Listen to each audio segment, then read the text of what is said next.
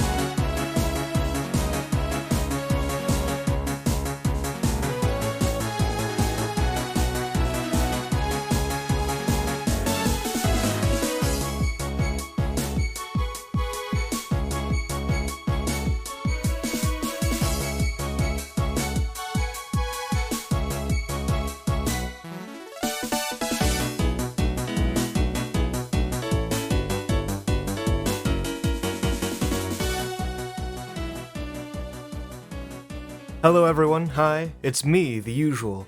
We're doing it's the final investigation stream. So it's gonna be a good one. We're gonna be here quite a bit. We're gonna be here for a while today. So, strap in, be sure you have water, tea, what other drinks, and get ready, it'll be great.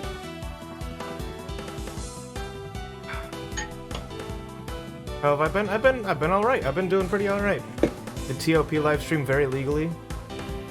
Wait, TOP. 2 finales in 1 weekend? This weekend's gonna be so good. Yeah. I'm glad Twitch fucked me over so you don't watch stream because you have too much homework to be done. Fangirl, thank you. Toady, enjoy your first class flight. Oh, 21 pi. Oh, gotcha.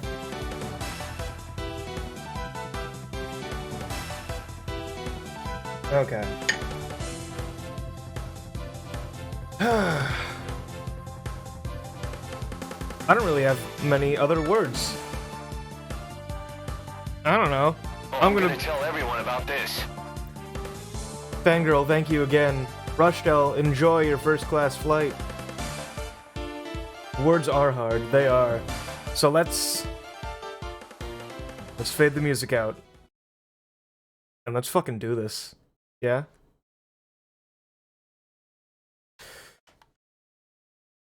Oh, you've got to be kidding me. Are we really gonna have technical difficulties? Oh, wait, I know what I forgot to do. Wait. I forgot to change things from when Joe and I were doing stuff. Oops. Oops. Uh-oh. Oops. Uh-oh. Wait. I forgot a thing. It wouldn't be a Jetman J stream without shit being, fucky.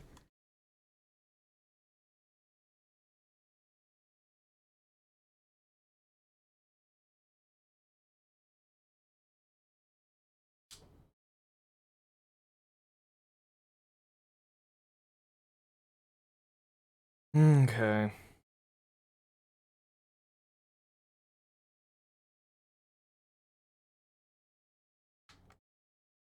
Okay. Fixed. Fixed. Should be. Yeah, there we go. I did fuck it a little bit. Alright.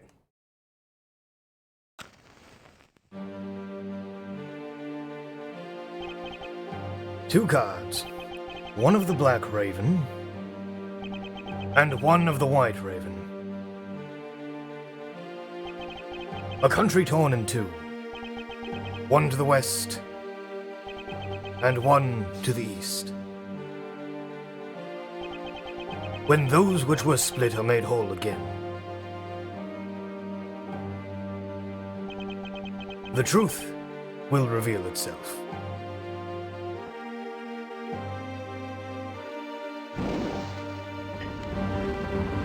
Yo, are we committing arson? Hey, it's the Yatagarasu! The Yatagarasu's here!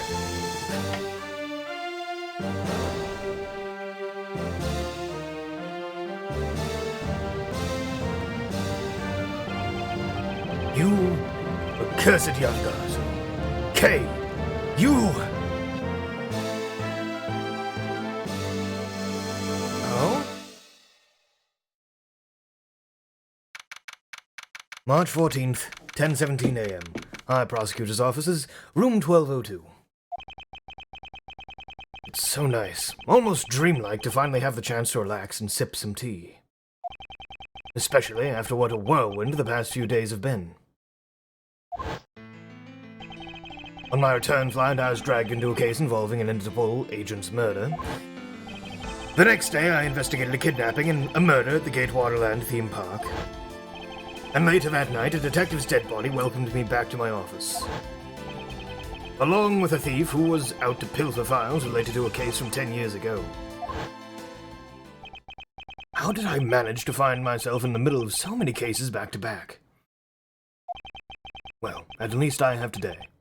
All I ask is that I be allowed to spend it quietly. Whoop. Okay. This is big, I tell you! Hey, what's wrong with you?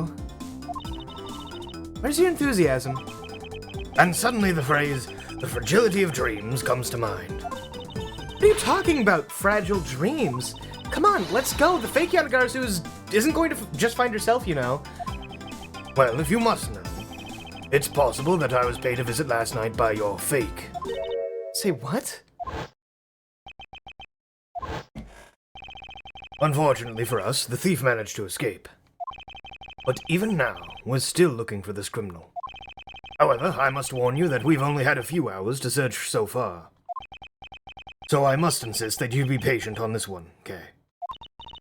What's with you today? Are you sure you aren't sleep-talking to me right now? Anyway, I've got something much more important that you want to see. Oh, and that is? Take a look at this. On March 14th, I will be there to steal your dirtiest secret. That's quite a bold declaration to send an embassy. I suppose it was inevitable that a newspaper would catch wind of this. The date on the card mentions today. Today, Come on, we gotta hurry. The embassy awaits. I suppose it is quite an urgent matter. However, do you know which country's embassy we should be investigating? Well, it's some really special country, and I'm actually really fuzzy on the details. But never mind that. Where's all your energy? Why are you so lackadaisical? Words. I don't care. I'm not, Kane. You're just too wound up. Well, then you should get wound up too. Because this just might be our chance to catch that woman. You mean Miss Yu? The woman who killed Kay's father, Baron Faraday, 7 years ago.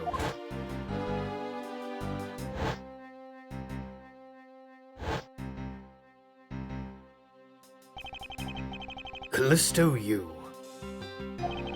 She claimed to be the great thief Yatagarasu, and then disappeared from the courtroom. She makes me so mad. The phony. Everyone knows that the real Yatagarasu never sends something like a calling card. Until a company's underhanded dealings are made public, The target is always totally unaware that the Yatagarasu has paid them a visit. That's what makes the real Yatagarasu so awesome. The Yatagarasu's card that's shown in this article, it looks to me as though it could be genuine. See, that's the thing. Whoever it is, the person that person isn't the real deal, but has knowledge of the Yatagarasu. If this isn't a clue that that woman's involved, then nothing is. Come on, Mr. Edgeworth, out the door you go. Wait, there are a few preparations I must make before we go. There's something interesting about this card we found last night here in my office. It's of a different color than the one in the article, which makes me wonder why. What's up? Any reason why you're boring a hole through the newspaper with your eyes? No reason at all. Very well. Seeing as how Miss Yu is also someone of a special nature to me, I agree there's some merit to be found in investigating this. I knew you'd come around.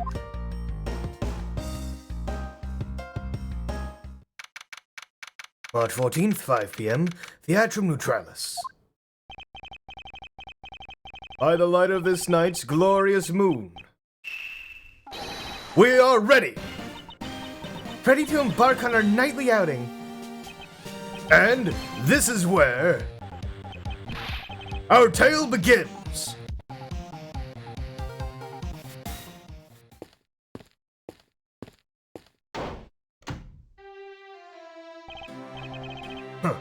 What a coincidence. Who would have thought that a Steel Samurai stage show would ever be held at such an elegant theater inside a foreign embassy? Yeah, the climax was really awesome. Steel Samurai Sushi Slice. I got chills down my spine when he pulled that move out. I suppose it really is more impactful to watch a show in person than on television. I have to say, though, this embassy is set up kind of funny. I mean, they have two countries sharing the same building. Well, as you said yourself, this place and the countries it houses are very special. Even this theater is special in that it is a neutral zone shared by the two countries. So let me get this straight. The Steel Samurai show just now is being sponsored by one of the two countries. The one that's called the Kingdom of Albest, right? Yes, it would appear that the Steel Samurai is very popular in that country as well. Seems that way. But you know who I'm really into? The Jammin' Ninja. The Republic of Babhal is sponsoring his Jammin' Ninja stage show. That's something for fangirls like me. We've totally got to see that too, Mr. Edgeworth. The Jammin' Ninja show is gonna kick the Steel Samurai show's rear end. You know, ever since I first met this girl, I've always had this inkling that what she really wants to be is not a thief, but rather a ninja. So anyway, about today's event, what is it called again? The Kingdom of Albest versus the Republic of Babal the Kingdom of Alabast versus the Republic of Babal Goodwill Jubilee. The small European countries of the Kingdom of Alabast and the Republic of Babal. These two countries used to be a single entity that was abundant with nature. And it was called the Principality of Codopia. Huh. Is everything alright, Mr. Edgeworth? Yes, I'm alright. Moving on. After a period of civil unrest, the country split in two. Those signs of the past remain. For example, their flags preserve the flower and butterfly motifs to this day. Codopia, KG-8 incident.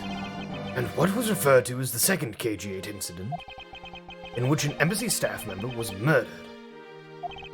Both of these cases related to the Principality of Codopia. In the 7 years that have passed, the country may have split in two.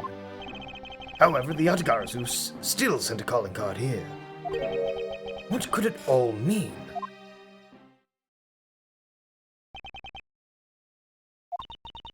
Mr. Edgeworth, I know you're thinking about something. Oh, excuse me. What were we talking about again? If you could please stop spacing out on me. Anyway, we were talking about the Alabest versus Babal Goodwill Jubilee. The two countries have had a pretty bad relationship with each other, but supposedly they've been trying really hard to make up recently. That's why they decided to hold this event. If that's the case, then why the verses? Also, both countries claim to own the real Primadux statue, a national treasure to both. They're planning to have them publicly evaluated today to see which one's the real deal. Kate, need I remind you to take care not to succumb to your thieving desires? Well, when it comes to treasure, I can't help myself. You know that. Question, you don't have to answer. No, new Ace Attorney anime series is being made and you're offered one in the character to voice act. Who would I choose to portray? Oh, that's a good question. I mean, a lot of people... Okay, based on this, when I was invited to Mass Tech's Ace Attorney streams, people demanded that I voice Edgeworth or Gumshoe, or both. So I feel like I've got to stick with my guns there, right? Because, like, my Phoenix is just my normal voice. Like, this is Phoenix Wright. It's just my normal voice. Because I needed a neutral. Gumshoe? I mean, I would have a lot of fun as Gumshoe.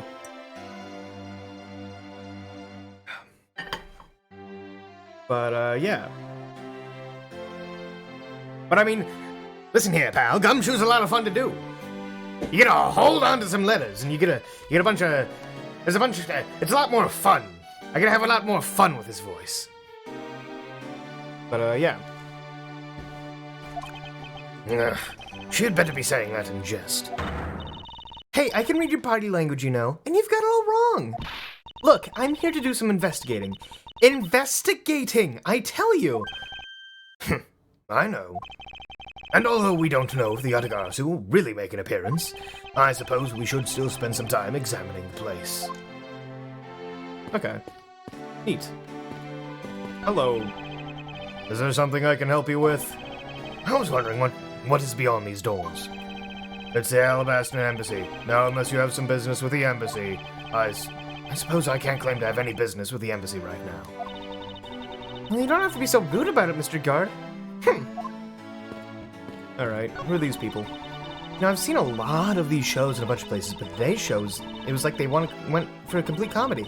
And that last move, Sushi Slice, I couldn't help but laugh. I know, right? That Pink Princess's movements were really stiff. In the middle of the show, I could swear I heard her hip crack. Oh, I know, I totally thought that too. The Pink Princess is a bad hip? Seriously? Just what were they thinking, you know? I suppose there is no graceful way to enter this conversation. Cool. Who's this green suit dude? This is the perfect angle! Go, my image! Travel across the wave world and into every TV set around the globe. A more honest approach to appearing on TV might serve your ambitions better. And we're here, reporting live from the Theatrum Neutralis. As you can see, tonight's audience is full of enthusiasm. Let's see what this member of the audience has to say. Well, Okay, let's go. Let's do one more run through. Excuse me, but when are you ready to film for real? Would you mind giving me a call? I sense that she didn't hear a single word I just said. It appears that child is watching a video from the first season of The Steel Samurai. Go, go! Keep on fighting until your last breath! Okay, go, my hero, the Steel Samurai! Completely absorbed in singing the theme song. I see. I'll let the child watch in peace. Oh, hey, it's Lotta. Hold on. Where in tarnation are they? Come on, the big scoop! Hold on, wait. Hey. Kid was already preparing for his suicide. Jesus. Yeah, no, it's Lotta Hart. Hey, mister, out of the way, I'm talking to you. I seem to remember this woman from somewhere. My instincts are directing me not to engage in conversation with her. Perhaps it'd be best if I left her alone. Is there something I can help you with? I was wondering what is beyond these doors. The Babalese embassy is just beyond these doors, sir. Do you have some business with the embassy? Do you require immediate access? Ah, no, that's quite alright. Are you sure, sir? Anyone and everyone's always welcome in the Republic of Babal. Well then, since we're here... The embassy isn't some sort of theme park, Kay. You're such a buzzkill. Do we just... Nope.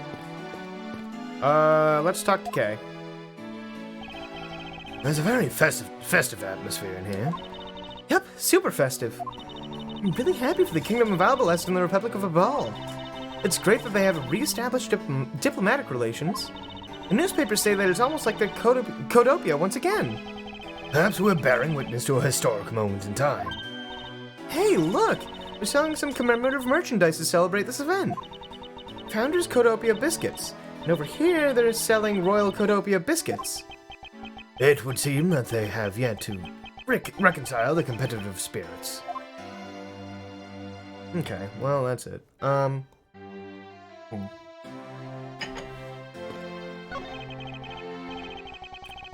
Okay, that's good. Alright, now give me a dramatic slam. Right there. Stop! Hey, do you mind? Get out of the way, buddy. Okay, once more. In 3, 2, 1, action. Hey, was that my fault just now? Well, he's obviously working. Guess we should leave him alone. Who's this guy? Hello, sir. 10 more minutes. Now in 5 more minutes. Isn't it really bad for me to spend time doing this? It's no use! Would someone please just tell me what I should do? You appear to be troubled by something. May I be of any assistance? Leave me alone. I'm trying to figure out just the right time to talk to that girl over there. If I mess up, it'll be because I'm talking to you right now. Somehow I get the feeling he's really about to fall flat on his face. Well, let's just do as he wishes and leave him alone. Okay. Huh.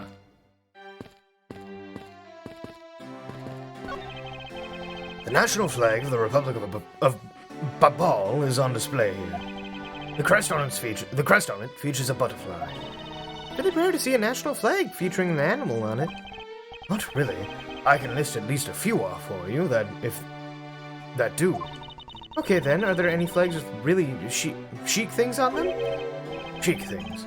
That's pretty vague, Kay. Although, by my definition, there aren't really any flags that feature a chic object. Oh, that's too bad, because if there was, I was thinking about stealing it. And what exactly would you do with a stolen national flag, Kay? Wait, what are these flowers? These flowers were sent by Global Studios. Global Studios? That's where they filmed the Steel Samurai television show.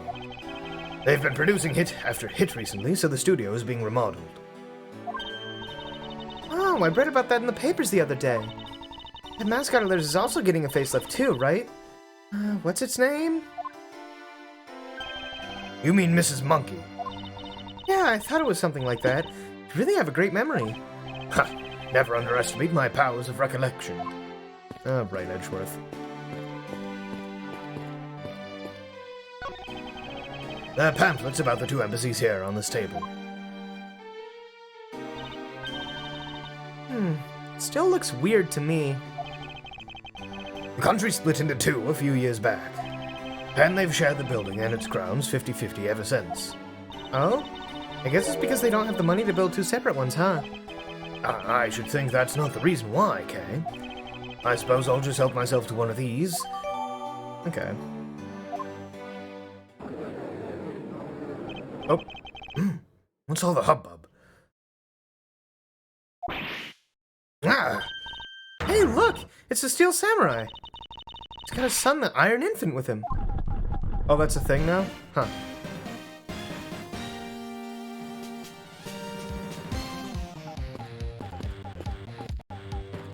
Oh. Okay, that's good. Alright, now give me a dramatic slam! Oh, wait. Same stuff. May I speak with you for a second? It's the Steel Samurai. Mr. Edgeworth, what are you glaring at him for? Please excuse me. It's just that I've never seen a superhero up close before. Looks like he's written something down for you. To Edgeworth, from Steel Samurai Daddy, married man of Neo Tokyo. Oh, an autograph. Pretty cool that you got one, huh, Mr. Edgeworth?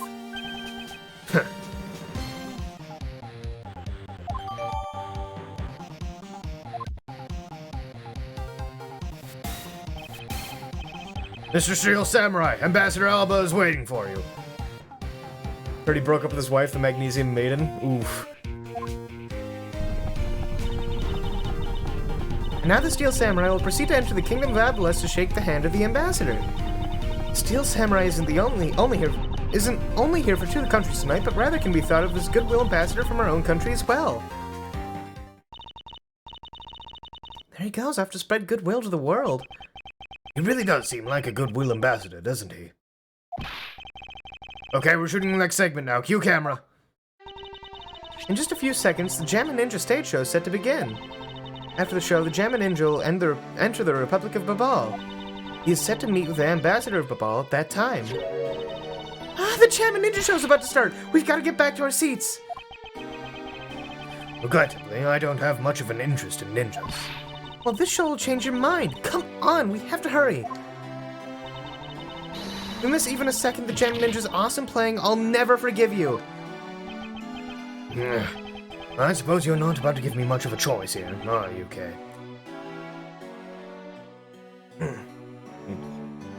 They've apparently agreed to 50-50 copper custody of the child. God damn it.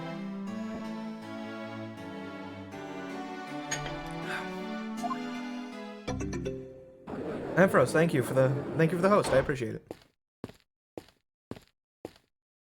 I could listen to that Ninja Mark for Death's Lullaby song all day. His superb playing and that sad melody really brought a tear to my eye. His heart-wrenching voice? Now that's the Jammin' Ninja's greatest weapon. Ah, those pieces of Jammin' Ninja's merchandise over there. I've got to have them. I especially want the hair sticks they're selling exclusively at these shows. They're exactly like the ones the heroine Princess Miss Holo wears in her hair. Anyway, hold it right there, Mr. Edgeworth. yes? You're thinking of going home, aren't you? Well, it doesn't seem likely that Yatagarasu will be making an appearance tonight. Most likely, it was simply a prank. No way. I just know the Yatagarasu will show. But I thought you said that the Yatagarasu doesn't send calling cards. Yeah, I did, but... I figured from the very beginning that this would wind up being a wild goose chase. That card she sent was a genuine fake calling card. A genuine fake? Well, how can I word this? Yatagarasu's mark that's on the calling card is exactly the same as my mark. Get it now? We've got a problem! The Yatagarasu's been spotted in Albest. What? You hear that, Mr. Edgeworth? Ha! So you finally decided to show yourself, you phony! Hey, what gives? I'm sorry, but I'll need to search you before you may enter. What the? Hey, the Steel Samurai just waltzed straight on through without one. If you don't hurry up and let me through, my phony is going to escape. Okay, a country's embassy is considered to be part of the country itself. If you don't go through the proper procedures to enter the country... Mr. Edgeworth, also, thank you. Anubis, Toady, thank you for the hosts. I'm gonna enter the Bahal and climb over the wall into Abalest. You wouldn't tell a prosecutor straight up that you intend to illegally enter another... Are you listening to me? Hey, Faraday, and I'm coming through. Yes, and welcome. Someone stop her, anyone.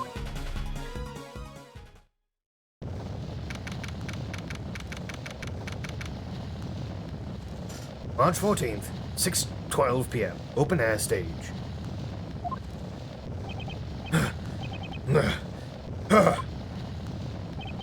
Kay, where are you? Don't tell me you really did find some way over this fence. Yeah. Fire! This is too big for us to handle! Looks like the Yatagarasu came to Babal too!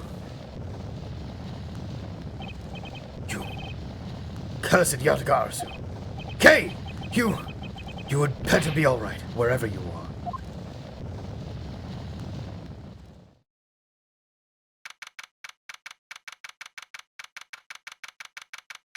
March 14th, 6:45 p.m.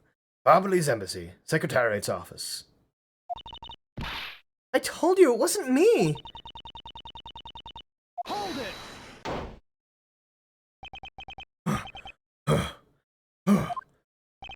Kay, are you alright?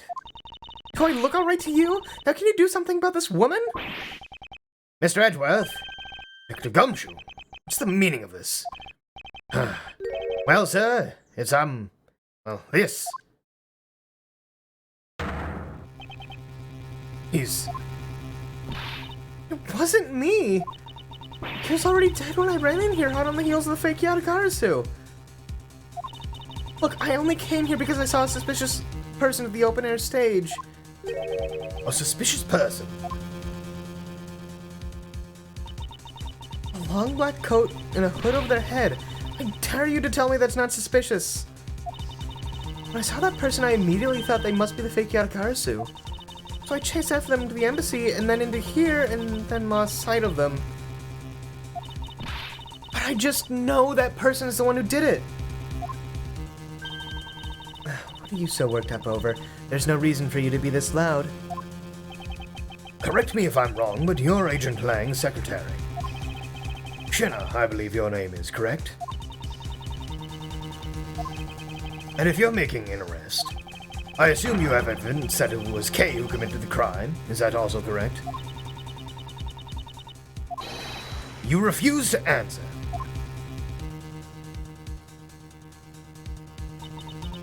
I don't need to answer. You are merely a prosecutor in this country, meaning you have no investigative authority. Hey, pal, just what the heck what you just said mean? If it happened here, it's under Mr. Edgeworth's jurisdiction. The end. And seeing how this building is sitting on our soil, we can investigate whether we'd like. Unfortunately, Detective, embassies are a different matter. Ah. This office is considered to be part of the Republic of Babal, which means that anything that happens in here defaults to the control of the Babalese government and the Babalese law, giving them exclusive extraterritorial rights. Extraterrestrial rights?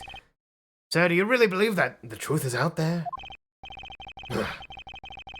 Basically, our country's laws do not apply inside the embassy of another country. That's what was agreed to by our respective governments. Our authority to investigate was effectively nullified the second we entered this place. Which means we can do little here in the situation. No way, sir! Please leave this matter in Interpol's hands and go home. Mr. Edgeworth? Hey, you're not... Mr. Edgeworth?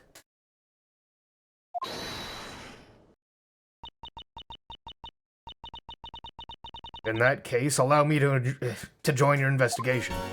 Oh wait, no, okay, here we go. Miss Von Karma! Yeah! Ambassador Pileno, I truly appreciate you allowing me to join the investigation. It's really nothing. Manny was my secretariat, so of course I want to help you as much as I can. In fact, it's a blessing that Interpol agents were able to make it so quickly. Francesca. Well, I never imagined I'd meet you here in all places. This is an embassy, meaning that you have no authority to conduct. Hold it! Already? What is it? Ambassador Pileno. And you are? I'm Miles Edgeworth, public prosecutor. I ask that you please allow me to investigate this case as Miss Von Karma's assistant. Assistant? Miles, what the heck do you think you're... Please, I implore you, Ambassador Pileno. Very well, I'll be counting on the two of you, Miss Von Karma and Mr. Edgeworth. What do you mean by you'll be Miss Von Karma's assistant? I don't exactly have a choice, do I, Detective? If I don't become Francesca's assistant, I can't participate in this investigation. There you go again, running at the mouth with that aloof expression on your face. Francesca, please. I don't know what you're planning quite yet, but at least I do know one thing. That you are now my subordinate.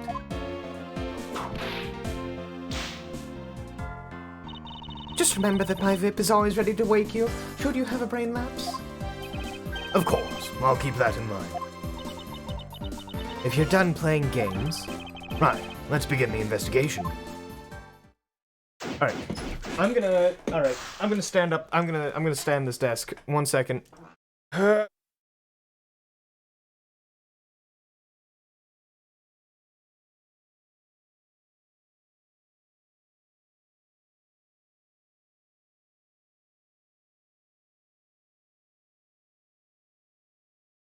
yeah, we standing now. Ugh!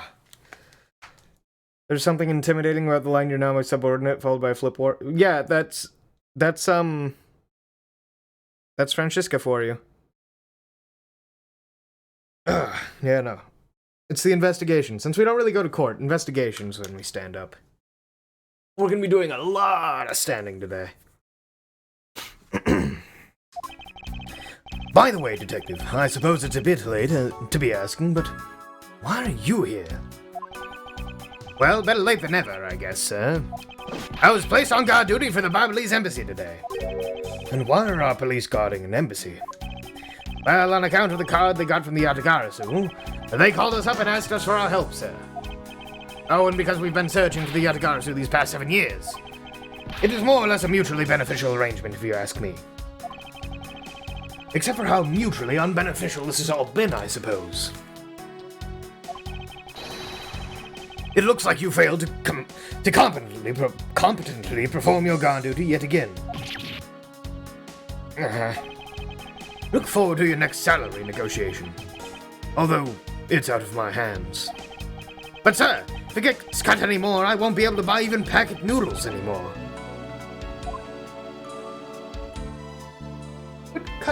Quit cutting his salary. Quit cutting his salary. Gumshoe deserves better. Alright. Well, he's dead. You don't see that as a valid answer? Nah. Francisca has a whip because, she has a whip. That's all you need to know. Yeah, Gumshoe needs a living whip. Gumshoe needs a lot more money. Gumshoe needs money. Give Gumshoe money. He needs it. We don't want our poor boy to starve. So, our victim was the secretariat of this embassy, I'll take it. Manny Cochin, I heard that he was a very admirable person. Very admirable. The cause of death is a stab to the base of his neck. He was lax in watching his back. We were fortunate that the fire missed our victim's body for the most part. If the fire had burned a bit longer, it would have made identifying him a hassle. So Mr. Cochin was stabbed to death in the middle of a raging fire. What in the world happened inside this room?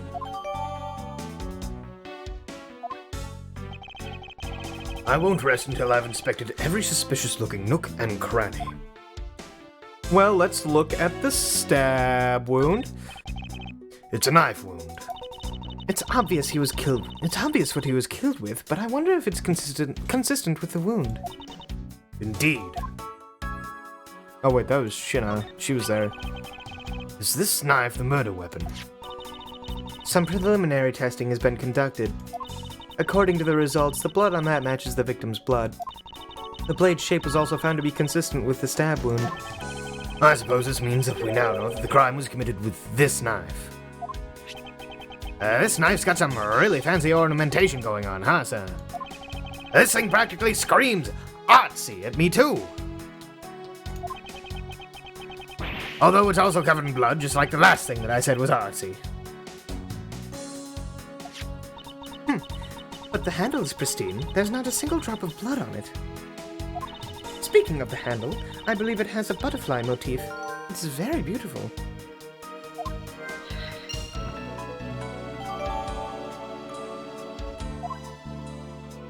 Okay. Let's look at his face. This man. Where do I know him from? I know where he's from. From the newspaper. Okay. We only have that so far. But I know where he's from. It's Manny Cochin. He was in the Kodoban embassy years ago with the KG-8 incident. He was an ambassador that was charged and then got free. Oh wait, that's the Yatagarasu. Hold on. There appears to be something in his pocket. key. It can't be. Isn't this the Yatagarazu's key that was stolen 7 years ago? What? But that's... Ah, 7 years ago. Oh! You mean that's the case where I was framed, sir? Yes, it was this piece of evidence that stole the life of Kay's father 7 years ago. Which was then stolen by Callisto U. What? Mr. Faraday was killed with this key, sir? I thought he was killed with a knife. Ah! Scruffy, at the very least, try to remember the details of the crime you were a suspect in. Francesca, as you will recall, Detective Gumshoe was not present when Miss Yu made her escape. Plus, even among law enforcement, only a few knew of this key's existence. I doubt that a new rookie at the time would have been made privy to such knowledge. Oh, I feel like the victim right now. All trampled on, sir. I suppose I'll just have to fill you in now. The secret to this key is... Yeah, it fucking... Up. Oh wait, right, we have to turn it up. Has a little button. Oh-ho! Wow, that's kind of amazing, sir. It's like some kind of magic trick.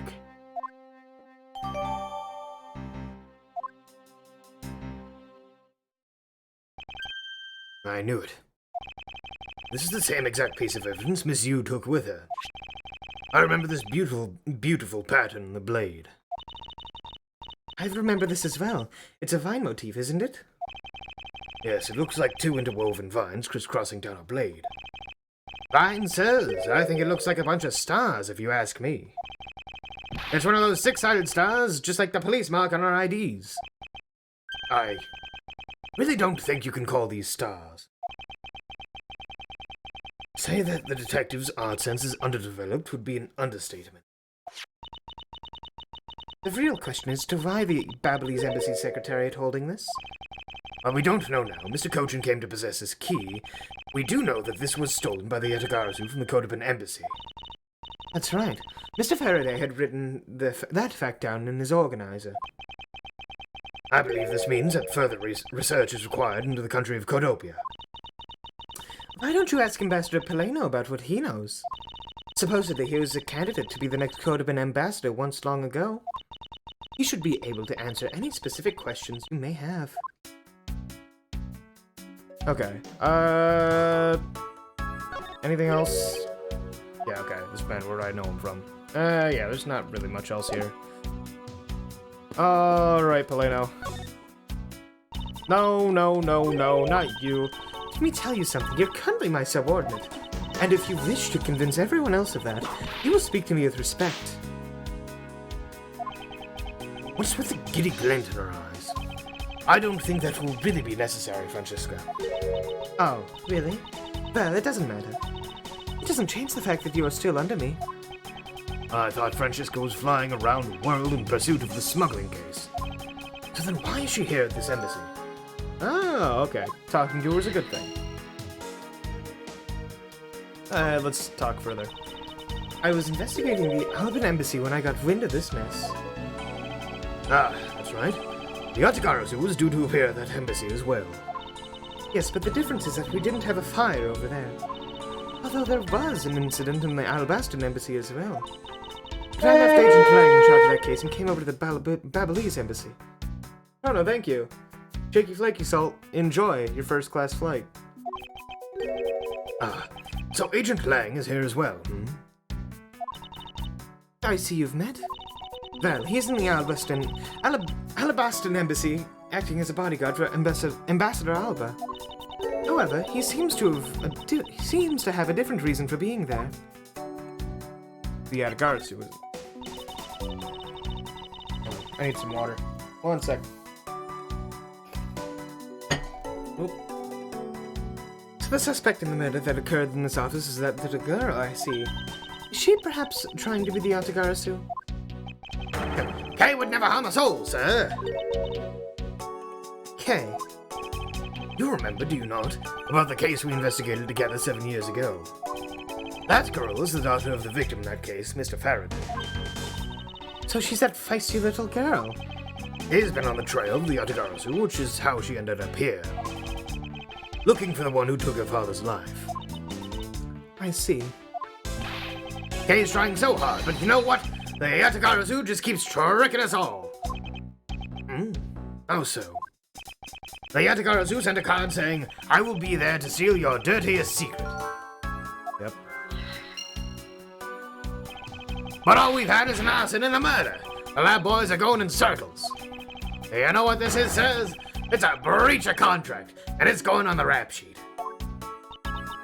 If you ask me, I'm perfectly fine with the fact that nothing was stolen tonight. I do wonder if Callisto, you really is the Yatagarasu. I'm still warming up a little bit. I'm like 40 minutes into this and I'm still slipping up. I cannot talk this morning. Hello, sir. I forgot what voice I gave him already. I can't believe that Manny fell among thieves tonight.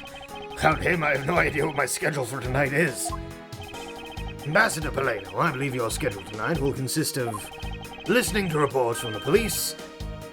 That and only that. I ask you to cooperate not only for your own sake, but for Mr. Cochin's as well. You're a rather strong man, aren't you? How fascinating. Here, I know it isn't much, but I'd like you to have these. I'm sorry, but it would be against my principles to accept a bribe. Oh, no. These are simply coupons we distribute to promote Babal. Remember, we offer a large number of discounts and offers when you visit lovely Babal. Now I remember, the Republic of Babal is known for its feverish tourism industry. I was wondering if you might tell me a bit about the deceased, Manny Cochin. He was my secretary in the embassy secretariat, charged with running the whole place. He was an admirable man. His death was a great loss to our country. He was in charge of everything, accounting, printing, taking care of our national treasures. I'm sorry, but did you say printing? Our country's primary source of revenue is our tourism industry. So, in order for us to print the necessary pamphlets, flyers, coupons, etc., we have a printing press here at our embassy. I see. Please excuse my forwardness, however. I feel I should mention that I have the distinct impression that I've met him before. Oh, yes. Since you are of the legal profession, I suppose you just might have. After all, Manny was involved in the KG-8 incident. KG-8 incident? The defendant who was found innocent in that case was Manny. Yeah. So your Mr. Cochin is the same man as the one in this case. It's been 10 years. Manny recovered personally from that case and dove enthusiastically. Job. He was the one who planned the event and was to oversee the embassy's renovations. It really is a shame. He had such a bright future ahead of him. Alright, let's talk about the renovations then. What exactly did you mean earlier by renovations? We can't have tourists and visitors to our embassy think we're a poor nation, can we? So renovating the embassy is something of an investment. We may have a rather paltry budget, but we're trying our best to make do. However, I guess the only person who could have helped us do our best is now no longer with us. Ambassador Paleno, I was wondering if I may ask you about Codopia. Codopia? Alright, what would you like me to talk about? First, I'd like to ask you about this key. What about this key? I found it sticking out of Mr. Cochin's pocket. I believe it originally belonged to this embassy. Is that correct? Upon closer inspection, it seems that this key is shaped like a butterfly. That's not all about this key. It's also capable of changing into a knife. Oh! How fascinating.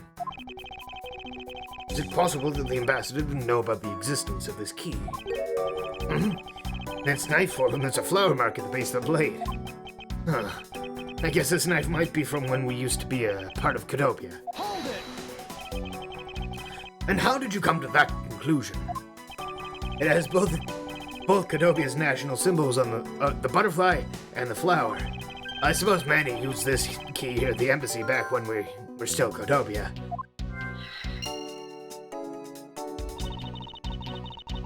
Ambassador Paleno, this key was stolen from the Codopian embassy 7 years ago. By Callisto Yu, otherwise known as the Great Thief Yatagarasu. Oh, really? You were not aware that Miss Yu had broken into the embassy at that time. I'm sorry, but I can't be much help. I'm not very familiar with the details, you see. I only became the ambassador after Babal became its own independent nation. But if Manny were still alive, he'd probably know about what happened back then. Mr. Cochin and Miss Yu knew each other 7 years ago. But that doesn't explain why I found the Yatagarazu's key here in the present. Alright. Look around here. Because this is a national treasure, can I ask... because this is a national treasure, can I please ask that you not touch it? I'm afraid the only ones allowed to touch it are myself and the Secretariat. Hold it! But there is a possibility that it is related to the murder. Wouldn't you agree? Hey, Mr. Edgeworth. Well, why don't we give up for now? We can force him to let us investigate it later when we find some solid proof. I suppose I don't have a choice here. This must be one of the Prima Duck statues Kay was talking about earlier. Is it just me, or does this man look like the Steel Samurai? It could be twins. Okay. What's their sword? Oh.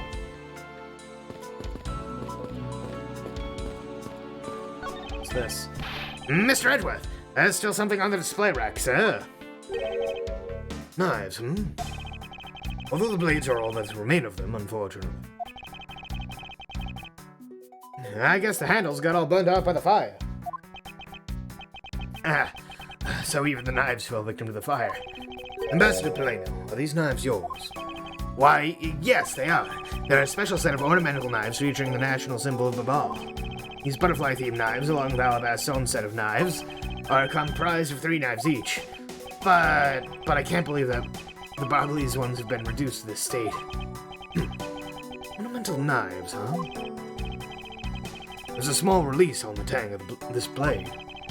Ambassador Poleno, what's this notch here for? Oh, that.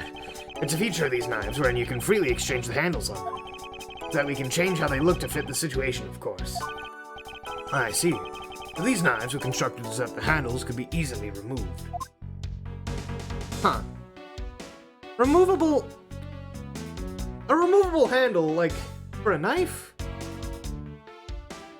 Really? That just doesn't seem like the greatest idea to me. Doesn't... These shelves are lined with American souvenirs and memorabilia. It's really strange, isn't it? I mean, I thought this was the Babalese embassy. So, why are there so many American souvenirs, sir? Perhaps the Babalese are studying American culture and our tourism industry. They have plans to make the Babalese tourism industry truly flourish, and they would need to observe and study other countries' methods, I suppose. Speaking of tourism, I got these from the blonde guy earlier, sir. He said that if I bring these with me to Babal, I can trade them in for a few buffets. Oh, so how do you expect to travel to Babal? Well, the whole world is connected by the ocean, sir. And for an all-you-can-eat buffet, I'd swim all the way to Babal if I have to. Can a few simple coupons really motivate people to do such fantastic things? Alright. Kate, are you alright? You believe me, don't you, Mr. Edgeworth? You don't think I did it, right? Yes, of course I do. I promise to prove that it wasn't you. That's enough chit-chat. You can investigate all you like, but it's only a matter of time before we take her in. It would be wise if you could give up while you can. No, I don't think so. Kay isn't lying, and my investigation will prove that to be true. Go ahead and try then if you're that confident. I can't allow this to continue on this way. I must prove her innocence post-haste. A small personal safe. This was Mr. Cochin's office. So perhaps he stored his most important documents in here. Of course it's not. It appears we won't be able to open it without the key. Without the key? I've got a key. Alright, maybe? Maybe? Yeah, I've got a big brain. We know for a fact that the Yatagarasu's key was used at this embassy. Furthermore, we found it in the victim, Mr. Kochin's pocket. Which leads me to think that perhaps it is the key to the personal safe in this office. Good thinking, sir. Let's go try it out. Hey. Ah, shit. I keep on missing the table when I'm putting my water bottle down. Suck at this. The key that was left to us in the victim's pocket. It literally turned out to be the key to the next piece of the truth. What do we have here? Hey, there's nothing inside. Do you think the Yatagarasu made off with everything, sir? No, Detective, I believe all we need is a closer look. Won't rest until I've inspected every suspicious-looking nook and cranny. It has a false back. What is this here?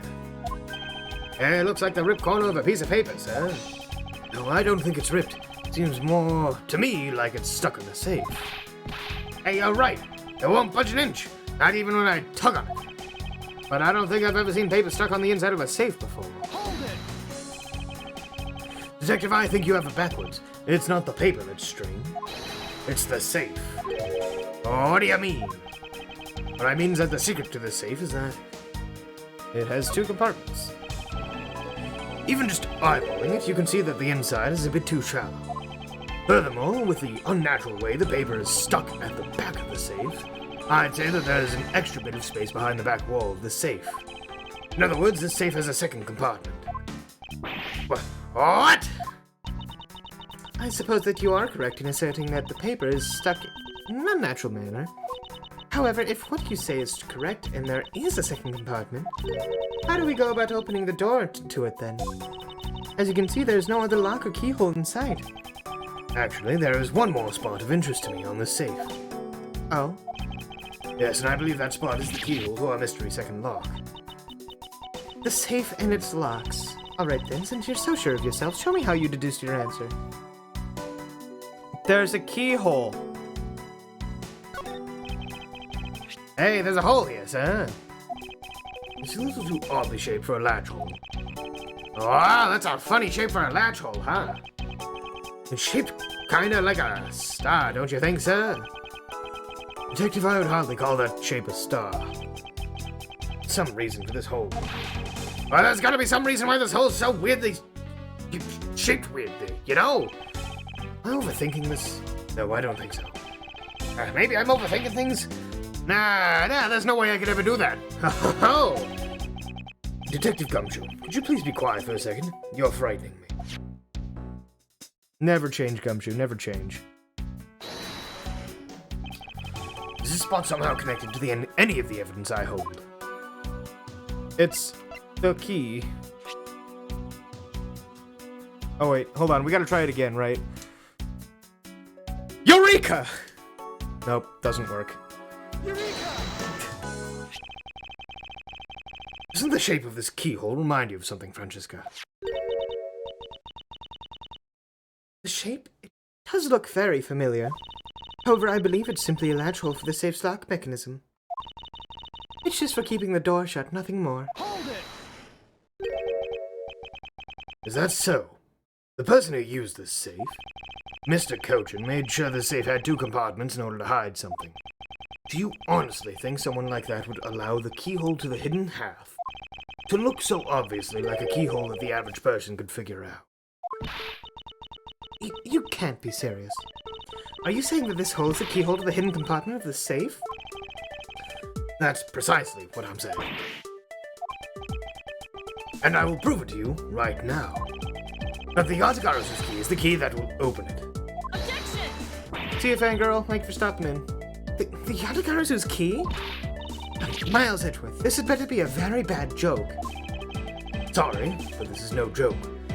The Yatagarazu's key is the very key that will open the second compartment of this safe.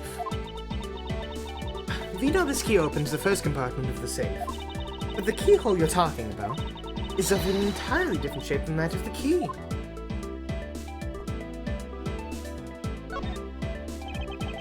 Let's go over this again, shall we? The Yatagarazu's key was originally made to open Mr. Cochin's safe in the Kodoban Embassy.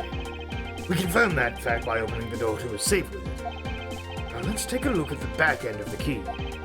Looking at the knife portion head-on, what do you see? What are you talking? Oh! It appears that you've come to understand what I'm talking about. When viewed head-on, the knife's blade is the exact same shape as the keyhole. The real function of the knife portion is to act as the key to the hidden portion of the safe.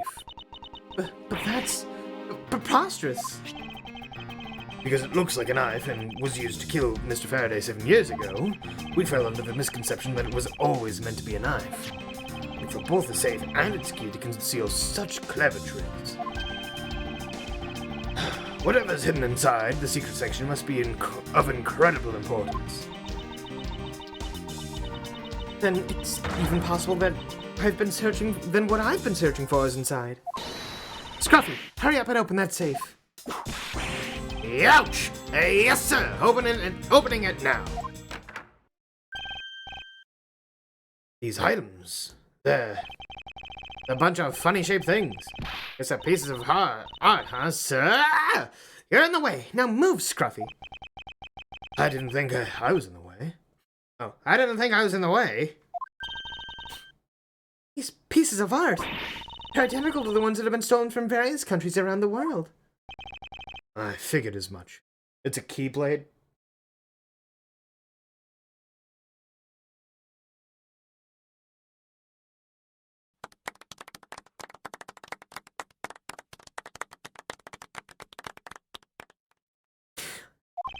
These are the treasures this section of the safe was meant to hide from view. I believe a more thorough examination is required. Hey, that paper? This is the document that we thought was stuck earlier. I wonder what it's about. Beats me, sir. Why don't we take a look at it first before we give up, Detective? Mr. Cochin's name is written here on the last page. I wonder what the significance of this document is. Thanks, I guess. That wasn't helpful. Maybe we could look at the document? Fucking... These are pieces of stolen art from all around the world. I wonder how much they're worth. Especially this one. Ah! Scruffy, don't touch those valuable pieces of art with your filthy hands. Why? Do you have any idea what would happen if one of them were to break? It's just me, or did she hit one of the pieces of art just now?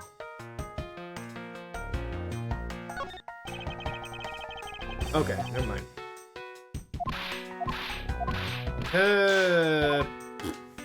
Okay.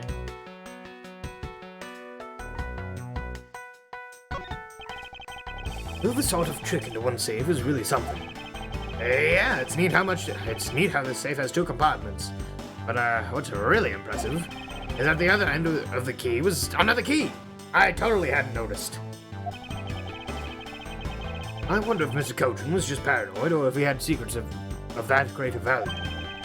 Speaking of paranoid, I once sharpened both ends of my pencil. But then when I went to erase something, I got all paranoid that I was going to stab myself. Please refrain from dispensing your special brand of unrelated stories while on duty. Yes, sir. Well, I mean... Do we logic a little bit? Okay.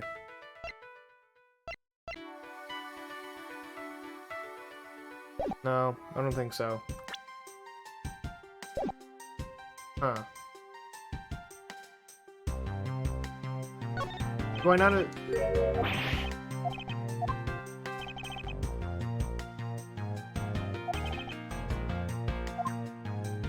Okay. I missed something? Let's look around. Sorry, but Interpol's still conducting its investigation beyond this point. I'm a subordinate of Miss Von Karma. There's some reason why I'm being denied access. My superior clearly stated, don't you dare let anyone near the site, you got it? If I let you examine the site, my superior would get really angry at me. Hey, you know, Mr. Edgeworth, I feel real bad for the guy, so why don't we do as he says? Yes, I suppose we might as well. Okay. Did we miss anything on the body? No. Okay.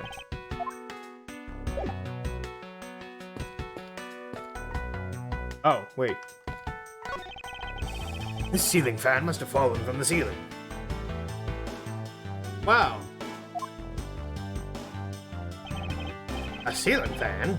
What does one of those do? Exactly what it sounds like it does. It's a fan that's installed on one ceiling. Well, if I had one of those in my room, I'd better go dizzy from staring at it as I slept. Detective Gumshoe, in the real world, we close our eyes when we sleep. Gumshoe's always ready. He never closes his eyes. Hey, it's another butterfly! I believe it's a symbol of the Republic of Bavar. Okay. That was a piece of logic I was missing. A drawing this big on the wall of an embassy. It definitely conveys a sense of overwhelming patriotism. Well, I've got a lot of patriotism too, sir. The reason I became a cop in the first place is because I wanted to protect our country. You may want to, Detective, however, I have yet to see the fruits of your desire. You don't have to be so blunt about it, sir.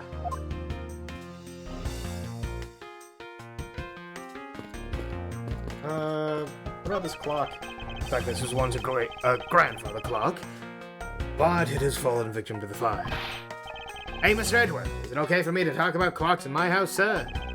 If they're unrelated to the case, I hope you will refrain from sharing, but... Well, there's this one clock that I made by myself, but the timer on it manages to... That's quite enough to take.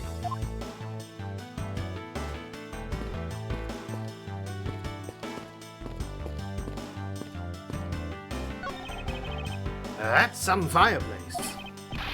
You know, it really gives the place a mansion-like quality, don't you think, sir? Oh, if these are a staple in every Babyliss house, I bet Santa Claus pays him a visit, too. Just how old are you again, Detective? Let's talk to Gumshoe.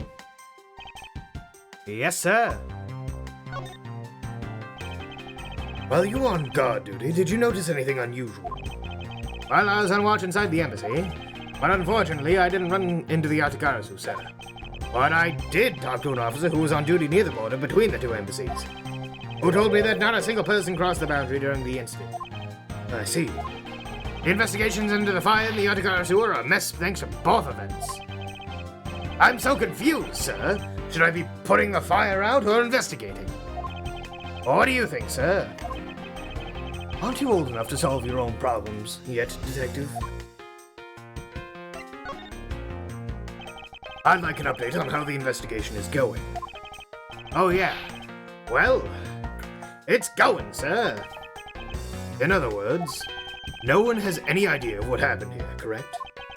To put it simply, yeah, you got it, sir. But we do know that something happened in this room, sir. Any moron with a pair of eyes can see what happened, Detective. Ah. Well, anyway, let's investigate every single nook and cranny in this room, sir.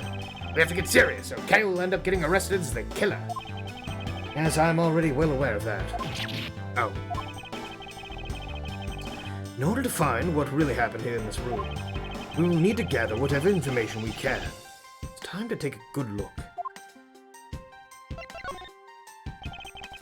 It looks like all that's left is a bunch of burnt stuff. But, well, I guess we've got all the info we need now, huh, sirs? Yes, it would appear so. But you know, after all is said and done, I still have no idea what's going on. Nope, not a clue, sir. I just can't figure it out. Detective Gumshoe, it's nothing to get so worked up over. Oh, you mean I should use that thing, right? The function? No, that's not it. Projection. No, that's not it either. I think it sounded like... Oh, I've got it! A locket! It's logic, Detective. Logic. Now that I've collected some information, the next step is to connect a few of them together to see if I can make sense of this mess. Yeah. Let's use our big brain. Wow. Okay, here we go. Connect those.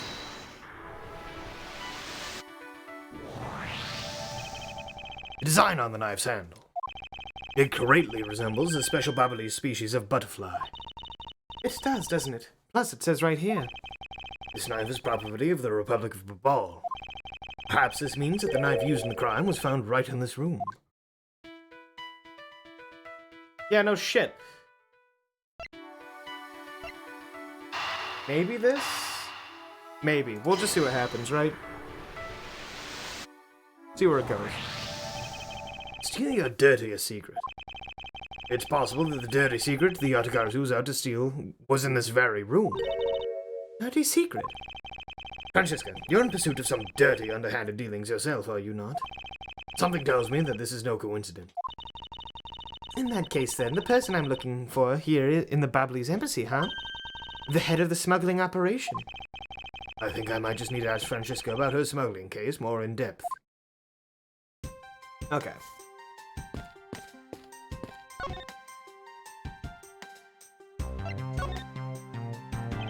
Francesca, when we just talked, you said that you were on the trail of the smuggling ring. I suppose the reason you're here right now is related to that? Yes. After analyzing the intel we've gathered from various countries, this embassy rose to the top of our list of sites to investigate.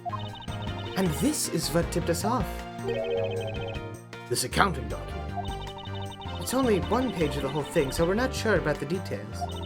However, it's enough for us to grab onto the tail of the beast. But you see, this type of paper was made only in the Kingdom of Cadopia. Which means that somewhere in the countries of Ablest and Babal is the head. The one pulling the strings behind the entire smuggling ring. That's Francesca for you. She's amazing, pursuing this case with all she has. Okay. Let's... Okay, so... Oh, wait. Okay, so here's what we'll do. Here's what we'll do. Gotta go back to the safe. No, no, no, no, no, no, no, no, no, no. Stop. DA? Yeah, of course, you know. Okay. Let's deduce this, because now we have another part of the document.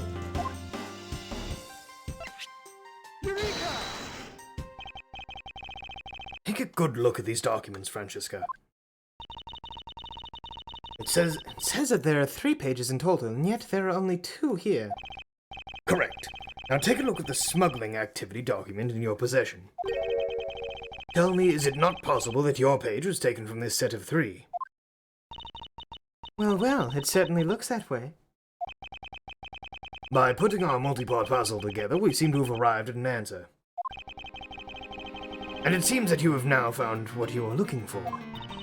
Yes, and with this it has become crystal clear that Mr. Cochin himself was responsible for the mass smuggling of Babalese ink. Babalese ink? Babalese ink is a special product of the Republic of Babal. However, due to a special reason, only a limited volume is ever exported. And that reason is? That's classified. It's on a need-to-know basis, and you don't need to know. In any case, it seems that the head of the smuggling ring was our victim, Mr. Manny Cochin. His base was in an embassy, thus it was hard for both our country and his to interfere, making it the ideal conditions under which to run a smuggling operation. But it's so frustrating. I lost a person I was to rain judgment down upon with my whip of justice. Well, even if he is dead, we still have a responsibility to look into his misdeed. You expect me to whip a dead man? Well, I'm not interested. Francesca, you must know that Manny Cochin was a suspect in the KG-8 incident. Of course I know. On top of being the head of the smuggling ring, there is the matter of what really happened in that case that needs to be resolved. Okay.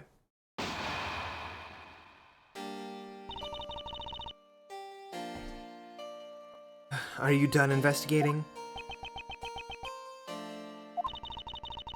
You realize now, don't you, that this girl's the only one it could be? Now come along quietly, Yatagarasu. Kay Faraday. You're under arrest for the murder of Manny Cochin. Mr. Edgeworth? Please, you have to believe me, I didn't do it! I chased the fake Yatagarasu in here, and he was already... You have the right to remain silent. Anything you say can and will be used against you. I'd like it to help you reduce the number of mistaken arrests Interpol makes. What is that supposed to mean? I believe I told you that Kay Faraday is not the culprit of this crime. Very well. I suppose I have no choice. I'll show you just how foolish your claims are.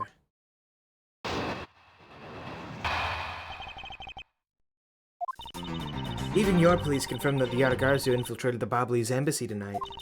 Utilizing the confusion caused by the fire, the Yatagarasu snuck into this embassy. Furthermore, this girl claims to be the Yatagarasu.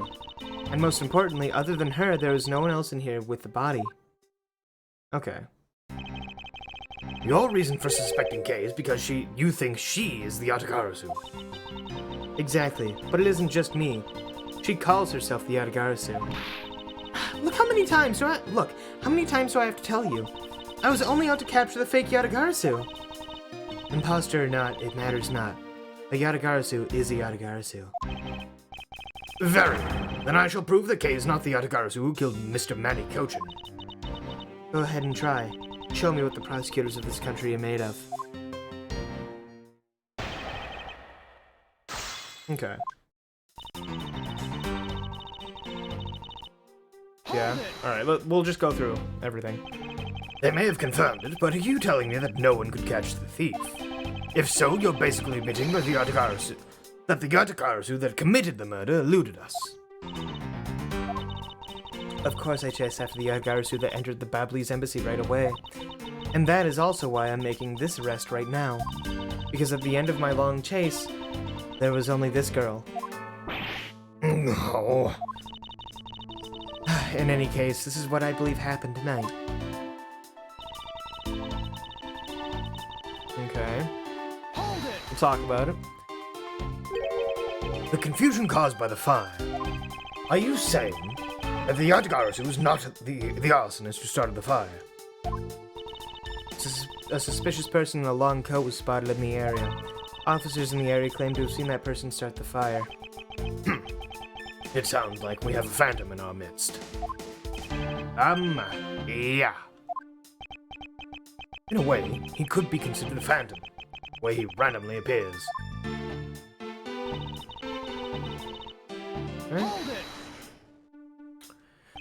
Just because she calls herself that, it doesn't prove that she is a killer. No, but it does give her a motive. The Yatagarasu sent a card saying, "I will be there to steal your dirtiest secret." Furthermore, there are documents pertaining to some smuggling activity in this room. She obviously wanted to steal them. So she killed Mr. Cochin for the key. I see. Her logic is very sound. I expected nothing less of Agent Lang's secretary. However, that statement just now didn't sound right. It might be just the opening I need.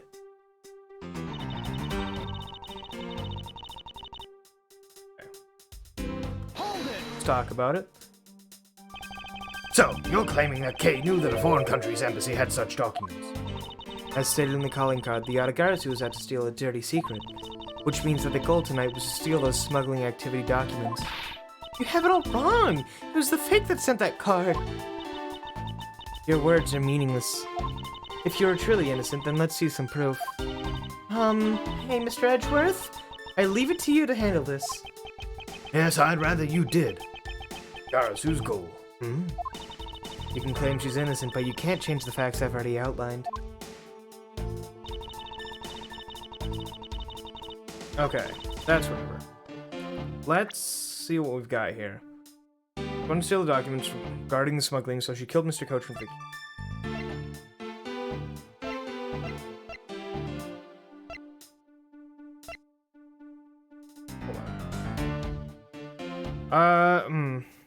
Hold on. No, wait, I didn't want to press... Whatever.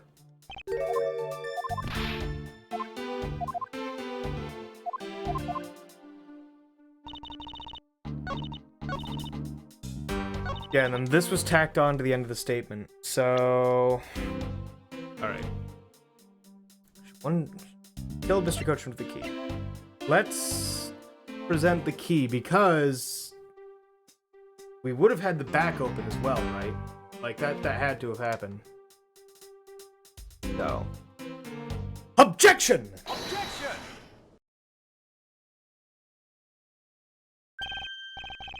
Agent Shinna, I regret to inform you that there is a flaw in your logic. Oh. Even if you claim that she is the killer and the Yatagarasu, I am certain that securing the smuggling documents is not the motive behind the murder. The key to the safe in this room was found on Mr. Kochin's body. Furthermore, the Yatagarasu would not be so stupid as to leave without the documents. By the simple fact that the documents were still in the safe when we looked, it is obvious that the killer's target was not the safe at all. Then perhaps she didn't know that Mr. Kochin had the key on him. If that's the case, then why would she have needed to kill him? Because I can think of no reason for her to kill him if she had not known that fact. Need, reason. All of this is simply our conjecturing after the fact. It is entirely possible that she accidentally killed him when she was sneaking in. Perhaps she didn't notice the safe's second compartment before returning the key. The fact still remains that Mr. Kochin was stabbed to death. But you have no definitive proof that it was Kay who committed the act. Actually, I do. I saw her holding the knife she used on the victim with my own eyes. What? Allow me to tell you a bit more about the evidence that will put her away behind bars. Alright.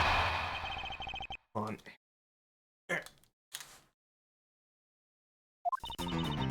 The knife wound on the body is consistent with the blade of the knife. The knife with the butterfly handle is a murder weapon, which the killer was holding. I assume she obtained the knife from the display rack and used it on the victim. The knife is a part of the special 3-piece set, which has a design like no other.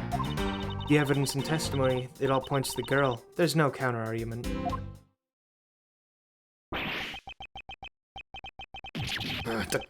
That is your definitive evidence? You see now that she's definitely the killer, right? No, Mr. Edgeworth, you've got to believe me. I saw a suspicious person in the long black coat outside the embassy, I swear. And you came in here because you were chasing this suspicious person. That's right, I ran to this office, but only because I was chasing after that person.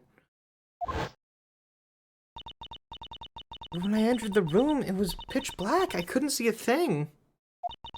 I felt something on the ground next to my foot, so I turned on the lights, but then...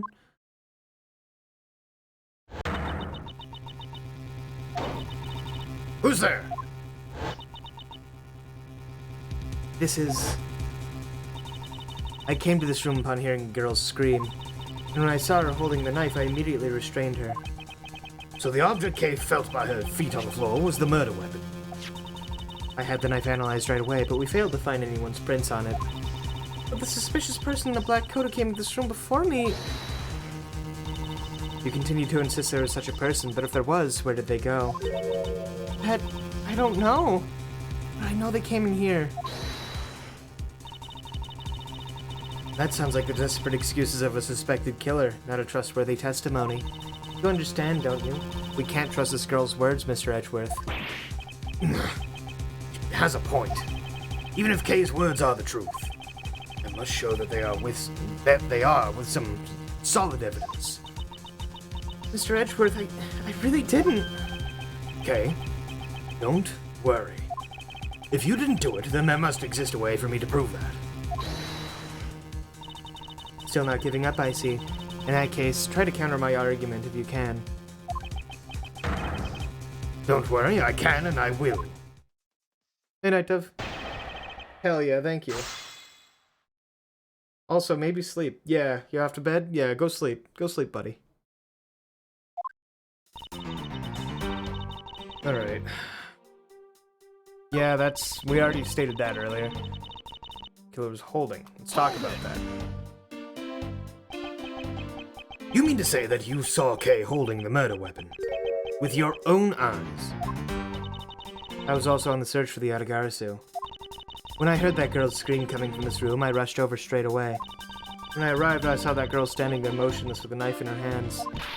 But I already told you, I only came here because I was after the Yatagarasu. The suspicious person I saw came into this room. But when I entered it, it was pitch dark. I felt something by my foot on the floor, so I turned on the lights, and then... You found out it was the murder weapon at your feet. How many times do I have to tell you? We can't trust the words of a suspect. The only thing you'll accept is evidence, is it? That's the only acceptable way to counter an agent of Interpol on the scene of the crime. Mr. Edgeworth, do you have some kind of evidence that can prove me innocent? I think I do, because there's one piece of evidence I find to be a bit interesting. I think I need to carefully examine that piece of evidence again.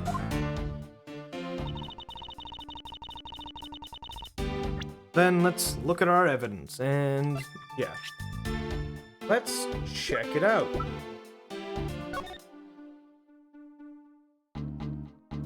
Okay, so there's a lot of skilled detailing on this handle. It would appear that the handle on this knife is removable. Bleh. I guess it's so people can change them whenever they feel like. Sounds fun, sir. I don't think people would remove this handle just for fun, Detective.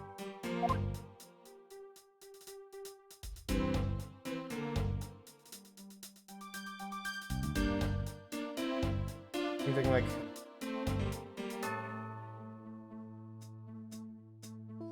I don't know, I'm looking for anything weird, you know?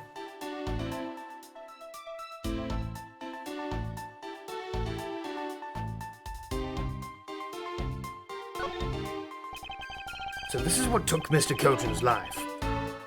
Some of his blood is still on the blade. Wow, I've been a detective for 7 years already. I've seen a lot of weapons in my days, but knives that were used to kill are always the hardest for me to bear. Yes, unlike guns, this is the one weapon where you're likely to find the victim's blood on it. Yeah, just like how this one is practically drenched in it, huh, sir? Despite that, it looks like the blood managed to miss the handle somehow. Yeah, that's like... Okay. I think that's our evidence right here.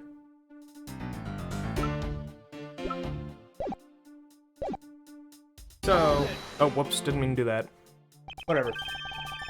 I ask that you please refrain from any speculation. It's a sound hypothesis derived from evidence. There's no room for debate. Miles Edgeworth, you know that an ungrateful boss will not be tolerated by my subordinate. Now, rebut her hypothesis with factual logic. Otherwise, what was your investigation for? Yes, you are correct. Thank you. Helping a subordinate out with advice is the job of any good superior. She seems to be rather enjoying herself. But she is correct nonetheless. Agent Schiller, please continue with your testimony. Yeah, okay. Let's talk about that handle, because it doesn't have any blood on it. So I think I need to present this here. Objection!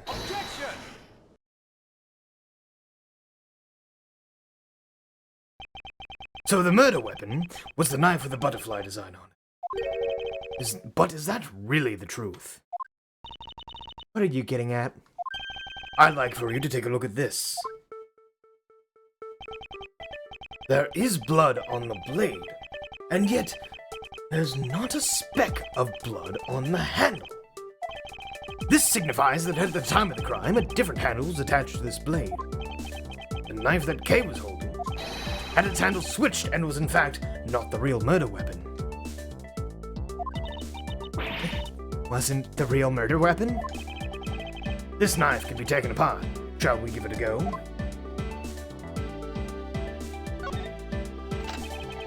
As you can see, the Barbalese knife now has been disassembled into two parts.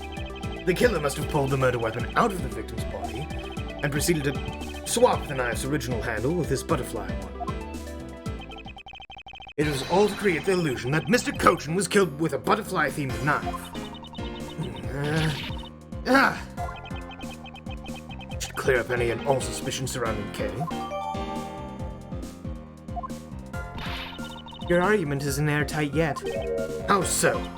It's possible that the girl herself is the one who switched the handles. Don't be ridiculous. For what purpose would she do such a thing? I don't care to know how a criminal thinks. The way they view the world is beyond the comprehension of a normal person like myself. Therefore, I wouldn't put anything past them no matter how odd it may seem. The truth is right there in front of you, and this knife will show you the way. You'll come to see that Kay is not and could not have been Mr. Kochin's killer. Hold on.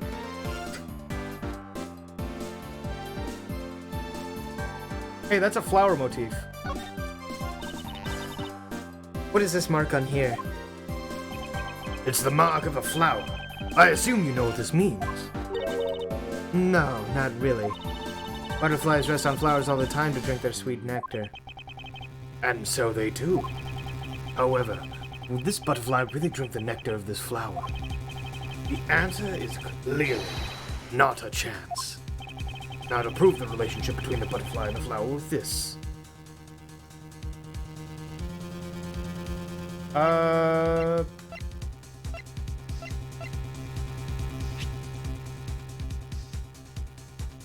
Would I use this? Would I use this?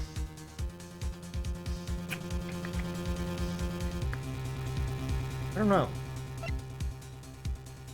I'm thinking we use the guide to show that, hey, these are two separate countries. I think so. So. Take that!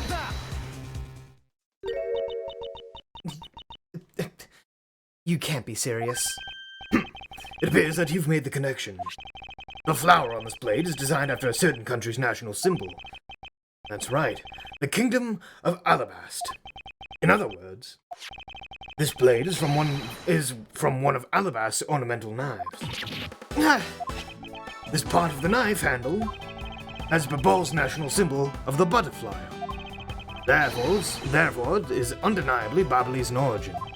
But as we both know, you can't kill someone with just a knife handle. Incidentally, when exactly did the murder occur again, Agent Shinnah?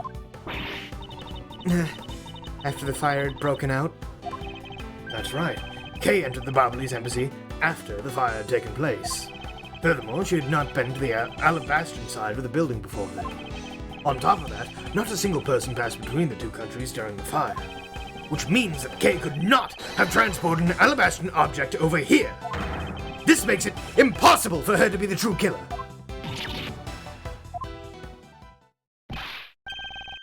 Oh, way to go, sir! Mr. Edgeworth. Oh, what a great victory!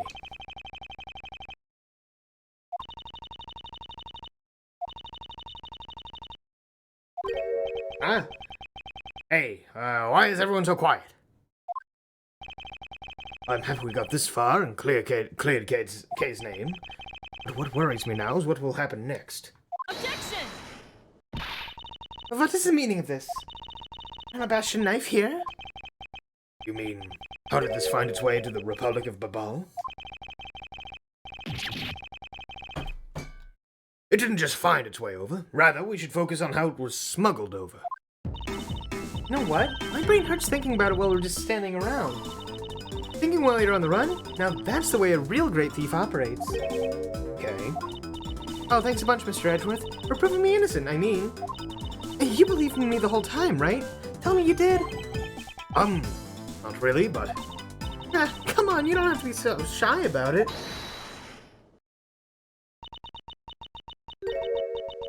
Your argument is still not airtight. Would you care to elaborate? I understand now that the girl didn't commit the murder. However, there is still the possibility that she is the Yatagarasu. That again? Look, how many times do I have to explain it to you? I'm the real Yatagarasu. I'm not that fake one that goes around setting fires, okay? Whether you're the real deal or a fake, it doesn't really matter. All I have to say is this.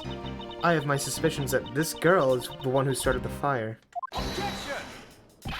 Preposterous! On what grounds do you suspect her of such a thing? The fact she calls herself the Yatagarasu, that in itself is the most elegant proof. Miss Shinnah. Yes? I have no intention of taking back any of what I've said. I am the great thief Yatagarasu, and I refuse to allow some imposter to claim that name as their own. The path of justice that my father pointed me towards, I will walk it the best I can. It's not good to be so stubborn. I hope you can understand that. Thanks a lot for the concern, Miss Shina. Let me share something with you too, as a token of my appreciation. Those sunglasses totally do nothing for you, so I'll steal them from you next time, okay? What? Well, I guess we better get going. Going? Where? The Kingdom of Abalast. If we don't go, we won't know for sure, right? I suppose not. We won't get anywhere simply by standing here thinking. To see where the Alabastine knife came from, we'll have to pay the Alabastine Embassy a visit. Let's go, Miles Edgeworth. As you are my subordinate, I will not tolerate you bringing the investigation to a halt. Understood.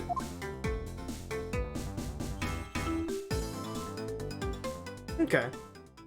We'll take a short break. I'm gonna we'll take a short break right here. Just you know, give my throat a quick rest. I'm gonna go get more water. I'm gonna make more tea. All that sort of thing. So play nice. Yeah. Be good. Be good, children. Be good. For once in your life. For just once. Just once, chat. That's all I'm asking. I just want one. I just want one. Is that too much to ask for? Anyway, I'll put on some music in the background and yeah, I'll be back. Don't do anything I wouldn't do.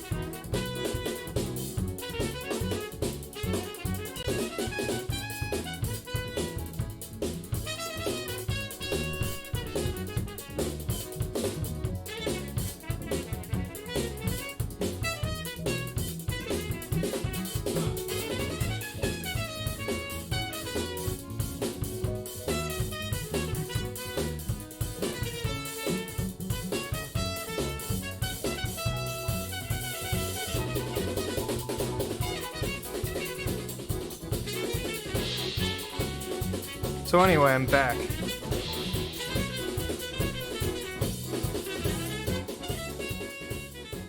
We'll fade that out. We'll get back to what we were doing, yeah? Watch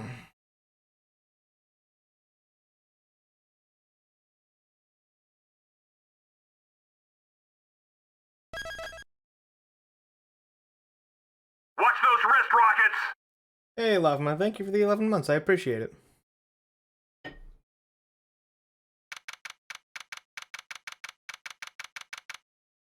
March 14th, 7:44 p.m.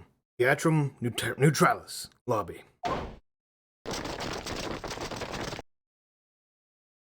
Oh boy. Count off! 1, 1, 1, 1, 1, 1, 1, 1, 1, 1. Chifu, 99 callouts. All 99 members are most likely here and accounted for, sir.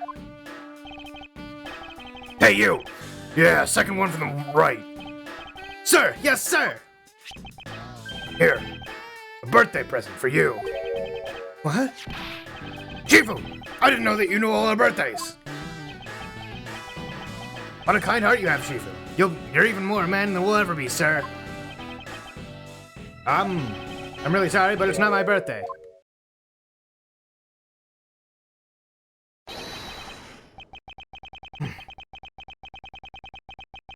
Longji says, a cub who disrespects others soon feels the disciplinary bite of an elder. That present is for you. It's for your younger brother's wife's younger brother. Tell him I said hi and happy birthday, won't you? Yes, sir! Shifu, I can't believe you remember that much about each of us. Shifu, I'm so moved that I can't stop crying.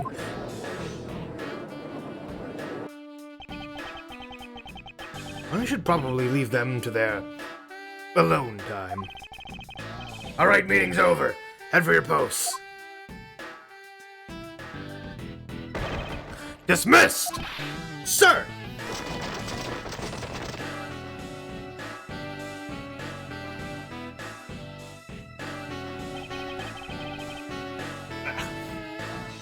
Yo, were you guys there the whole time? I got a call from Shinon. She's already filled me in. It sounds like you're out to get in my way again. I have absolutely no intention of interrupting your investigation. I simply request that you grant me permission to investigate the Alabastian Embassy. And what if I say no? Agent Lang, this man is my subordinate. As I have received permission from the ambassador, he is to be extended to the same rights. Sorry, sis, but it's not that simple. Alabaster has the strictest immigration regulations in the world, or didn't you know? Even among my elite men, only about half of them were admitted into the country. Besides, any more cooks in the kitchen, we might spoil the soup, if you get what I mean. How dare you make such assumptions? Don't take this the wrong way, but I thought I was in charge of Alabest, Miss Von Karma. Look, try to understand, okay? Things over in Alabest are a bit of a mess right now. What do you mean by a bit of a mess? No one told you? We had an incident in Alabest as well. This is what we call a decision based on the investigation, Mr. Prosecutor. Look, Wolfie, just let us in already.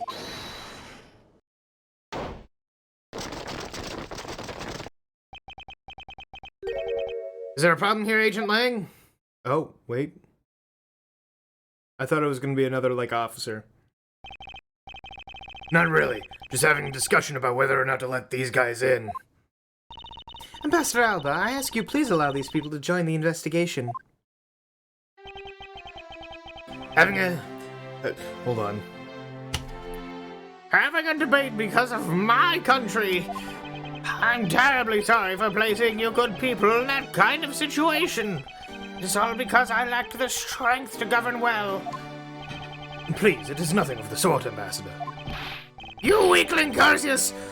Curse your frailty and inability to effect change in your country! What are you? The thing is, investigations conducted in my country have been under Agent Lang. And it is my judgment that in order to minimize the disruption of the investigation, I should leave everything up to Agent Lang. There, you see. Oh, no way!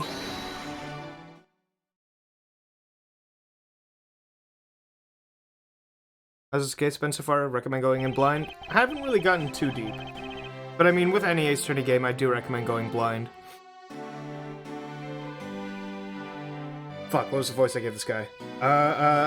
Ambassador... Wait. Ambassador Alba, I ask you please reconsider letting them into Abalest. What's that? My very own secretary has been murdered in the Babalese embassy. And he was apparently caught up in some very shady dealings of... completely unbeknownst to me. So I ask for your cooperation in our investigation. He's not much, but I hope they can cover your travel expenses to Babal someday. Alright, I get it. Even if you beg Ambassador Alba, I still have to give the final okay anyway. Alright, you hear that, Mr. Edgeworth? We're in! Not so fast, my little crow girl.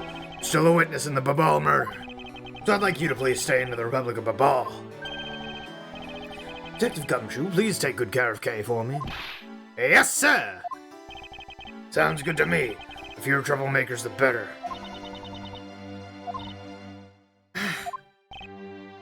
Ah.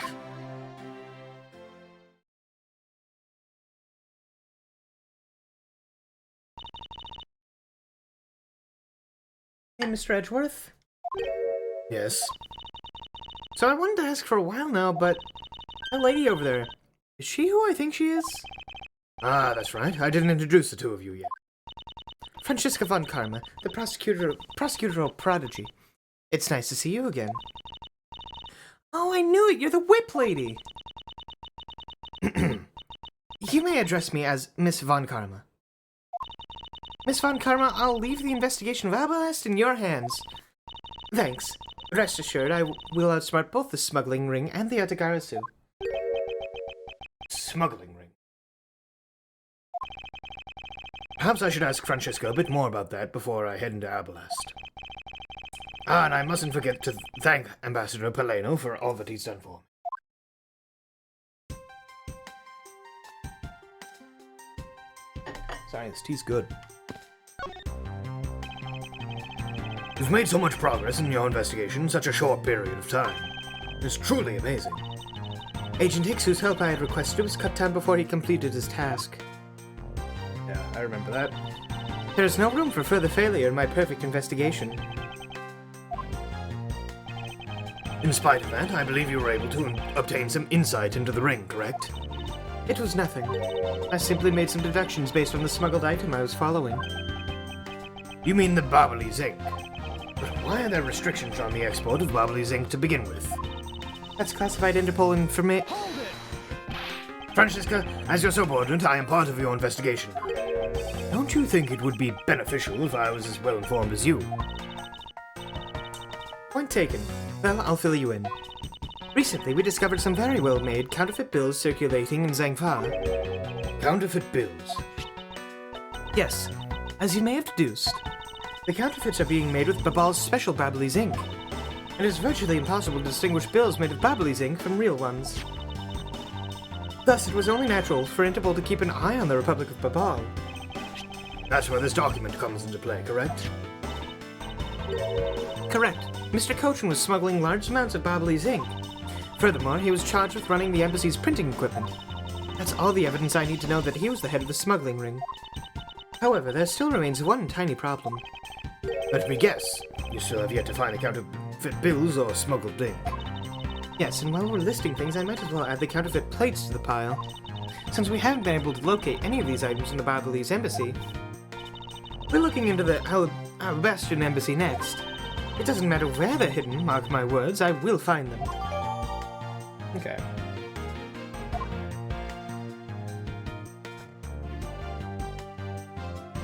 Hot. Hot. Hot. Tea is hot. Ambassador Paleno, I am in your debt. No, it's nothing. Because it's about all I can do for you, I'm afraid. I only ask that you please bring Manny's killer to justice. I will, Ambassador, on my honor. Wow, you're so sensational. You've really piqued my curiosity. I know they aren't much, but I know that I'm giving them to you wholeheartedly. No, that's quite all right. Oh, well, how about this then? And what exactly is it? It's fountain pen ink. Known as Babyliss ink, it's made exclusively in Babal. So this is Babyliss ink. We made it from wheat crystal oil, which is mined through our mineral mines. Please accept this ink. One dip of your fountain pen in this, and you can write for hours in your organite. How fortunate for me. The ink in my pen just happened to have run out. I'll gladly accept your gracious gift. Yeah, okay. Great, wonderful. I guarantee to you that writing with our ink is an unforgettable experience. And since we don't export it, if you run out, you're always welcome to come and visit our fair nation. Talk about cornering the customer along with the market. Well, shall we get going? What's wrong, Kay? I didn't get permission to enter Obelisk, so we're going to go gather whatever info we can over on the Babyliss side, okay? Alright, I'm counting on you too. Right, and I'm counting on you and Miss Von Karma to sniff out clues in Obelisk. Oh, and Mr. Edgeworth, if you happen to come across my phony, you let me know, okay? If you tell me, I rush over straight away, no matter where you are. I'll let you know when the time comes. How much have you missed in this case so far? I mean, you were asking if you wanted to go in blind, so, like... There is a whole section of... Like...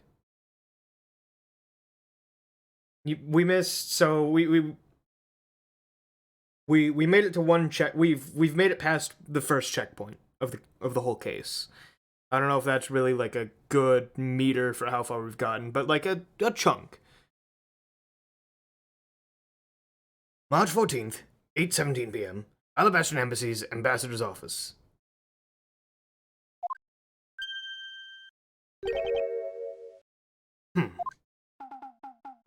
Oh. Whoa! What do you think you're doing to my subordinate? Is it Will? You're... What? What? What? What? I was expecting like Will Powers or... No, it's Larry Butts. Cool.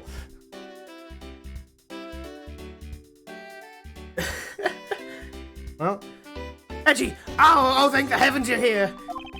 I'm in a really, really big pickle, your lordship! And the raven, it appeared, poof, and then disappeared. Swoosh! And although I'm the Steel Samurai, oh, my sword, it... Ah! Oh, I'm so confused. I don't know what anything means anymore.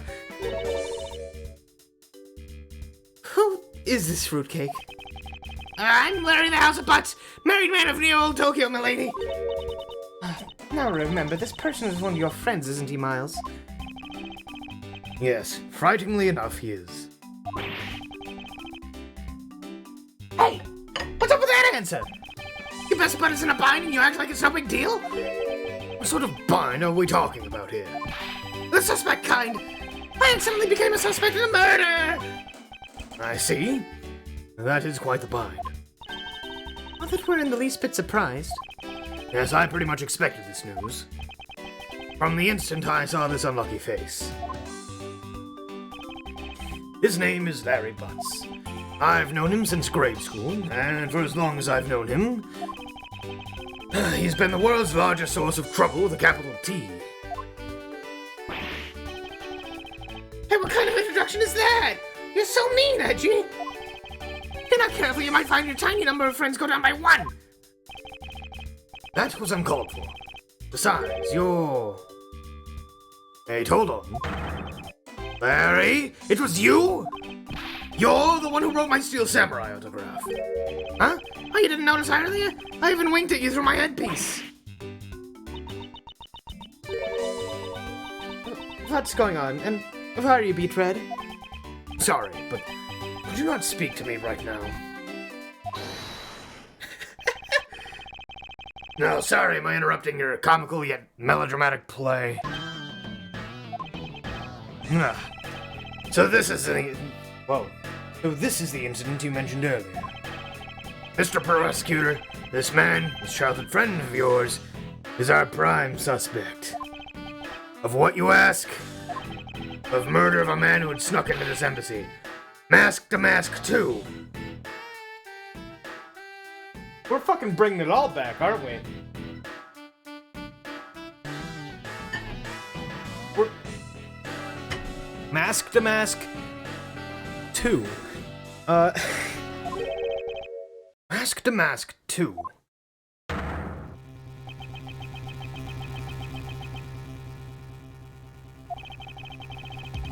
Only Larry could get himself into another mess as fine as this.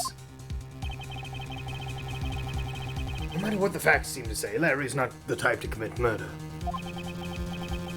Still, it is a rather daunting stroke of misfortune I've struck. I have to prove that Larry Butts is innocent of all wrongdoing. Chifu, we've identified the victim. Good work, I'll take that report now. Agent Lang, would you mind if I took a peek at it as well? What did I tell you earlier, Mr. Prosecutor? Don't get in my way. There's only enough flesh to feed one wolf, and that is me. So no, you may not take a peek. Agent Lang!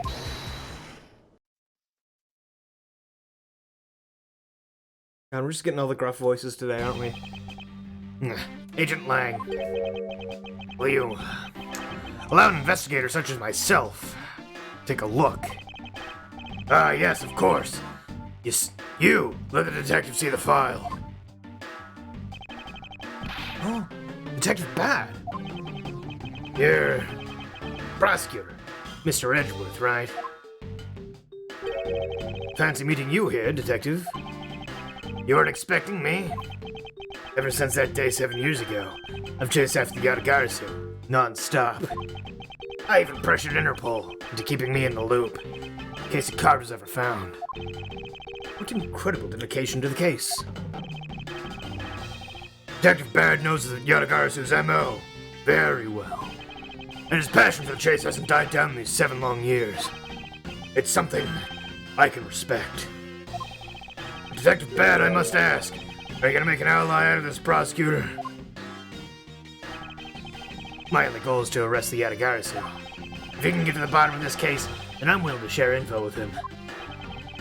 Yes, Hey, we're going to get Wendy's for the office. Do you want any? Yeah, man. Alright, what do you want? Text me, I guess. Yeah, we'll do. Cool. Yeah. Alright, whatever. I guess Zach's the paralegal. But yeah, actually, food would be good to have. So I guess I will text him. So I guess I'm getting Wendy's. Let me just send him a text before I forget. I'd like to get you a Frosty, please. Yeah, hold on. What does chat want? Okay, no, we're not doing that. We're not doing that. We're not doing that bit. Bad bit.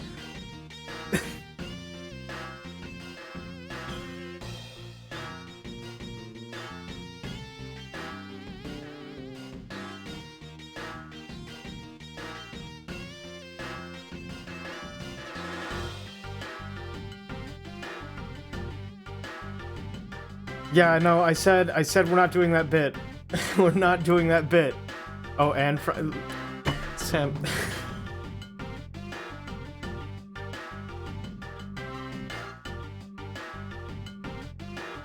I may not doing.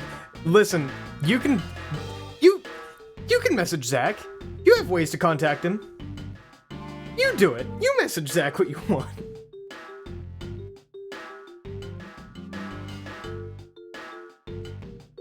I'm in your debt, Detective Bad. About the murder of Damask II, would you be willing to fill me in on a few of the details? When the Yatagarasu showed up, Agent Lang and I took ourselves off guard duty and put ourselves in charge of directing things at this crime scene. Taking advantage of the chaos, Damask II, he broke into this embassy. Probably to steal some treasure or another. And I suppose he lost his life when he was forced to fight someone else in the room.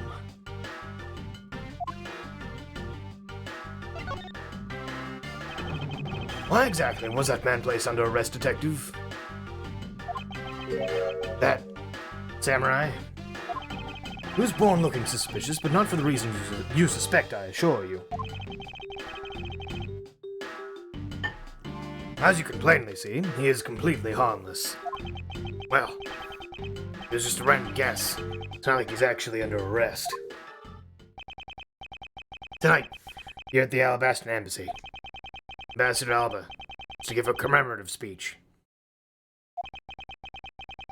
And that's when the Yatagarasu showed. Keep in mind, Yatagarasu isn't who I'm talking about right now. Those seats, the guests who had been called to sit in them, were empty. No show. Who was it that failed to take that seat? Steel Samurai. Till the speech is to begin, each member of the entire Steel Samurai family is to wait in a separate room.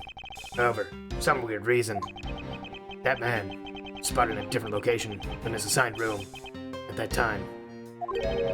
And where was he?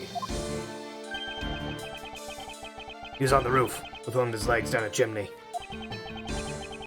That chimney leads directly into this room. Harry Butts, really outdone yourself this time. What were you thinking? In any case, I believe it's high time for me to stop my investigation.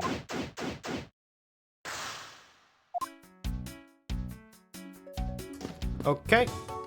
Alright, Larry, what the shit? Larry, there are a few things I need to ask you about. Hey, how about that? I've got a few things I gotta ask you too. It's like, both you and him, hasn't the two of you always managed to have some cute or hot girl by your side? And Francie, what about the promise he made to me? Promise? What promise? The one you said you would model for my next book, Francie's Whippity Whip Trip. Yow! I made no such promise. Ever since grade school, we've had a certain saying about Larry. When something smells, it's usually the butts. One needs to look no further than this man to find the king of troublemakers.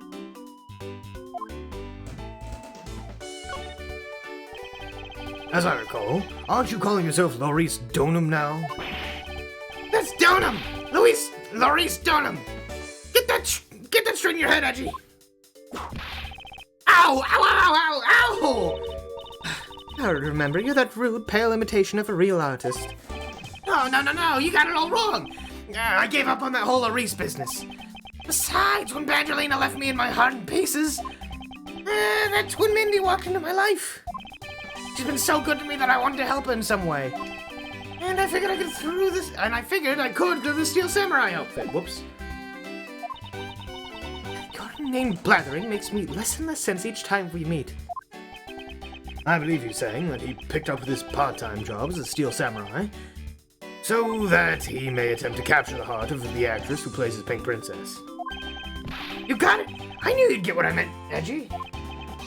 Not really. It's not so much as I understood, but a simple deduction based on your usual modus operandi, Barry.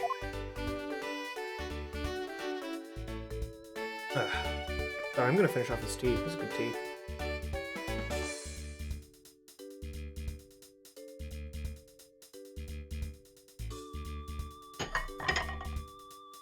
What have you missed in this case so far?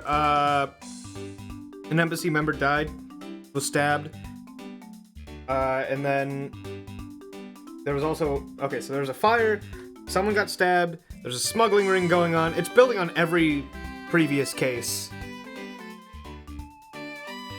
Like every single one from this game. Larry, I'd like you to confess right now to everything you did tonight. Confess? Hey, don't tell me you think I'm a suspect too! Nonsense. I don't believe you have the mental acuity needed to plan and execute a murder. However, we are talking about you here, so I find it hard to believe that nothing happened.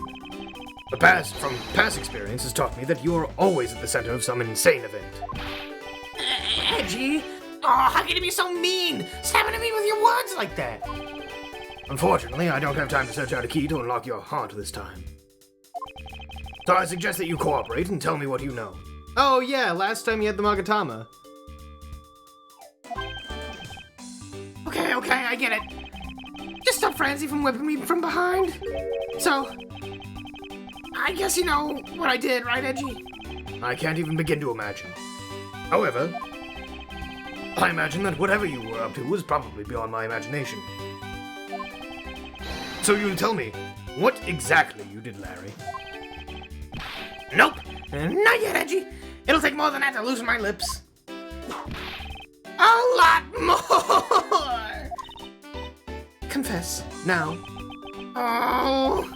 Okay, well, I was up on the roof. And why exactly were you up there? Oh, you know, that wintry costume in the legendary hero? Legendary? Hero. Santa Claus!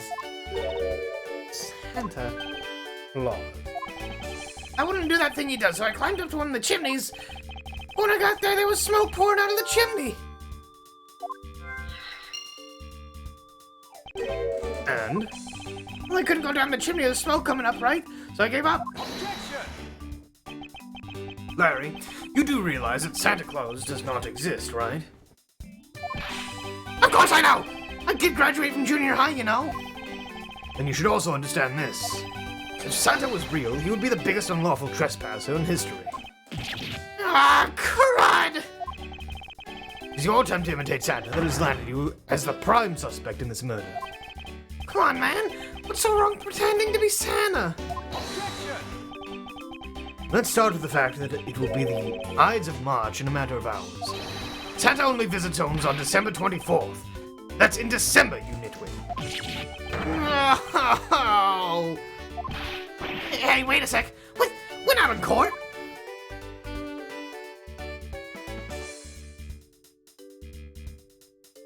Santa has nothing to do with killing. It's just that Larry's a dipshit.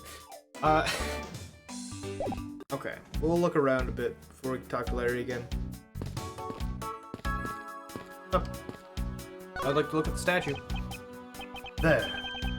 It's the exact same statue sitting in that Bubbly's office we examined. This is the Prima Duck statue. It was the national treasure of the Principality of Codopia. There was only one of these statues, meaning that one of the two is a replica. But both Abalest and Balal claim to have the real thing.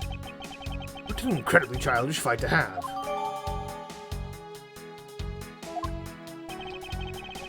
I won't rest until I've inspected every suspicious-looking nook and cranny. Here, hold on a second. I'm gonna sit down. I'm gonna sit down for a bit. I've been standing for this whole stream. We're sitting for a hot second. You might hear desk noises. That's fine. Don't worry about it too much. Don't worry, Chad. It's fine. Everything's fine. And this, you get to hear my shitty, squeaky chair that I hate. Need to replace it. Haven't had the time. Okay, well, I guess let's look at these knives. There's almost the exact same wall mount for the knives on the Babalese side. I can't see any of the details from this distance. Alright. It's a Prima Duck statue. There's one of these on the Babalese side as well. I hear it's very valuable and made of pure gold. It was the national treasure of Codopia. There's only one of these statues, meaning that one of the two is a replica. But both Abalest and Babal claim to have the real thing and won't budge from their claim. We already went through that.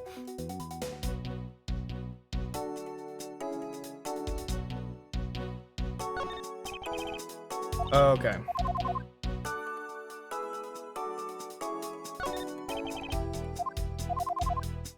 Is that like the Counterpart to the Barbalese butterfly is the alabastron flower. Butterfly and flower, they're both lovely things. But can we interpret this to mean that Abalest provides honey to Babal? Francesca, can't you come up with a more meaningful or profound comment? Very well then, let's hear what sort of profound comment you can come up with. Well, flowers cannot survive without the butterflies that spread their pollen, and butterflies cannot live without the nectar that the flowers provide. If either one were to disappear from the equation, neither would survive. How was that, Miss Von Karma? Your explanation took so long that I nearly fell asleep. Well, let's continue our investigation. Francesca, why can't you just admit I had something there?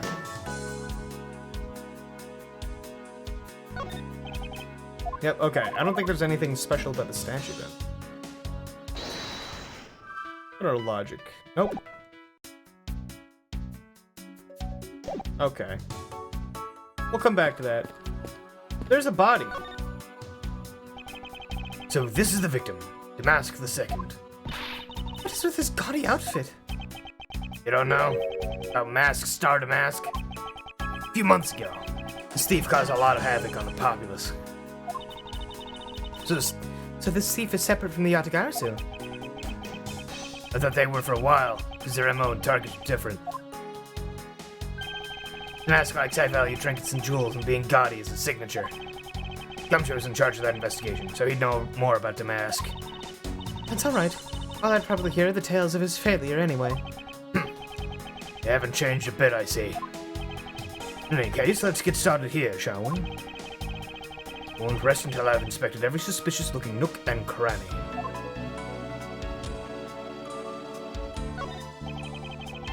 So this is the murder weapon in this case. There's blood on the blade. It's a rather sweeping sword, isn't it? What did you expect? It's Steel Samurai Daddy's secondary weapon. I only call it his secondary because although he uses his sword in most of his battles, it is his trusty samurai spear that he turns to in a real fight. You sure know quite a bit about the Steel Samurai. That's only because I saw the stage show earlier. The owner of the sword is the Steel Samurai, or in other words, Larry. Should probably ask him about it, as detrimental as it is to proving him innocent.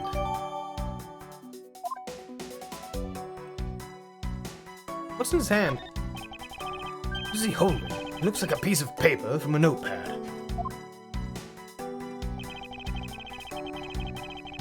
It would appear the directions on how to reach this room were written by hand. There's something written on the back as well. Oh yeah, no, Edgeworth is canonically a Steel Samurai fan. Like, he's a fan of it.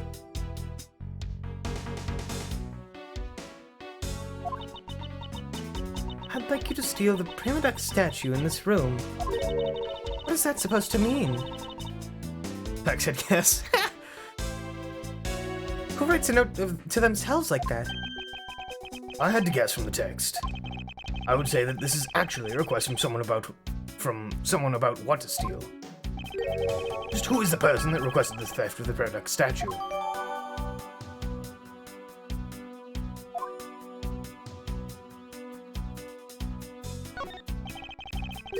I thought that Damask could quit the business. This guy, he's just a copycat using the name, phony successor. He's just another petty thief. His real identity is an out-of-work guy by the name of Kashi No. Swing 9, wanted on emergency charges. From his clothes and what he was carrying, determined that this guy is the real Damask II. The cause of death appears to be the loss of blood from the back of his head. Seems that he was struck with something very hard. In other words, he was bludgeoned to death.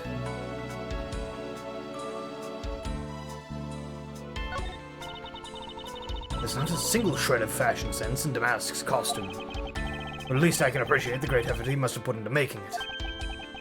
You don't know? You can buy this costume almost anywhere now. Water.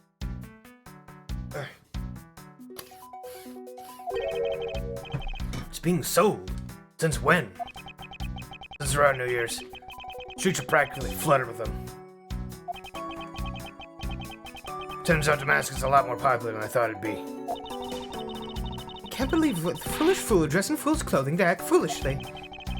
point about these foolishes back, Francisca. Another hat. Okay. Much prefer these aliased illustrations of the HG Smooth lines. Yeah, there is something about them, right? No, there's just something neat about them. Okay, well...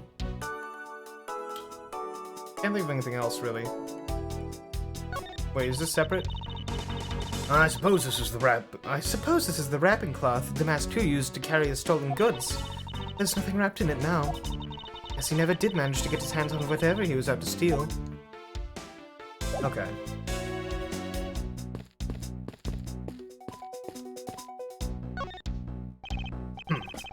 Two gorgeous flowers are in full bloom here.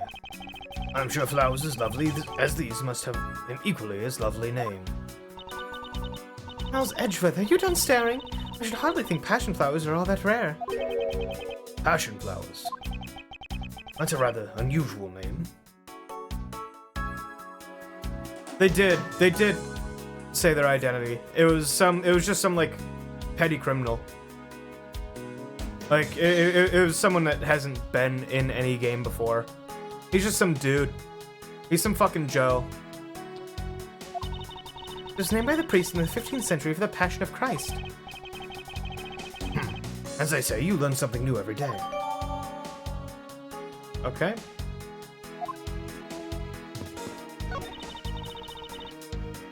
This must be Ambassador Alba's desk. His notebook is open on his desk. He must have been in the middle of some important work. Ah, they've changed it to Popeyes because Wendy's is backed up so fucking much. Okay. Yeah. Hell yeah. There we go.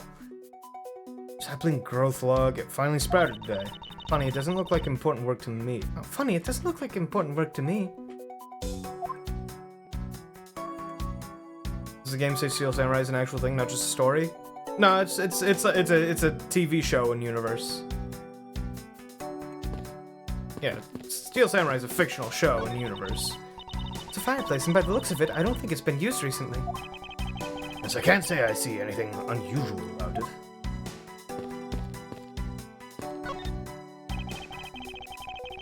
The person shaking hands with the Steel Samurai in this picture is Ambassador Alba. It's taken just before the murder. Steel Samurai must be very popular. They're even using the National Treasure as backdrop. Just don't understand. What exactly is so great about Top Not There? Clearly there's a depth to the show that a young person like you cannot fathom. Think of young people. Aren't young children the target audience of the show of costumed actors? Okay.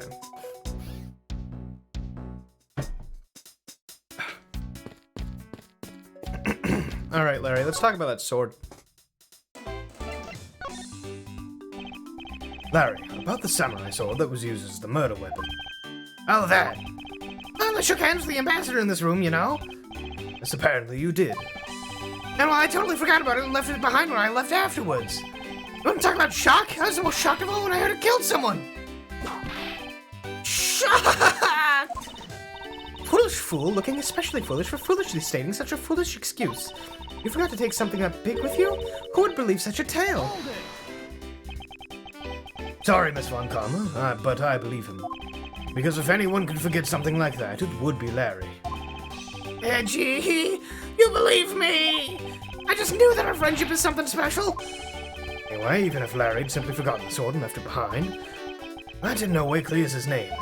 Which means that I will have to prove his innocence from a different angle. Okay. That helped, I guess. There are decorative plants here as well. This room is overflowing with nature. Humans used to live in the grandeur of nature once long ago.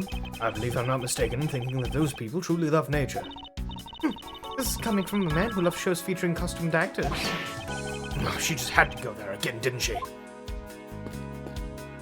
Oh, whoops. Not exactly what I wanted to do. I wanted to talk to Francisca, because I don't think we've done that yet. Yes. I've only just arrived in this room myself, which is why we need to investigate some more. Yes, I agree. Our priority should be on understanding what the current situation is. Of course. I was planning to do that from the very beginning. In that case, hurry up and start the investigation already. I will, so let's get started. In order to find out the truth that has happened here, I should start by gathering as much information as I can. Alright, maybe not yet then.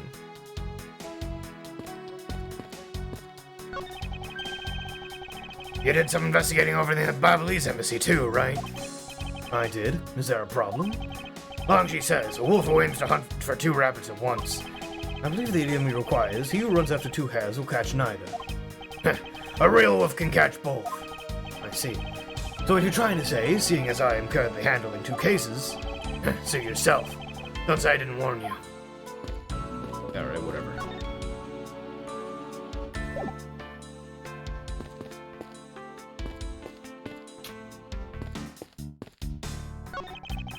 No matter how hard you try, you'll never be a necessity in our Shifu's investigation! In fact, no matter how good he is bound to overlook something. If you insult our Shifu, then prepare to be punished! Oh, and how exactly would you punish us? Every investigator under Shifu's command will work to disrupt your investigation! Addictive much. Oh wait, look at this. Counterpart to the Babalese butterfly is the Alabastron flower. Butterfly and flower, they're both lovely things. Oh wait, we already read this. Like, we read this earlier.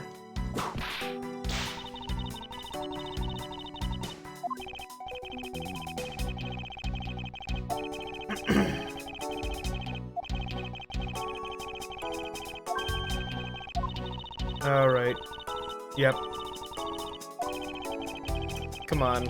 Let me out. There we go. There's some weapons on display on this wall. A crossbow, and under that, a set of knives bearing the flower motif. They must be the counterparts to the Babalese knives. Means that the blades inside these scabbards should match the blade that was used to kill Mr. Kojin. Won't rest until I've inspected every suspicious-looking nook and cranny. Hey, why is the spear bent? It's a Steel Samurai's primary weapon, Samurai Spear. Isn't it awesome? I totally fell for this thing. It's sleek and shiny, just like my heart. Comes at you like whoosh! When you hold it, you just want to live life like BAM! Do well to watch what you say, Larry. Though it is just as Larry says, the spear is quite the symbol of valor.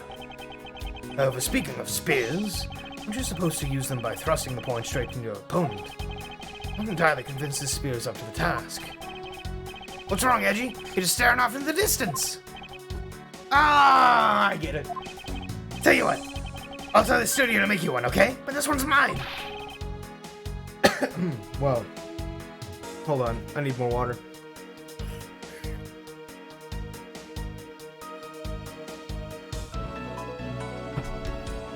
Did I say anything about wanting one? Maybe I can shut him up if I show him the piece of evidence. We'll point at something about the spear. Okay. I mean, yeah, it's all bent. It's all curved.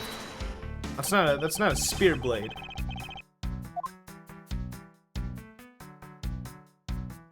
In fact, it looks a lot like this knife blade. The condition of this here is... Okay, no, we fucked it.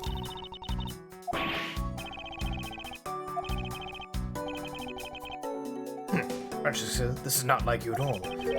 Don't tell me that you don't understand the meaning behind this piece of evidence. Well, I don't. Suppose I have no choice then. I'll just have to explain it to you from the beginning. What you should be doing from the very beginning is admitting your mistake. She saw right through me. Okay, so not that. But I know that's wrong. Oh wait, in this, here, look.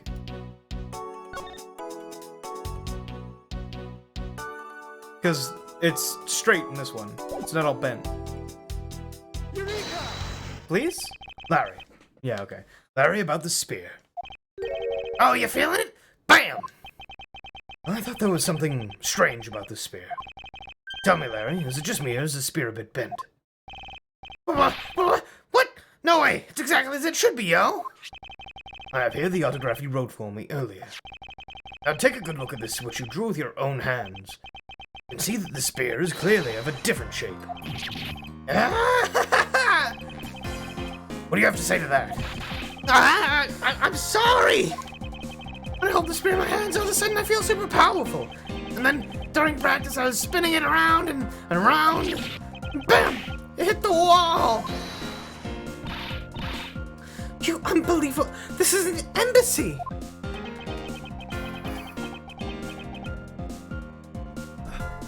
But I've always been like that, ever since I was a kid. One time on an overnight field trip, I bought a fake sword and played with it late that night. I'm just a useless hot-blooded man! Larry, clarify that for me, will you?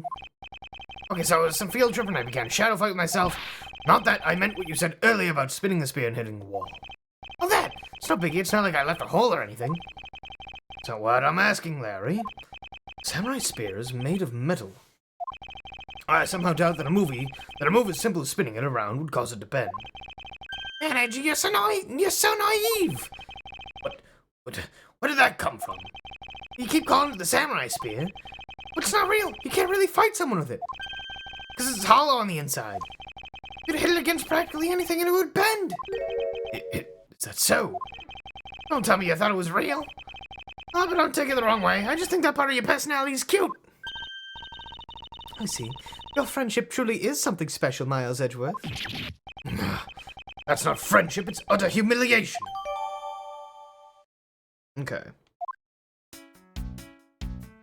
Well, that happened.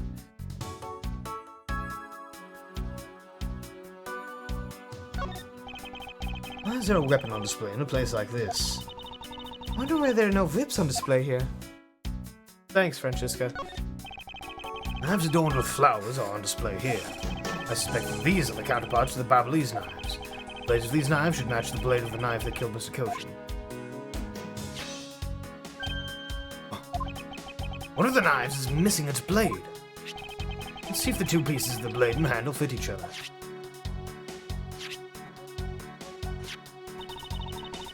It would appear that they fit together quite well, almost seamlessly. Then this means that an alabaster knife did find its way into Babal. But how?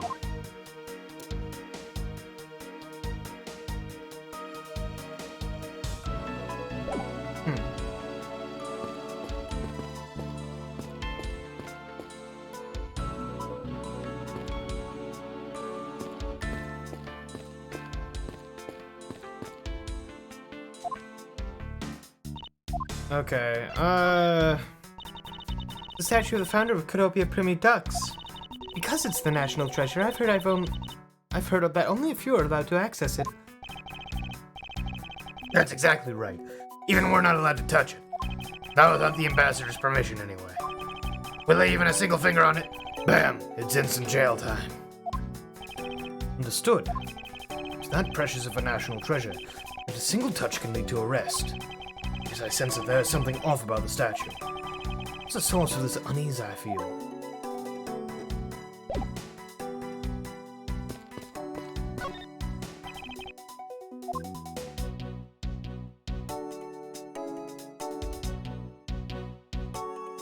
should I compare it to, like...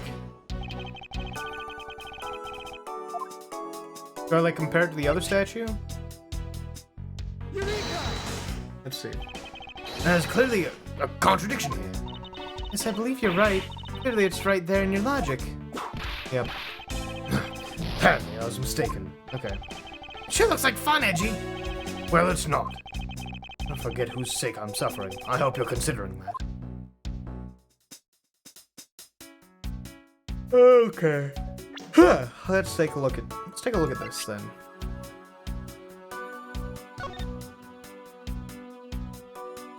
Anything different? Like, I don't really see much different though.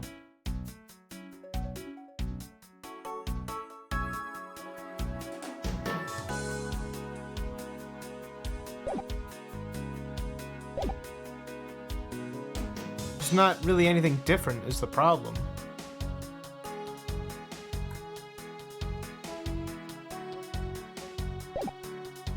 Don't understand. What the fuck is going on? Okay, I need to... I need to...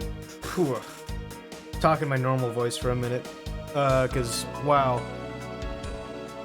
It's harder, it's definitely harder, to carry this through all the way when I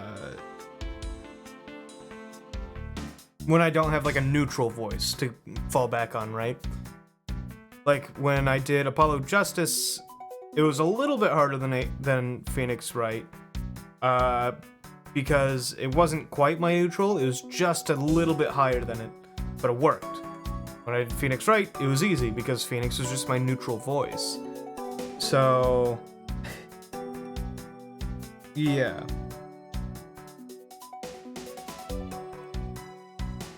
We'll get back to this in a second. I just need to...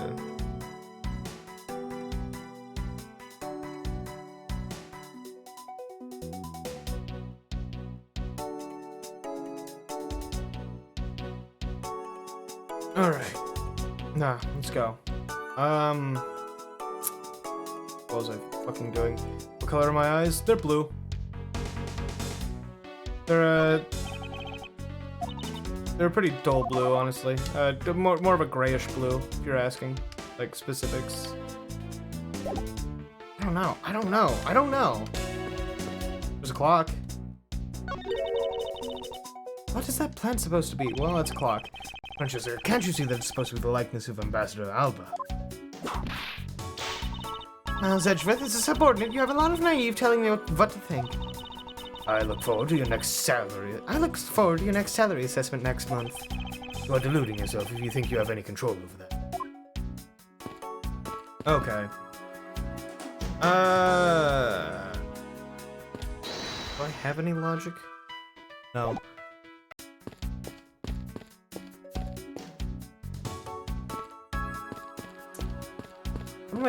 What am I missing? Like, I have no clue. Did I miss something here? No. So I'm missing something at that statue, I just don't know what.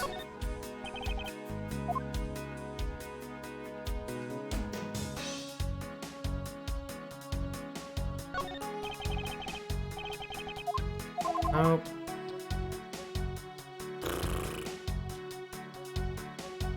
I don't know what's up.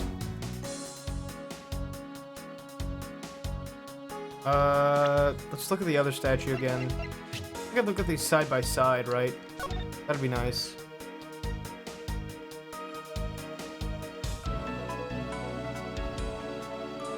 I mean, hold on. This one's hands are opposite, right? Yeah. So we'll do that, maybe? We'll try that? Maybe?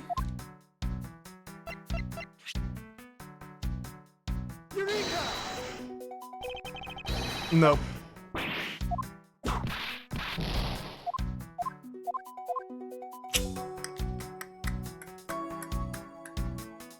I don't know. Really don't know. We'll just sort of go through all my stuff, yeah? Okay. That's not gonna be it.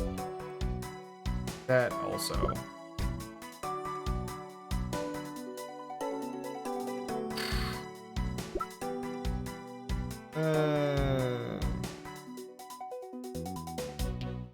I don't know.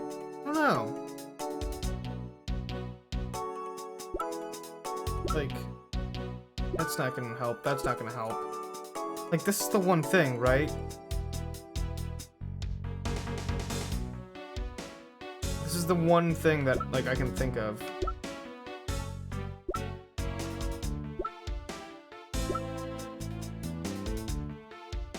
I don't know.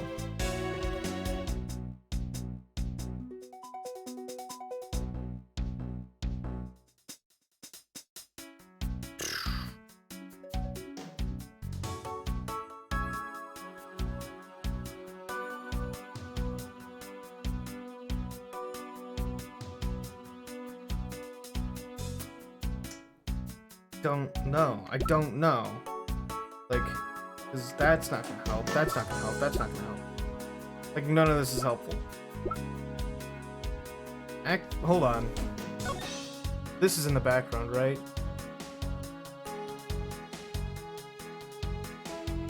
Hey, wait a minute.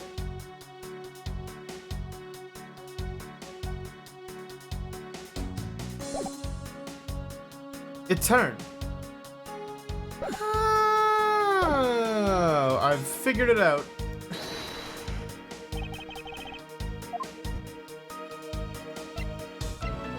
Just took me a hot second. Look at this photo and tell me what you find odd about the scene, Miss Von Karma. The apparent joy in the ambassador's face as he shakes that Top-Knot's hand? That's not it. I was trying to point out that the statue in the photo is facing a different way. You're right. The statue is a national treasure. As such, only an ambassador or secretariat-level person is allowed to handle it. The fact that the statue is facing one way in this photo, and now it's facing a different direction in this preserved crime scene, is proof that someone touched the statue around the time of the crime. Welcome back, Fangirl. Okay. So, I guess it about wraps up my investigation. That's... Yo, Pink Princess, how you feeling? Still feeling ill?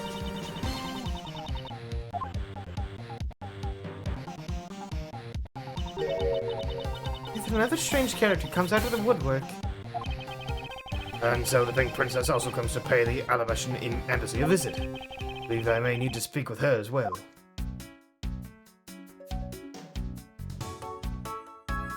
okay. Okay. I got a bad feeling that it's gonna be someone that we know. Based on how much this game's been throwing back right now. Who do you think this is, chat? I want to see your guess.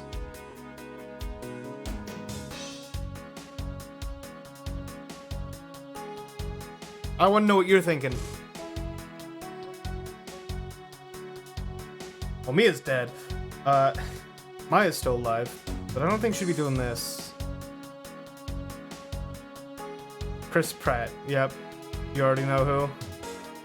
You want to guess a male character? This is Will Powers. No,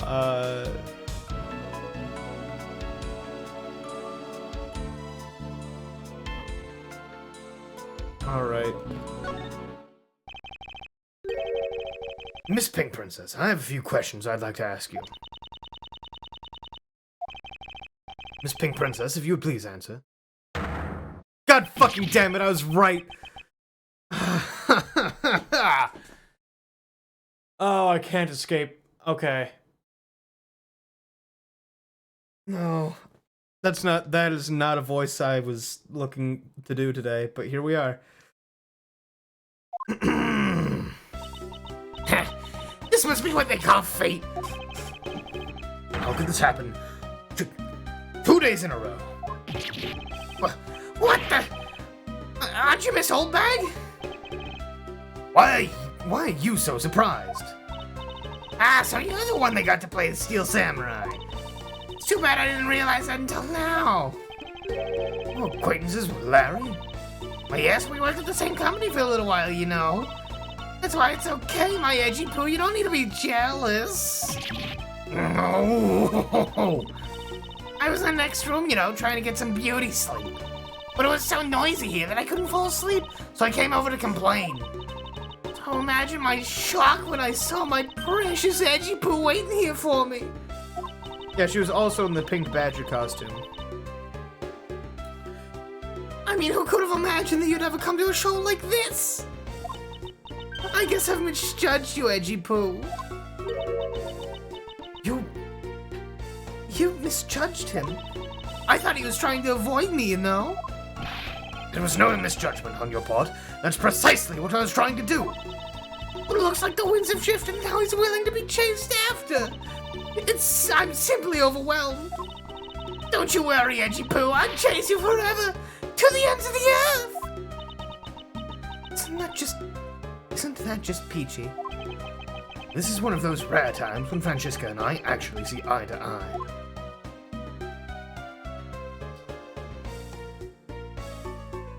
I am gonna have trouble talking tomorrow. Now then, what were you doing here? I thought you were working at Gatewaterland as Pink Badger? What are you talking about? That was ages ago.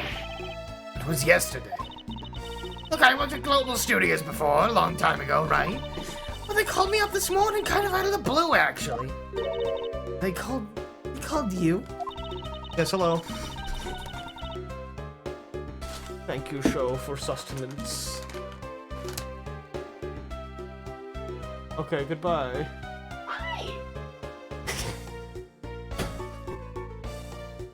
Hooray for show? Yeah, it's show. Alright, I'm gonna eat this soon. Soon. We're gonna at least get to a dialogue screen first. Apparently the girl who plays the Pink Princess collapsed from a bad cold. Happened so suddenly, so they called me in to be her last-minute replacement. They don't have enough people on staff at the studio. I really couldn't say no, so here I am playing the role of the heroine. To that Mindy girl, I mean. The poor girl, I felt bad for her. Because they let me stand in for her. She's gonna have a terrible time when she returns. I mean, I'm not exactly the greatest standing was very last second, so I don't know what's more nice. I like I'll sure I can hit the enemy and that ran audience up or whatever. God, but definitely tell you a bunch of simpletons. You're a rather lively old lady. So basically, you received the sign-in request this morning, correct? You got it? If you need to see it, I've got it right here. Look! It appears that she is telling the truth. I tell you, my fine acting moved the entire audience to tears. It's tears of laughter, as I recall. Being famous has its problems too, you know. Here, take a look at this. It's a letter from a stalker.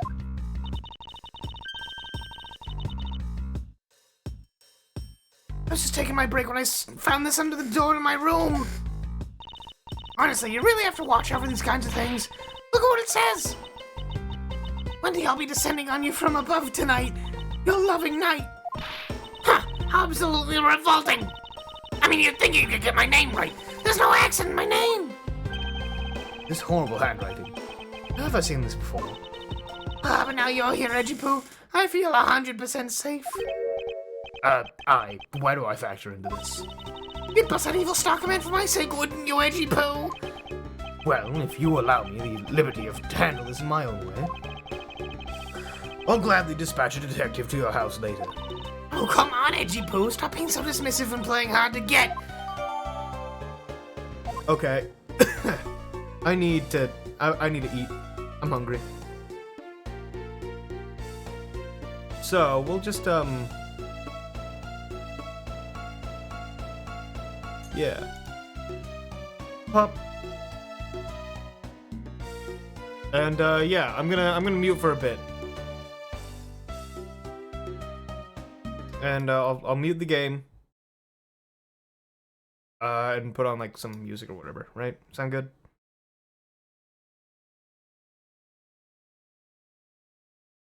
Find something. But yeah, I'm gonna eat this real quick. Be right back.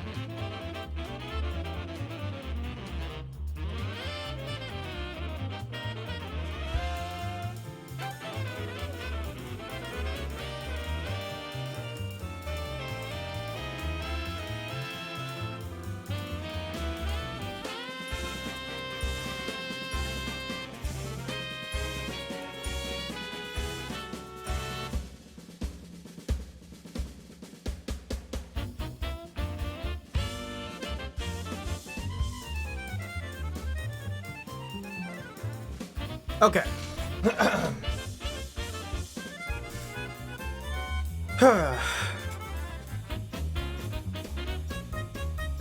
So yeah. I guess we should continue, huh? We'll let it just sit for a second, right? And we'll get on it.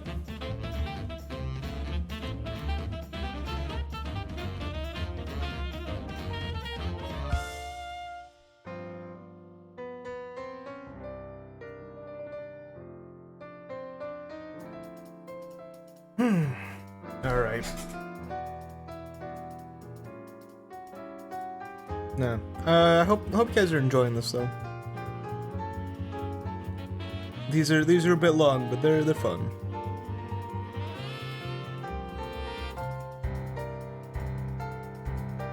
You hate every second, do more. You got it, bud. Ugh.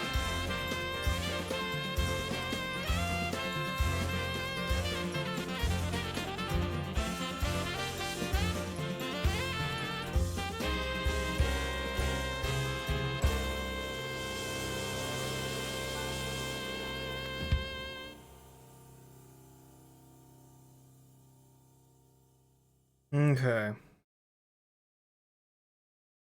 How do you enjoy the revamped Mass Effect 1? It's a good time. Nope, we'll be continuing that on Wednesday. Oh wait, right. Bring this back. Alright. What are you doing at the time of the crime? What crime? What? If the show was over, I had nothing but free time on my hands. So I used the fireplace in my room next door to keep my bad hip warm.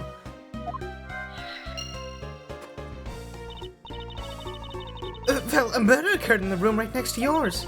Is that right? Oh, Edgy Poo, I'm so scared. Hold me. Caress me. If you could please not cling on to my personage. In any case, I take it that you failed to show up at Ambassador Alba's speech.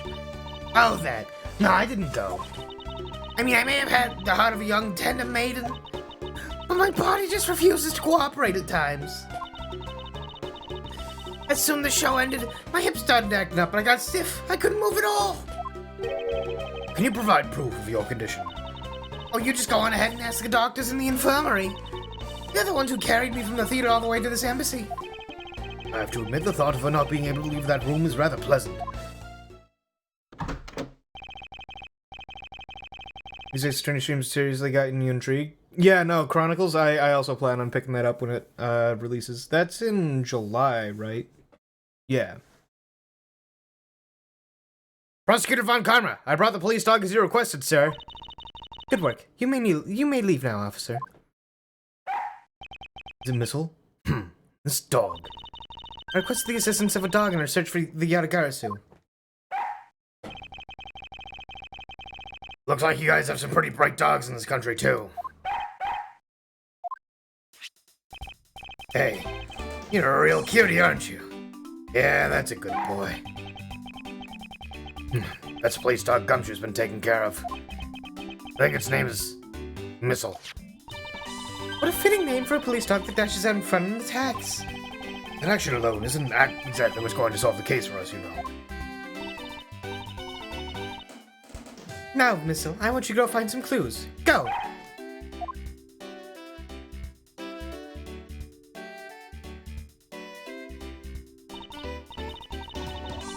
Good dog, you really are quite bright, aren't you? Unlike a certain someone I know. Now, what do we have here? What's this? It looks like a small hot dog, but... Wait, Francesca, isn't that an official samurai dog? No, bad Missile!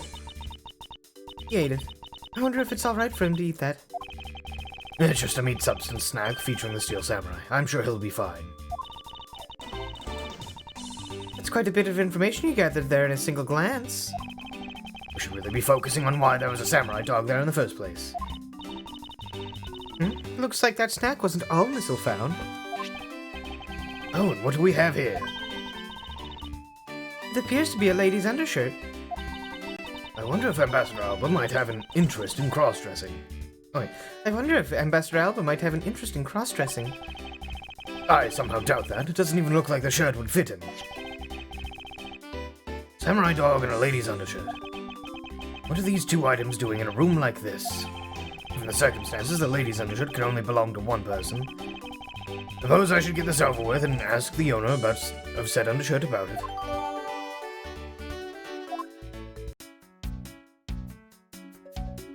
Larry, what are you doing with shit? I know you. You little bastard man.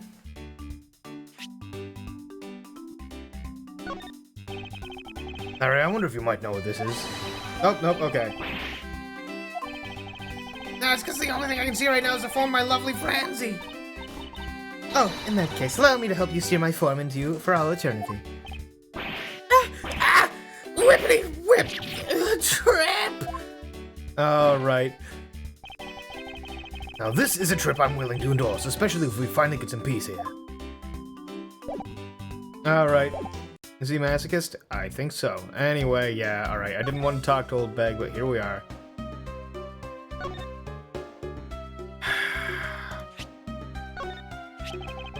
You could please take a look at this brown-colored undershirt. Oh, Edgy Poo, what's the meaning of this? I just steal that thing from my bags. All you had to do was ask, and I would have gladly given you as many as you'd like. Thanks, but no thanks. This shirt was found here at the crime scene. What? Come now, why don't you just confess and explain what it's doing here? I know nothing. Nothing, I tell you. Also, like, I just want to point out, what the fuck is this costume design? Like, she's got some fucking bowling balls strapped to her chest.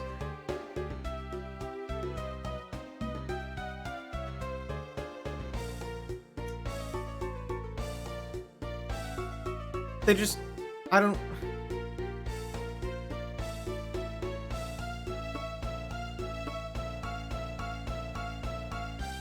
know.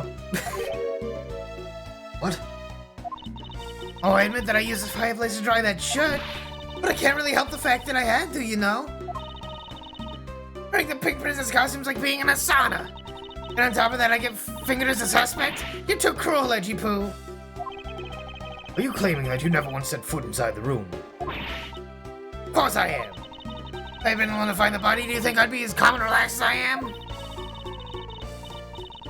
Tabloid articles, they're missing. Speaking of missing, what's the matter with my husband? Can you believe when he got married, I'm stuck marrying you? What kind of way is this process that should wish marry you? I don't deserve you, but I can't help you to marry constantly men these days.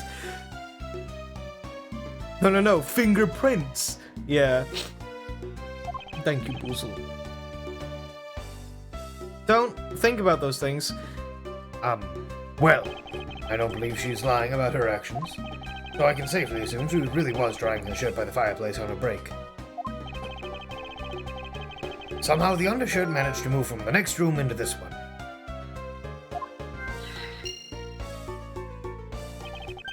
I assume the samurai dog was also yours.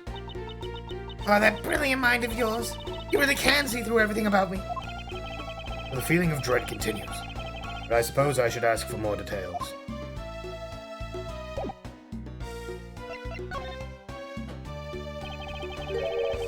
That samurai dog was yours, wasn't it?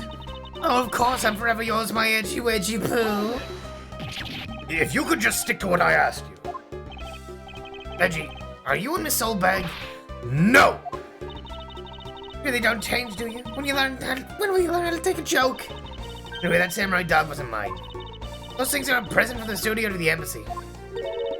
A present? Studio bigwigs basically told us to play delivery boys. We were supposed to hand the dogs off to the embassy people and tell them... I had to pile them all into a pushcart just to move them all. The studio guys should have delivered those things by themselves. Right, Edgy? So did you deliver the samurai dogs to the embassy staff as per your instructions? Hey, Edgy! Don't just ignore my question! Aren't you gonna stick up for me? How about that? See, after the show I went to rest a spell in the dressing room. Because of my bad hip, you know? And there were the samurai dogs just sitting on the dressing room floor. I suppose you had to make preparations for distributing them after the show. Well, by preparation you mean sampling them as well. Excuse me. Oh, I tried one and thought they were actually quite good. Sorry, but I just had to find out. I know it was silly of me to think this, but figured that since they were for a kid show, the taste was probably for kids too. They were so good that I couldn't stop. Before I went back to my room, I just had to help myself to half a dozen or so boxes. Oh.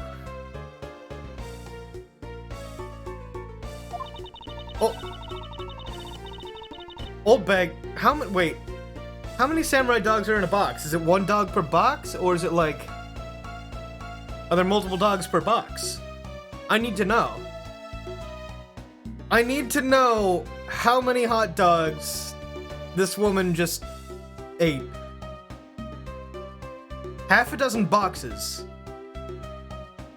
But how many are in a box? Is it 12? Is it a dozen per box?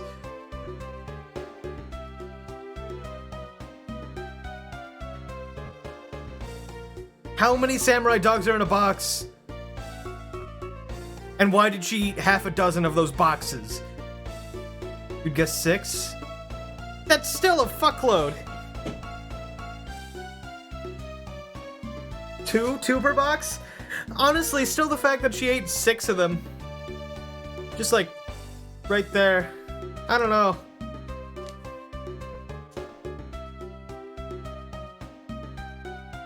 How long of a time period? Not very. Like, maybe a bit. The baker's dozen, so 13 a box. Ah, yes, of course. Whatever. As I sat there by the roaring fire, warming them and eating them, I thought, this is... What is it now? Oh, I know. I bet you want a box too, don't you, my edgy poo? Well, who am I to say no to you? But I'll only give you one. The rest are all for me.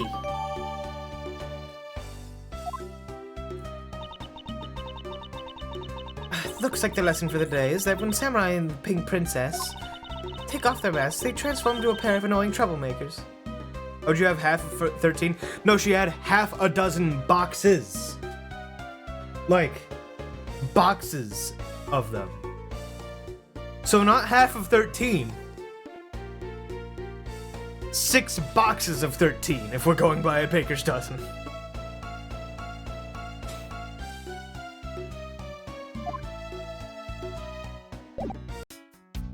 Okay. Do we get any info on how many are in a box? Is it 1 per box? Doesn't say. Yeah, it's Missile. Missile's back. Thank you, Missile. It was much bigger help than I thought he would be. Yes, however, there are a few aspects I don't understand about what he found. In that case, you should keep on investigating until you do understand. Now, my subordinate, continue with the investigation. All right, I will. Great dread that I proceed to do what I must to solve the case.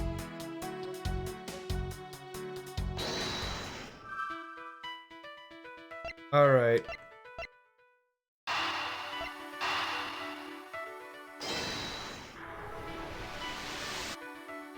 Oh, did she say half a dozen or so? I thought she said half a dozen boxes or so. There's no trace of this room's fireplace being used. And your point is? Smoke was supposedly pouring out of the chimney connected to this fireplace. At least according to Larry. This is a contradiction of his facts, is it not?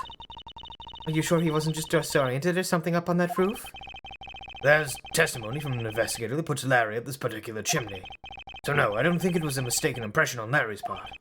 On the other hand, the fireplace in the next room is being used at the time. Where do you suppose the smoke from that fireplace went? Ah, I see. So what you're proposing is this. The smoke that came out of the chimney was actually from Miss Oldbag's fire. So basically, the fireplaces of neighboring rooms share one chimney. Is that what you are implying?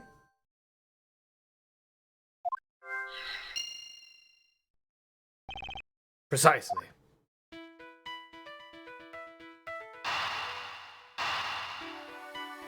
So what are you... Is this like saying that... Okay, hold on. The lady's undershirt that Missile found. Ah, Why are you getting all excited over holding to a lady's undergarment? Miles Edgeworth, you uncouth sea slug.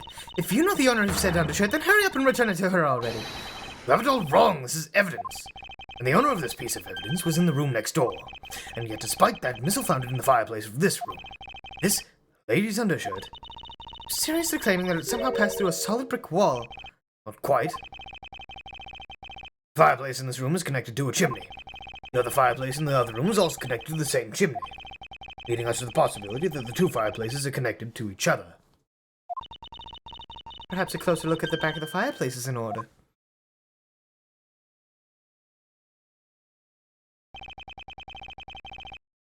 There's an X on the back of the wall in the fireplace.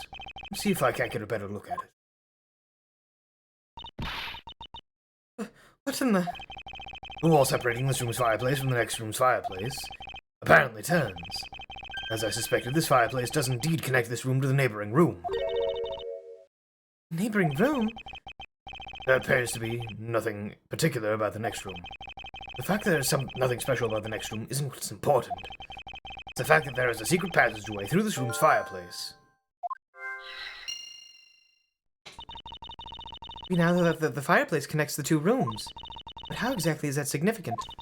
You aren't going to suddenly name the old lady as Damask II's killer now, are you? No, she couldn't move at all because of a stiff hip, so she could not have been the one. Unfortunately, I believe this fireplace has nothing whatsoever to do with Damask II's murder.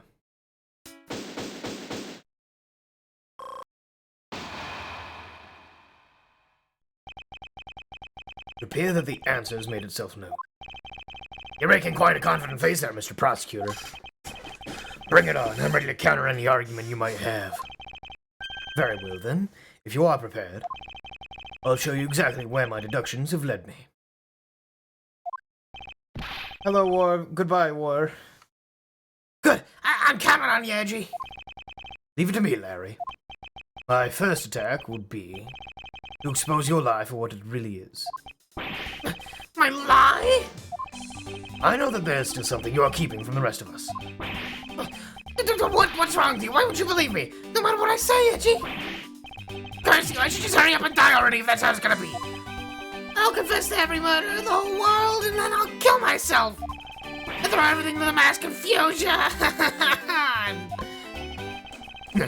Made some wonderful friends as a child, I see. Larry, I only have one thing to say to you. Even if you use that face at me, it's no use. Man who's ready to die is strong-willed, you know. Larry, it doesn't matter what sort of harebrained trouble you've caused. I only ask that you do not lie to me. Cause an innocent person to be judged unfairly because of some insipid lie. I will never forgive you. Edgy! Although allow me to say that I consider you to be among the innocent in this case, and that I will draw the real killer out. Trust me on this. All right, this time I'll tell you the whole truth, okay?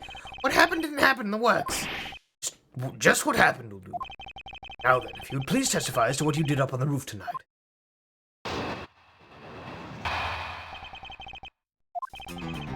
After the show, I left the Bush Garden and Rose Garden and came to the embassy.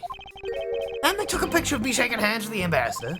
After that, until my next appearance, I had some free time, so I wandered around. That's when I spotted the chimney. A chimney like that is a rare thing, you know? So then I wanted to play Santa and decided to give it a try. Larry, I thought I'd just finished telling you not to lie anymore. Well, it's kinda ultra embarrassing.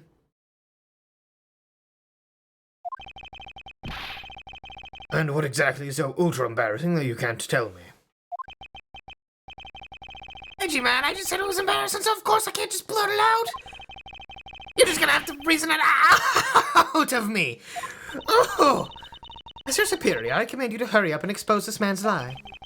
I have every intention to, though I'm not about to let us waste time on such a trifling matter.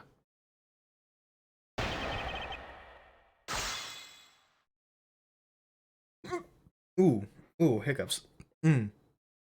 Great. That thing behind Edgeworth? Stuff and things, you know. Things and stuff. Okay, we know this. Took a picture, shaking hands with the ambassador. Yeah. Let's talk. Oh, the plant. The plant's supposed to be in the ambassador's likeness. Which is, you know, an interesting choice.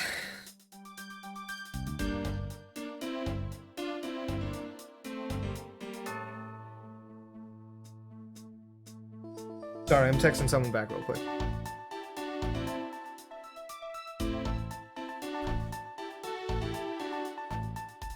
Larry, I want you to listen very carefully and take this to heart. The whole point of your life is to cause misery and pain to everyone you encounter. I know! I get it! I'm totally the bad guy again! I thought you were his friend. Do you think that was a bit harsh? Longshi says, true friends are bosom friends. If you're in trouble, call on your bosom friend, whose shoulder you can truly cry on. Hey, bosom buddy! I hope you're listening carefully to my testimony. Has it crossed your pea-sized brain yet that Agent Lang is only out to arrest you, Larry? Now then, you're wandering around inside the embassy, and then what happened? Alright. I should hardly think that chimneys are that rare. Agreed. Especially since they are a traditional feature of American houses.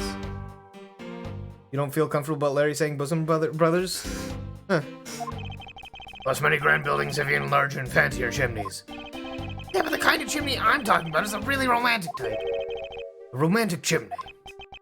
It might sound kind of silly, but women seem to really enjoy them. I just had a good feeling about that chimney. What? The shit I say is Larry. You suddenly wanted to play Santa. Oh, well, actually, I dressed up as Santa once before already. That was on a Gold Lake. I'd appreciate it if you wouldn't dredge up such unnecessary memories for me. Sounds like you guys share a lot of history. A perk to being childhood friends, huh? Besides, it's not a felony to dress up and play Santa, you know. Santa doesn't go around killing people after he comes down family's chimney, after all. Actually, it is worth delving into whether or not playing Santa is a big deal. What happened to Edgeworth then? He was framed for murder. Actually, I believe in the case of this man, playing Santa is actually quite a big deal. Are you saying that your buddy isn't exactly made out of Santa quality stuff? Precisely. Hit the nail on the head, Agent Lang. Hey, Edgy, that's so incredibly mean! Tell me something, Larry. Did you know that Santa's job is to deliver presents to people all over the world? Of course I know that! I did graduate from junior high, you know. In that case, it's your turn to tell me something. I want you to tell me to whom you were delivering a present to. I was, delivering a present to a child not asking the glow of love? That must be the most elegant description of you I've ever heard, but a lie is still a lie. You should know how to kick a guy when he's down, you know that? In any case, the person you wish to deliver a present unto was most certainly this.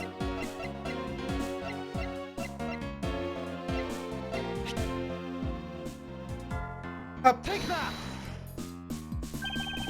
Interesting taste you have there, Mr. Suspect. Don't spread lies about me! I totally didn't want to see myself big so much that I tried to go down a chimney! Ow! I'd advise you to stop right there in the passing of a lady. Well, I must admit that I myself hardly ever want to run into that lady.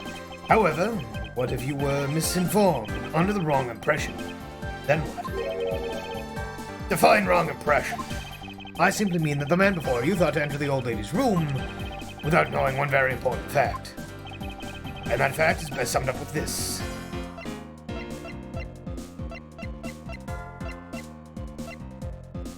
Yes, standard request.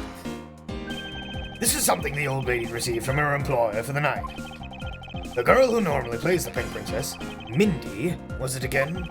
It seems that this man is quite taken with that actress. That's not true, Edgy. She's the one that hots for me. I just know it. I can feel her sexy beam piercing my heart. She's watching me.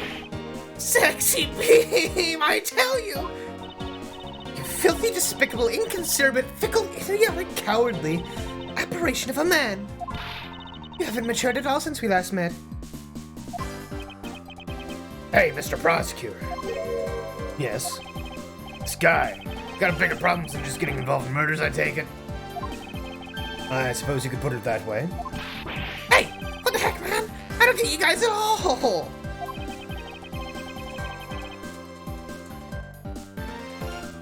Why'd you have to make me be some sort of bad guy all of a sudden?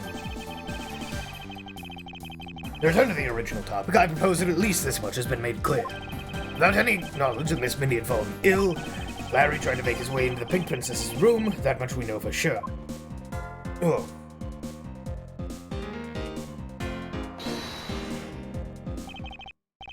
Hey, Edgy. Looks like I got the hang of this court thing now. But we're not in court at the moment. Shut up! I see what's going on here, and it looks like What you do in court? This old boy here has something he'd like to say.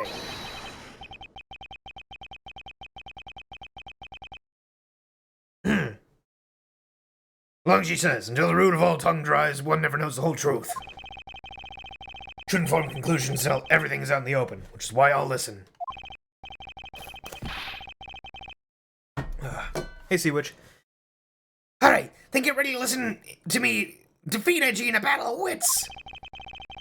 Larry, have you forgotten that, should I lose, your victory prize will be your arrest?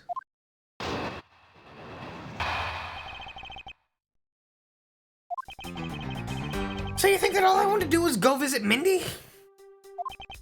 Well, I dressed up as Santa and climbed up to the chimney, but the smoke was really thick. It was a case of mistaken identity, and that mistake made me late for the speech. And to top it all off, I became a suspect in a murder. Now that's what you really meant. But why'd I ever put myself through so much humiliation on purpose?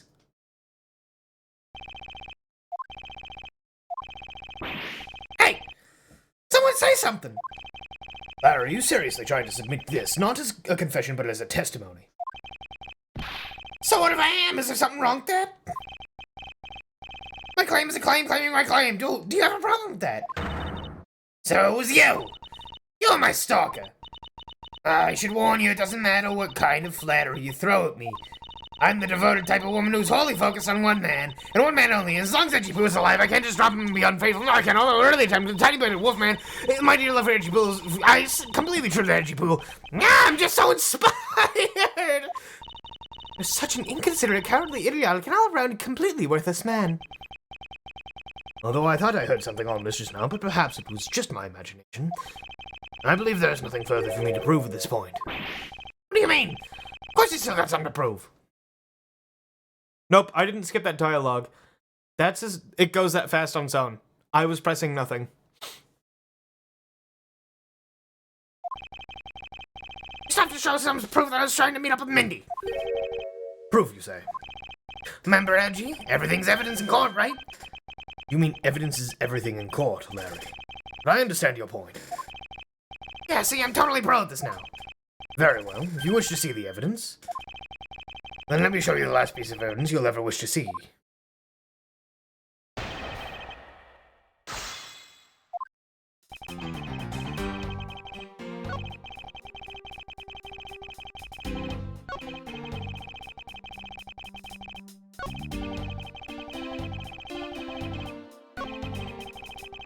Okay. Why is he not in the Santa costume? Because they wanted to pull the thing of, oh, he's the Steel Samurai. Let's just start talking about things here. Well, I have been saying that for a while now. After all, if not for that, then what other reason did you wish to go down that chimney? You can't say that without any evidence. That's against the rules, Edgy. Thanks for keeping the prosecutor in line for me, Mr. Suspect. Hold it! I have the evidence, and if you wish to see it that badly, I can introduce you to. Ah, but that's not good to keep them waiting, my subordinate. Hurry up and show them already. Lies! All lies, Edgy! Well, if you wish to lie, then by all means continue. Because I'm ready to expose your lie at a moment's notice. Don't You won't get the better of me. Now let's see. Okay. Present. Letter from a stalker. Objection!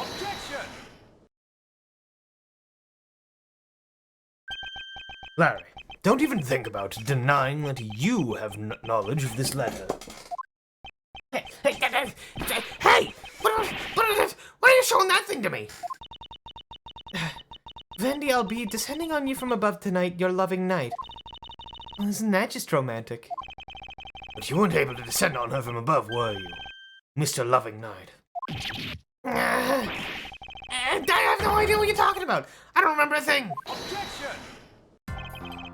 You can pretend to be ignorant all you like, but it's written right here. This letter proves that you were not out to meet the old lady, but rather that you were attempting to pay Miss Mindy a visit.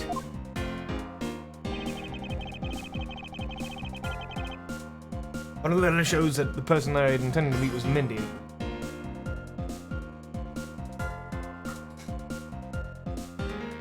It's his terrible handwriting. This isn't Wendy, it's Mindy, isn't it? Right? Gotta be it. Because look, yeah, look at this. That's an I, but it looks like an E. His handwriting just sucks. Larry, I suggest you take up penmanship lessons. That is, if you wish to experience this level of embarrassment. If you never wish to experience this level of embarrassment ever again. What the heck? What are you talking about? Speak English! You wrote Mindy so sloppily that it became Wendy to the average eye. Stop picking on me. It's so embarrassing! There, isn't that what childhood friends are for? The best, aren't they? For punching. But that'll have to wait until we're off this crime scene. Jesus. Someone's violent today. Edgy, save me from the scary man! Sure, if you're willing to make amends.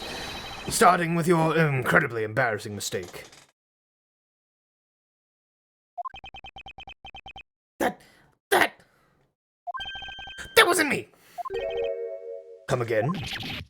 It's a fake! Someone's out to get me, so they made that fake letter. The semi. Accept your defeat graciously. But you guys are being so mean. Hold it! Penmanship analysis. Is that? No matter who, all people have certain features to their handwriting. Ergo, all we have to do is compare the handwriting in this letter to a sample of yours. And we'll know soon enough who it was that sent that letter. I'll never write another thing in my life. Hold it! It's no use, Mr. Loving Knight. For you already graciously provided me with a sample of your handwriting. Take that! Right, doesn't work. Take that! Take that! This autograph and our mysterious letter. If we compare the handwriting, we'll know the answer to our question soon enough. Confess now, Larry, to your miserable failure. I'm sorry. I did it. It was me causing trouble again. I admit it. You hit the nail right on the head, Edgy. So he finally confesses. I saw the pink princess being carried around the stretcher and I got worried, alright? I wanted to go into Mindy's room, but the doctors wouldn't let me in. So what choice did I have? It was a chimney or bust, Edgy. Never mind, jump from the door to the chimney. What a criminally overreactive imagination. Well, at least I was honest and wrote Mindy a letter and stuck it under the door. That way she wouldn't be so shocked when I came down through the chimney. Except for the fact that the letter was an utter failure conveying said sentiment. I'm really, really sorry. Larry, you may be shameful. You may be a shameful, good-for-nothing blight on the face of humanity. However, I always knew you weren't the killer. I told you to trust me. As at the very least, I can attest to that about you. Edgy, you're... Ah! We lost a lot of valuable time because of you.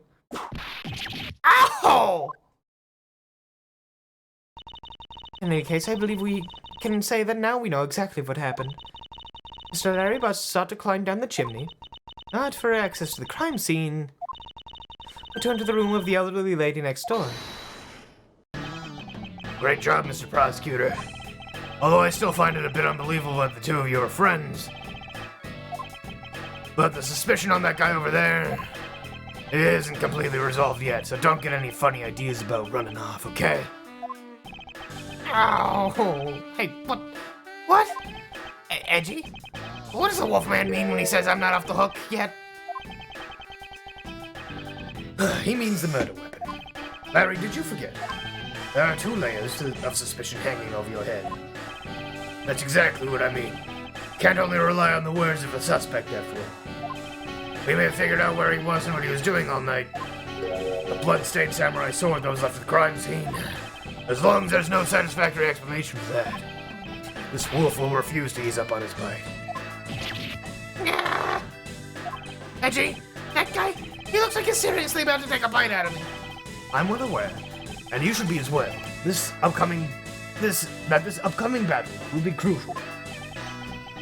Thanks to the cooperation of our lovely Bumbler, I've been dealt a very nice hand and a sweet trump card. Looks like we're about to enter the final bout. Now, Mr. Prosecutor, let's see what you got. I can easily point out the contradiction in the supposed murder weapon. But the real problem for me is figuring out what the real murder weapon is. This will be a high-stakes gamble. But this is the one game I can't afford to lose.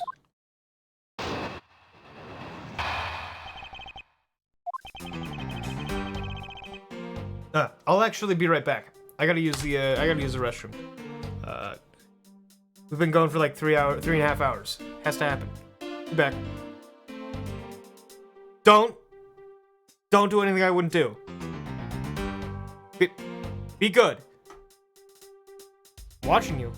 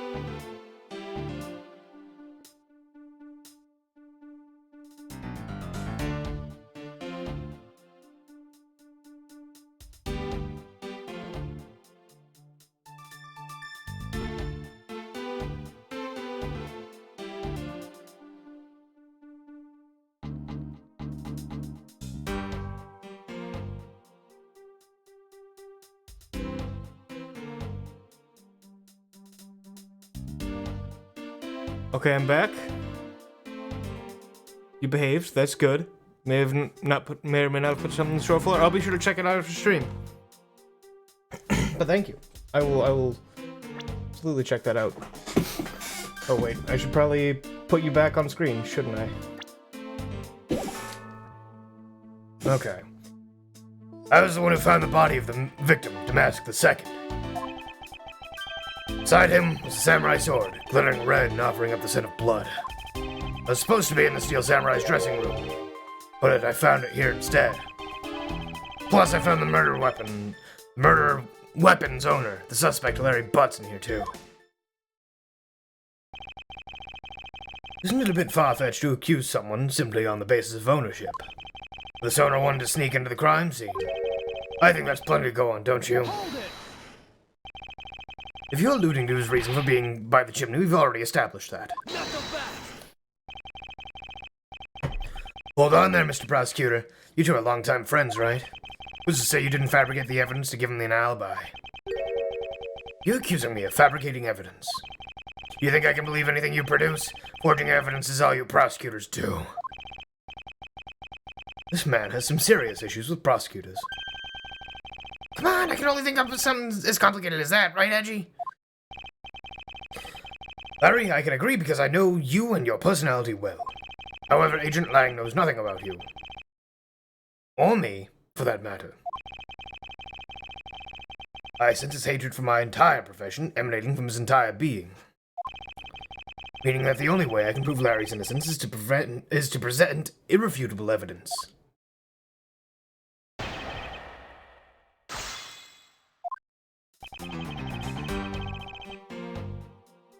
Okay, let's talk about it. So you were the first to discover the body this time. This time? What's that supposed to mean? Better watch what you say. I only said this time because earlier Kay was the first to discover the body in Babal. And your secretary, Agent Shinnah, was ready to accuse her of murder for that. Not so fast! Ah, so you're gonna use that excuse to call me suspicious now? Of course not. I was simply pointing out that the usual pattern with discoverers of bodies. But in the Barbarous case, the proof was she was holding the weapon, right? Well, in this one, it's a bit different, since we know exactly where the weapon is.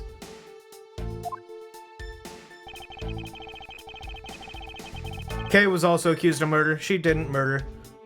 That's pretty much it. That's short and sweet. It happened on the other side of this embassy, which is the embassy of a different country. So, you know. Alright. Hold it! Excuse me, but glittering red and offering up the scent of blood. Do I have to spell it out for you? I mean the sight and smell of blood, of course. And according to the test, the blood on the sword belongs to the victim. Sword is made to only be used on stage, so it's not sharp. But it's pretty weighty. It's certainly heavy enough to beat someone to death with. Which leads me to suspect that the victim was beaten to death with a sword. Beaten to death, huh? This last statement is too important to just let slip by.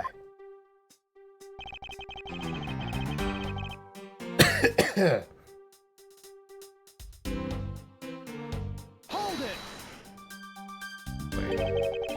Any evidence from court that proved the defendant innocent multiple times? Thought there was a misunderstanding. Didn't actually happen that way. Hold on.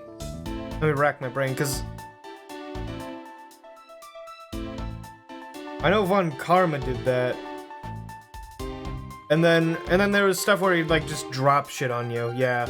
Which in, you know, our court, illegal. In this bullshit anime court, not so much.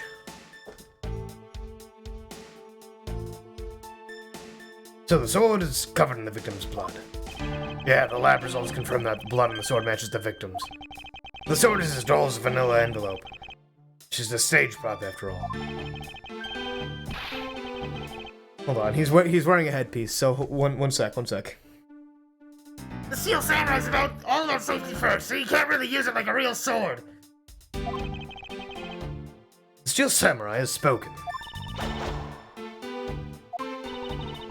Pink Princess also appears to have something she'd like to petition to you personally. What does the Pink Princess... What would the Pink Princess like to say that can wait for the day after eternity? Anyway, my point is that even the sword is too dull to slice with. It's certainly heavy enough to bludgeon someone to death with. Therefore... But didn't he say, like, these props were hollow, right?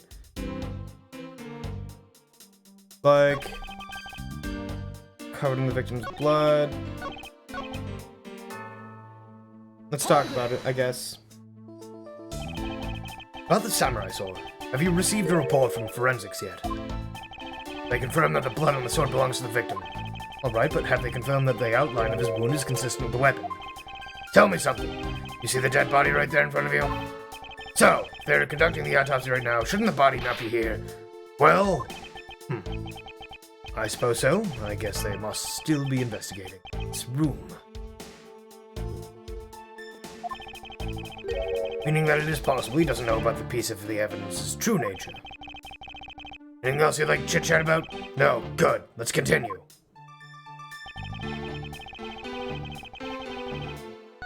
Okay. No. Because these weapons suck.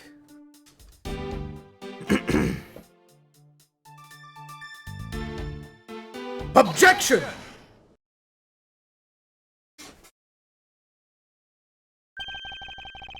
Do you know what this is, Agent Lang? It's a long spear, right? We used those a lot in my country a long time ago. Piercing, moving people down. Spears are the weapons of heroes throughout history.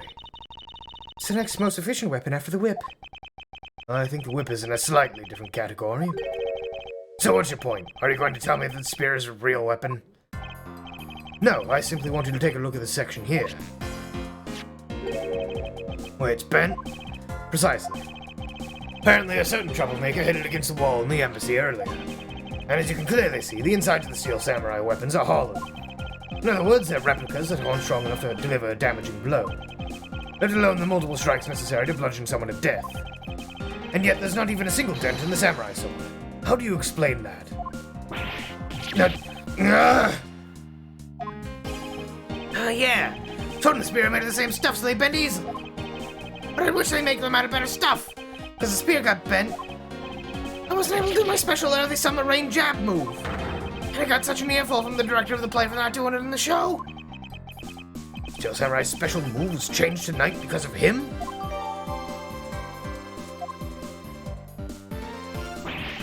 Youch! That's more than enough of your whiny whimpering. Now, back on the topic of the spear. Yes, let's return to the real topic of discussion. This is where the real gamble begins. I don't have a real strategy per se, so all I can do for now is let the chips fall with MA. Using guesswork and taking risks in place of real logic is hardly the Von Karma way. It is neither smart nor very clever. Miss Von Karma, as you know, unlike your father, I am not a genius prosecutor. Plus, I doubt his record of a 40-year win streak will ever be broken. But perhaps it is for the best if it remains unbroken. But no one should have conceived for the notion to convict all defendants in the first place. A foolishly foolish statement from a foolish fool who hates to lose. It's the job of a prosecutor to make sure that all defendants are found guilty in court. There's nothing more important in this world than a perfect victory. That may be your opinion, however. I don't believe that's all we are. As a prosecutor, what I pursue is not the perfect victory, but the perfect truth. And if that means the bridge I must cross will crumble beneath my feet, then let it crumble as I walk on towards the truth. You're good at keeping me entertained, Mr. Prosecutor. But you know, humans are delicate creatures. Slightest bump and we expire. I'd like you to consider, if you will, the possibility that the sword was used in such a way that the attack killed Damask without bending it. So what do you think of my hypothetical scenario? I think you know what to do here, right? And what you need? Of course. You need is evidence even Agent Lang can't refute. Is it? It's time for me to bring this to a close. Ugh. It's possible to use the samurai sword to kill someone.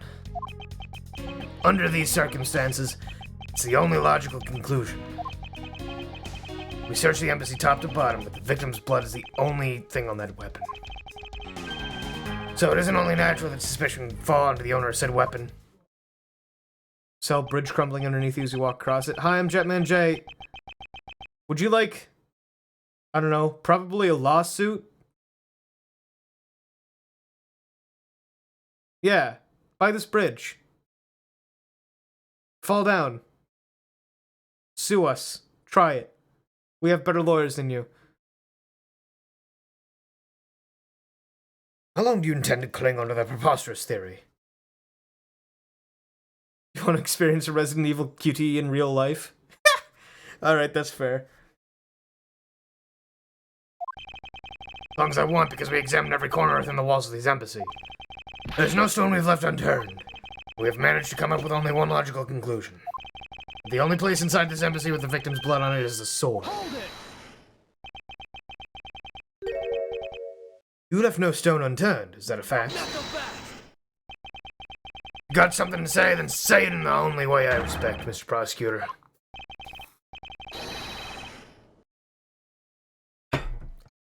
Yes, of course. In that case, allow me to make it all crystal clear for you.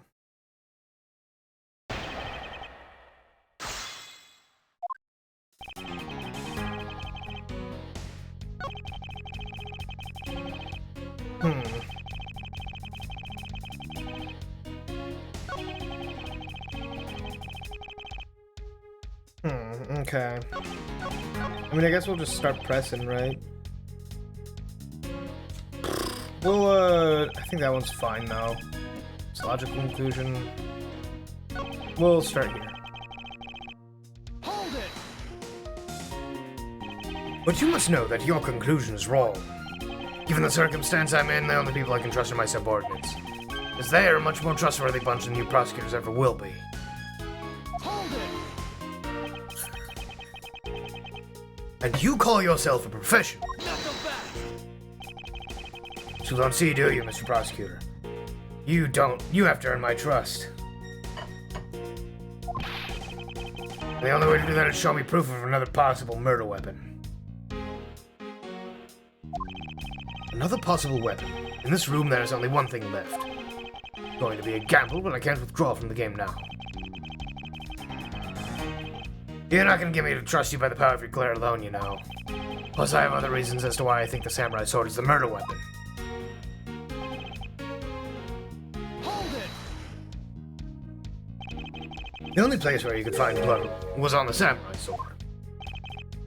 That's right, even with Lumnall. Which means that there are no other possibilities outside of what I've already outlined. I have a problem with Agent Lang's assertion that the samurai sword is the weapon. Yeah, sure.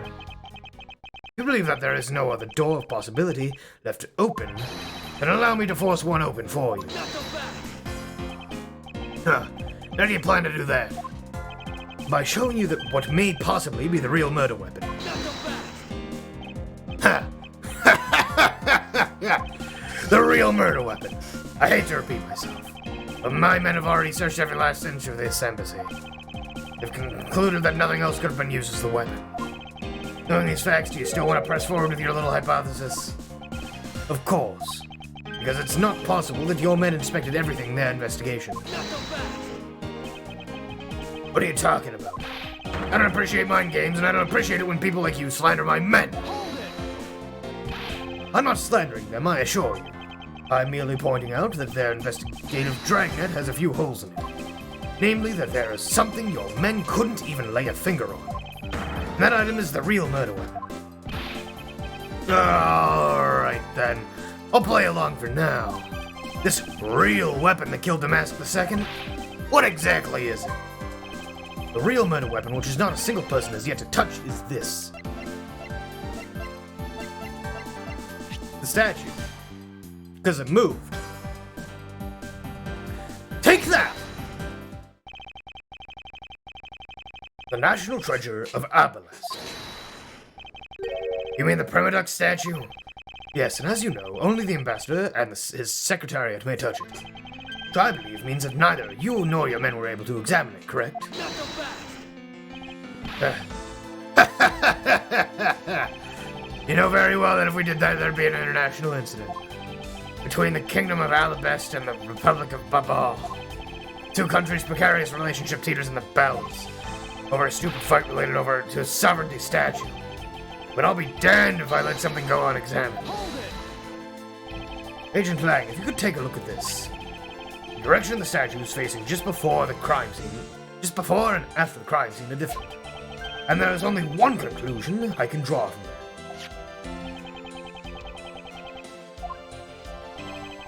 Go look for Ambassador Alba and get him to give us the okay to examine the statue. Chifu, you can't listen to this infidel's words. He's most definitely trying to trick you. Chifu, please let us be rational about this. Anji says, just go already. Yes, sir.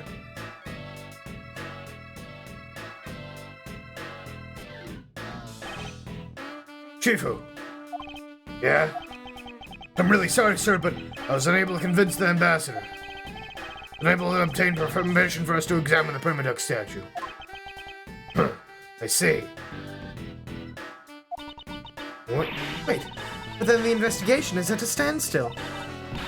Agent Lang, I will go and speak with the ambassador personally. Save your breath. May act all weak and frail, but that old man's one tough cookie. But I guess you've got to be tough when you're representing a whole country, you know? Agent Lang, what do you want? What do you want? Let's just hurry up and examine the statue already. But Chifu, what about causing an international incident? Quiet! I'll take the fall if I have to later. Agent Lang, the hypothesis is mine, so if someone has to take the responsibility, let it be me. Responsibility? When talking such heavy terms, maybe I should let you. Be a real problem for my men if something were to happen to me. Alright then, let's talk and more investigating. We want to know the truth, we can't stop here. Action must be taken. Agent Lang, I'd like to run a luminol chemiluminescence test on the statue. Luminol test. Ah, good thinking. Statue is the murder weapon. Some of the victim's blood should still be on it. Okay.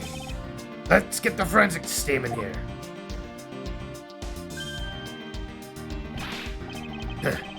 Looks like you hit the jackpot, Mr. Prosecutor.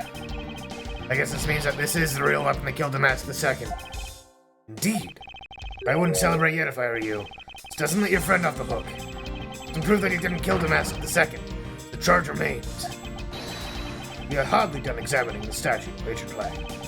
Knowing that it is the real weapon, I believe further examination is required. You think so? Okay then, knock yourself out.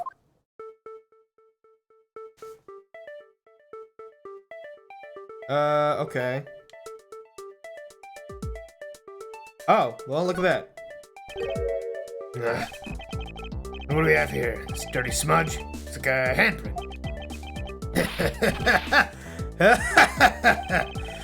What a definitive bit of evidence what's a definitive bit of evidence like you doing under here? Looks like we've got some fingerprints to analyze. Worst case scenario, these prints belong to Larry. It looks like it's too late for me to do anything about that now. Hey, forensics guy, I want results on these fingerprints ASAP, you hear me?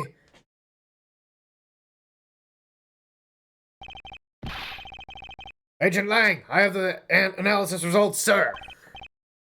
Good, and? Sir, about the prints we lifted from the bottom of the statue. Well, you know the victim, the murder in the Babalese embassy?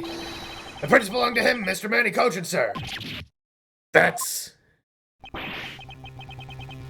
What's going on around here? No, that's impossible. Gas Mask Soldier 97, thank you for checking the flight. Each Primaduck statue can only be handled by someone of that country. By the very fact that Mr. Cochin's fingerprints are on this one. Joe? No, I'm Jay.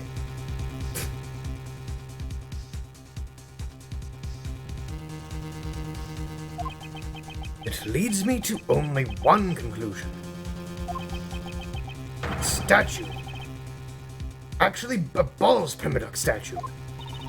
Impossible, it can't be.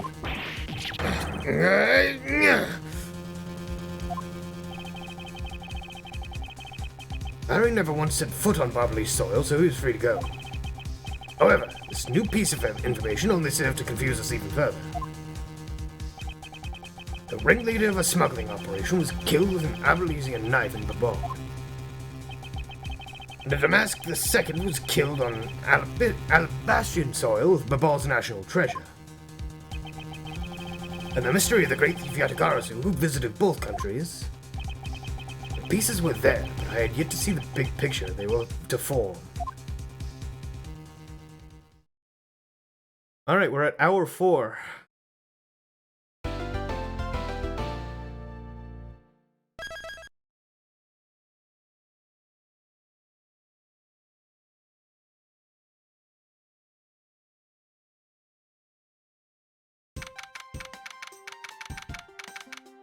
Where's the other statue then? Over at the other embassy. They got swapped, is our current hypothesis. At some point, they swap places. March 14th, 9:21 p.m. Open air stage. I've left the Damask, the second investigation to Francisca, and returned to Babal. I suppose my first order of business should be to look into Babal's statue. Mr. Edgeworth? So, Kay, what's the situation? Oh, it's great. Investigating is so much fun. In other words, they've made absolutely no progress. We weren't goofing off, honest, sir. We've been investigating our hearts out. Very well, then. Would you care to give me an update on your investigation? We had a really fun time, sir. I knew it. Zero progress. In any case, Detective Gumshoe. Yes, sir. You have permission to enter the Alabastian Embassy, is that correct? Yep. As a local detective, I'm helping out with investigations on both sides, sir. Good. In that case, I can leave these pieces of evidence with you. They belong to the lady under the Pink Princess's mask. A Pink Princess? What kind of lady was playing her, sir? The kind that was also playing the role of Pink Badger yesterday. No.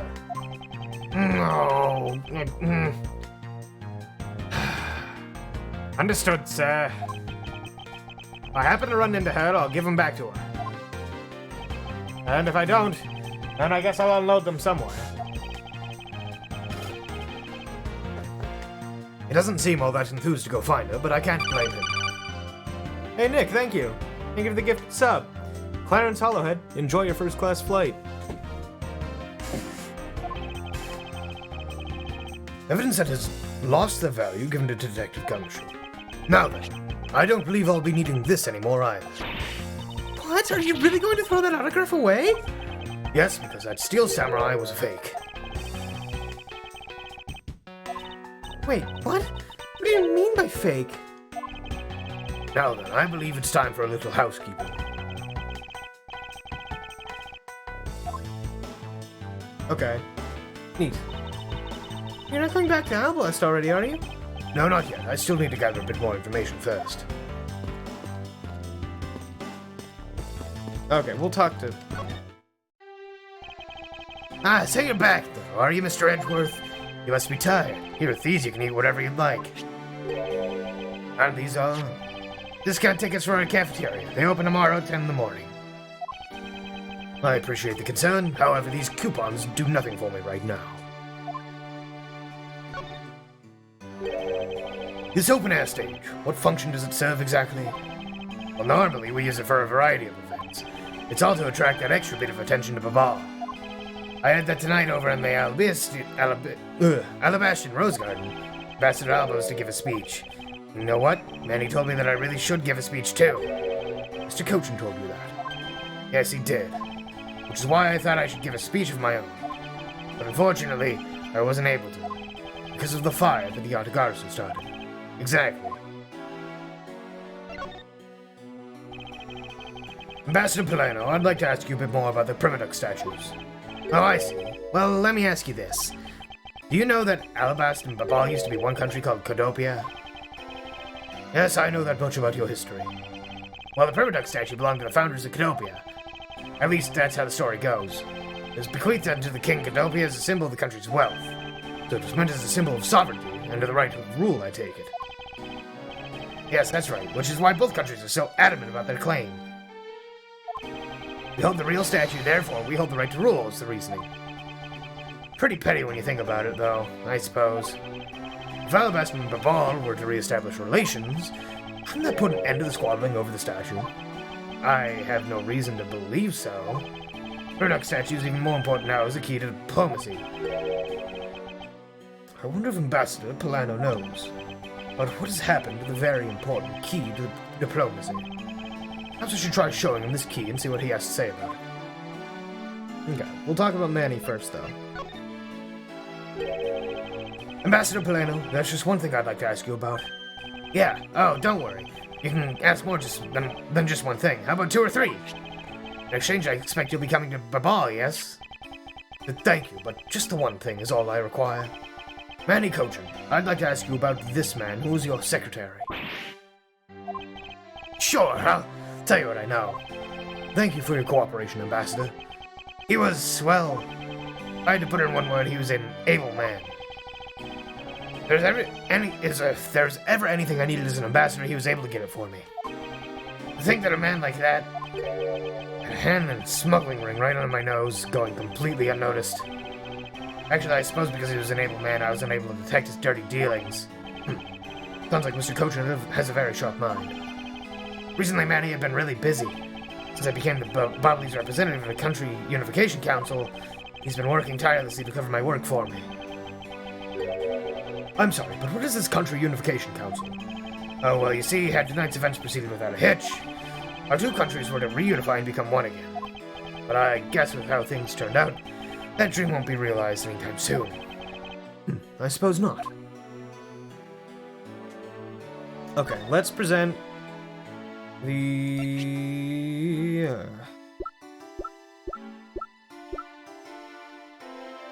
this one. Master Polano, if you could please take a look at this for me. The Primaduck statue sitting in Alabasta right now actually belongs to Babal. So it appeared. I received a call from Miss Von Karma about this earlier. Then you will understand why I wish to inspect Babal's Primaduck statue immediately.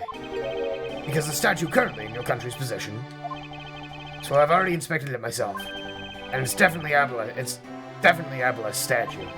I know because it's the real statue. Then you're saying that Babal's was a replica. I'm embarrassed to say it's true, even though I knew that someday it would be exposed. I received my orders from the leaders of Babal. Now I was to negotiate with Ambassador Alba at this event. I was to negotiate with him and fix the results of the evaluation tonight. To say that we could not determine which statue is the real one. Hold it! Why are you telling me this? Well, because you already figured it out. Our statue is just a hollow gold shell. Even if Babal were to lose face, the reunification of the country is what's important. I'm right in thinking that, aren't I? I'm not making a mistake, right? You don't know yourself, then I won't pretend to know either. I never thought that by being betrayed on my own secretary, the real symbol of wealth would be given to me. Isn't it simply ironic?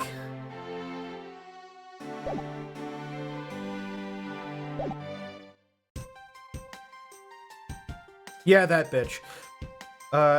Who's the real Jay from Hijack?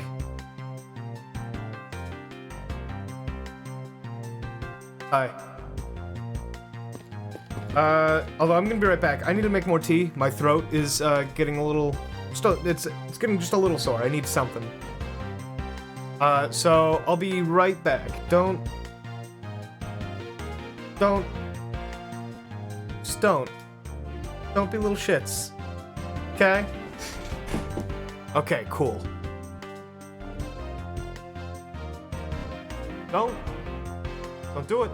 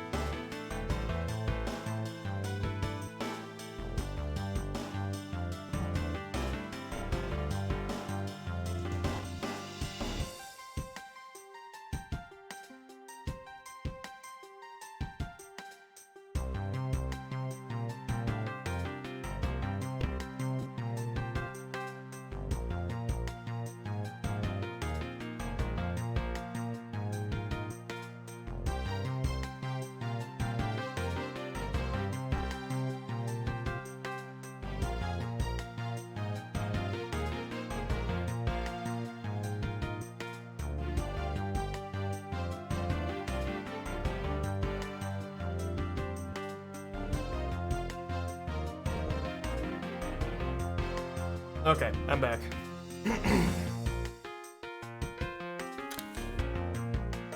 I also just downed like a spoonful of honey, and that actually, I was like, well, I hear this helps. It does. It does help. It actually felt very nice. And also it's honey. I like honey, so. Food, sir? No, I already ate, I ate earlier. Already did that.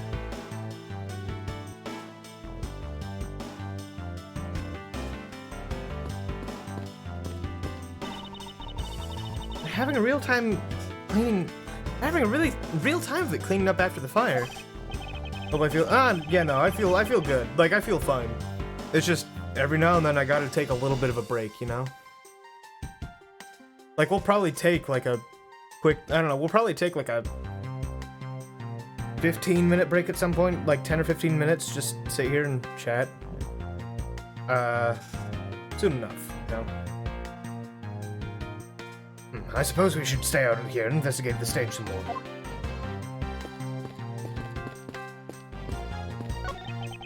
It appears that the stage is also scheduled to be renovated. No, I would love to perform on a stage like this.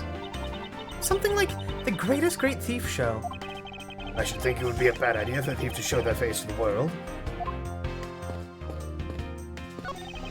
Bags full of cement powder are stacked up here. I suppose they're for the renovation. Because I don't smell a drop of gold here or any other treasure for that matter.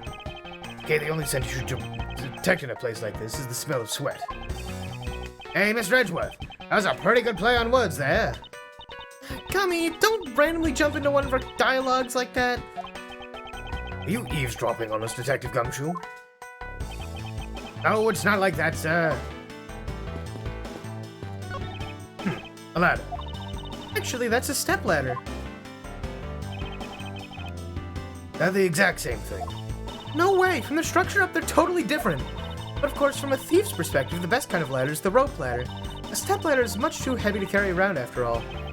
And from a prosecutor's perspective, any type of ladder is guilty of being dangerous during an earthquake. Alright.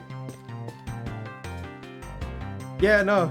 Anytime there's ladders and stepladders, there's dialogue about them. It's fantastic. How come so many traffic cones are red and white? That's because they're highly visible from a great distance.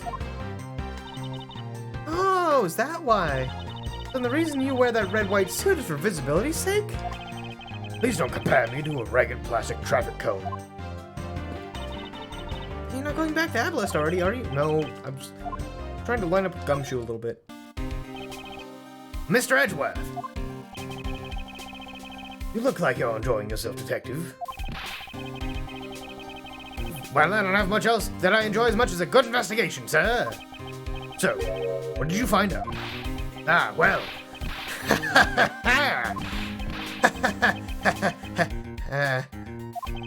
I take it he's found nothing of any particular use, as usual.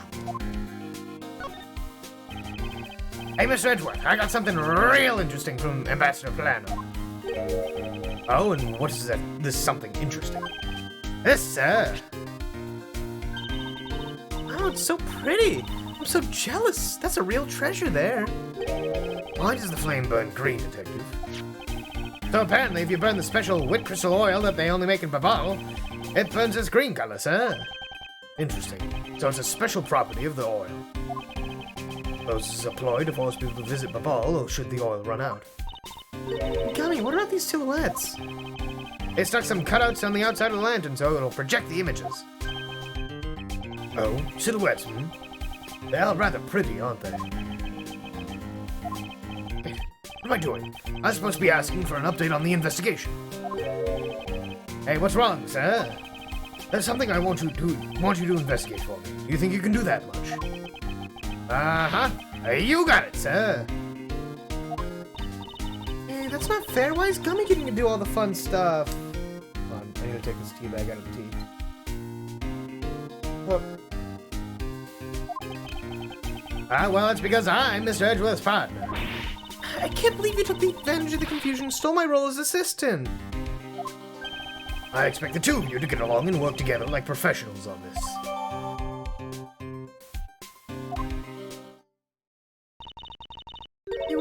are you headed back to Abalest? Yes, but before I do, I suppose I should give you a summary of what's happened. Oh, I see. So there's been a murder in both countries using an object from the other country. That's the gist of it.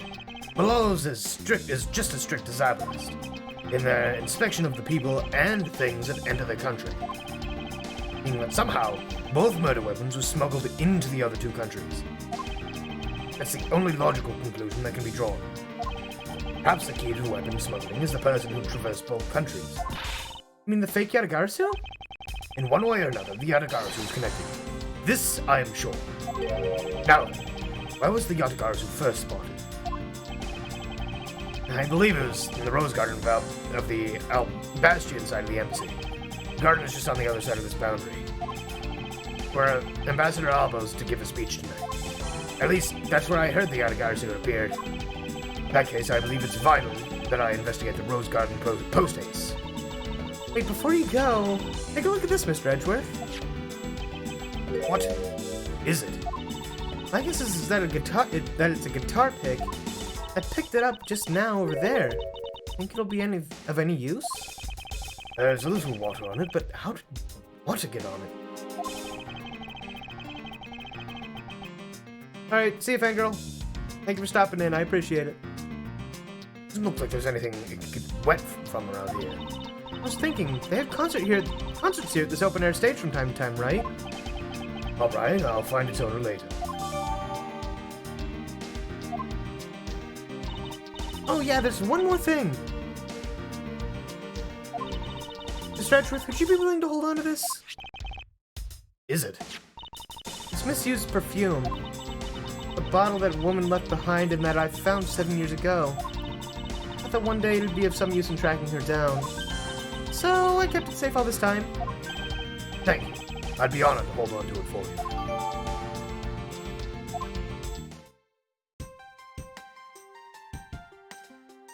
Okay.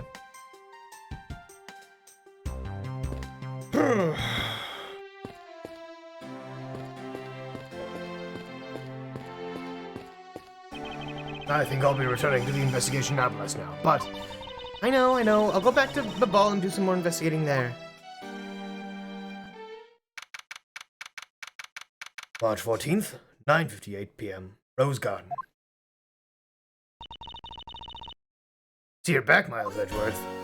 Oh, no. Okay. Not Lang. How are things in Babal? Although I can't say I really expect much from Scruffy and that girl. The investigation to Manny Cochin's death hasn't really progressed any. However, the investigation of the Yatagarasu has. Ah yes, the Yatagarasu. And now I find it hard to believe. A person who can freely traverse between the two countries at will? Preposterous. Well, that's what I came here to investigate. I heard that this is where witnesses claim to have seen the Yatagarasu. That's correct. Ambassador Albo is to give a speech tonight here in Abalest. And that's when the Yatagarasu appeared. The shadow of the mysterious thief appeared just as suddenly as it vanished. After that, there was the fire at the Babalese embassy that the Yatagarasu started. Wow, I'm stumbling on words. I vow that not a single feather from the Yatagarasu shall escape my diligence. Before we begin this investigation, I might just take we might just sit here for a minute while I drink this tea. Cause yeah. Take a little bit of a break. Yeah, tea break. Good warm tea. Hot tea. Very hot tea.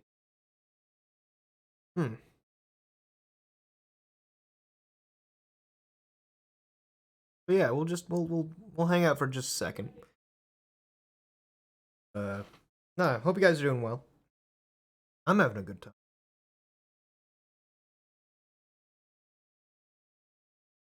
I'm gonna turn on just a we'll transition back to this screen. Right? We'll do the song and dance. Why not? Ugh.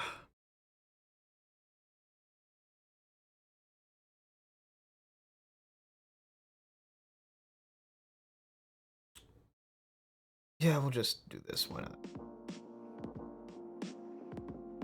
Okay. We'll just chill out for a minute.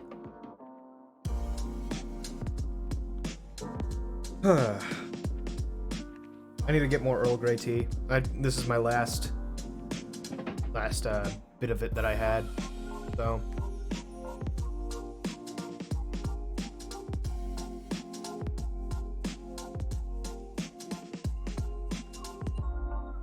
No, this is it's been a good stream. I've been enjoying this. I'm wondering though, if I'm going to, what I'm gonna do after this one, right? Do I start gunning for the next Phoenix Wright trilogy? You know, 4, 5, 6, or sorry. Like, let's see, so what, Dual Destinies, then there's the crossover game Professor Layton, and I think there's one more, or do I do some Professor Layton games, or do I just wait until the Chronicles come out in the next couple of months, do those, then go back to the rest? But done any of the Layton games? Not yet. Not on stream. I played Diabolical Box as a kid. So that's neat. What are the Chronicle games? They take place way in the past. I believe it's Phoenix Wright's ancestor is who you're playing as, if I remember correctly. But yeah. They take place in the 1800s, and there's a guy called Herlock Sholmes. So you know.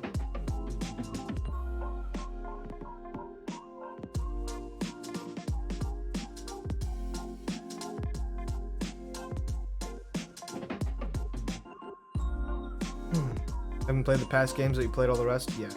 Well, I mean, that's supposed to release on Steam this in July, the Chronicle games. So I believe those are like July. It's later July. Like I think it's like 27th, if I remember right off the top of my head. Could be wrong, but I remember it being near my birthday. So I think in like after this, the short hiatus that I usually take from Ace Attorney games, we'll just wait until the Chronicle games, probably.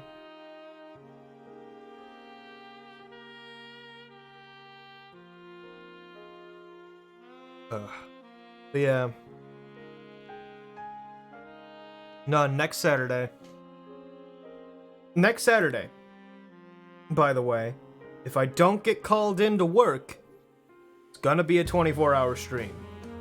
I've pretty much sort of set that as the precedent now.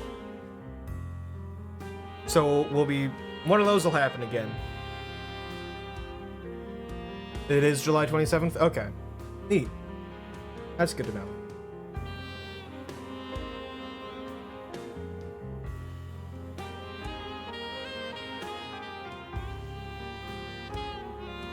I think I'm just gonna go through this whole cup of tea and then we'll continue. Sound good?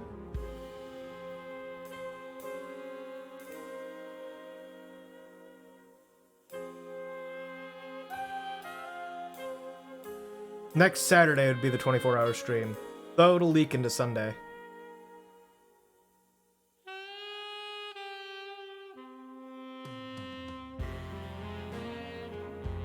But yeah, no,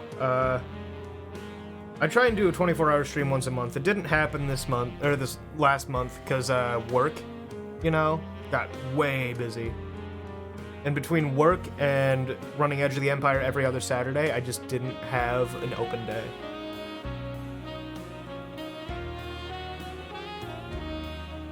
Never realized how close together Professor Layton games released. Yeah, I guess they did, didn't they? Huh. I mean, they're good games, so fuck it.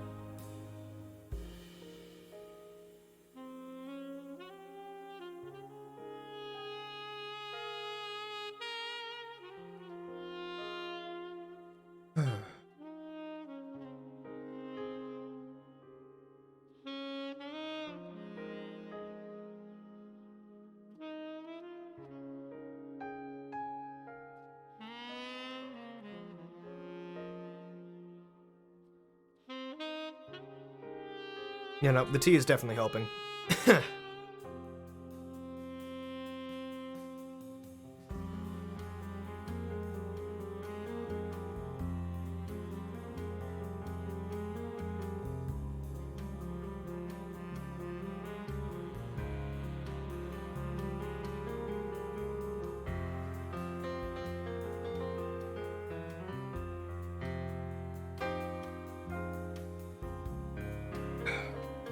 All right, we'll sit for just another minute. Screw it. Give my throat a little bit of a more of a break, because we're gonna be here all day.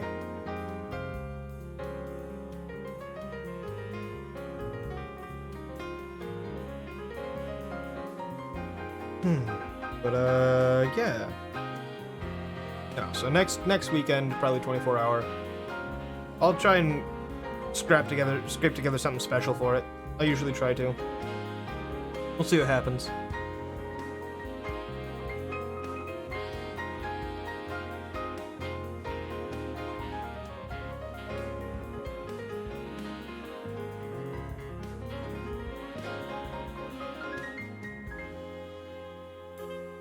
What games did I play during the 24-hour? Here's the thing.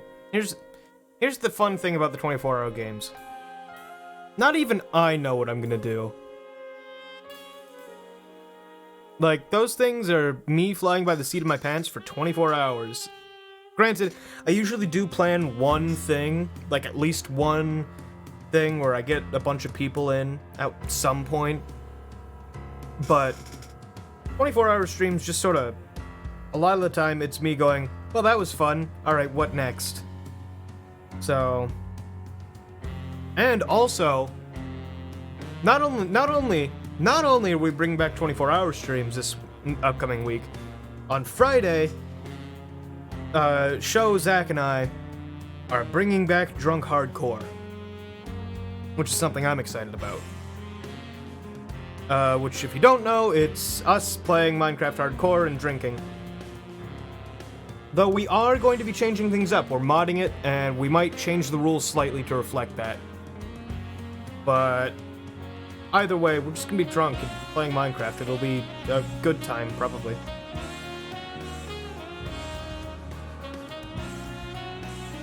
Probably.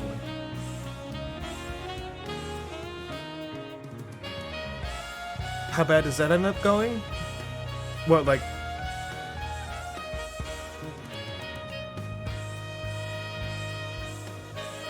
Like, what do you mean?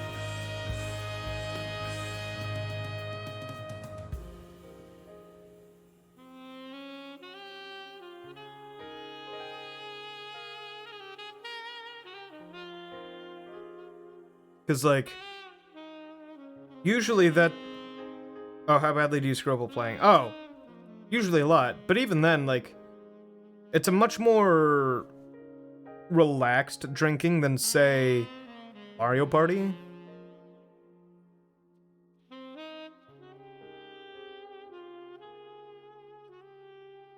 Like, Zach's drunk Mario Party stuff, you'll get fucked up. Everyone comes out of that fucked.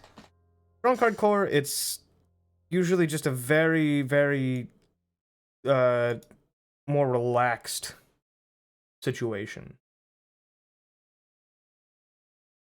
Which is sort of what I was aiming for when I made it, so... Relaxed in the sense of, I'm not gonna get fucked up super, super fast. It's usually my own volition. Usually. But yeah, let's get back to this. There are roses scattered on the surface of the water, creating a pleasant fragrance. It's not just for aesthetics, the pool's water is also used in putting out fires. I see. Oh. Pool stopped filling itself automatically. The fountain spouts are set to stay open until the pool's water reaches a certain level. Water is used to put out fires. I suppose it must be refilled to use it to its normal level. Suggests that this pool was recently used somehow in this embassy. Guess I'll take some notes about it just in case. Okay, but that... Alright, that's just weird.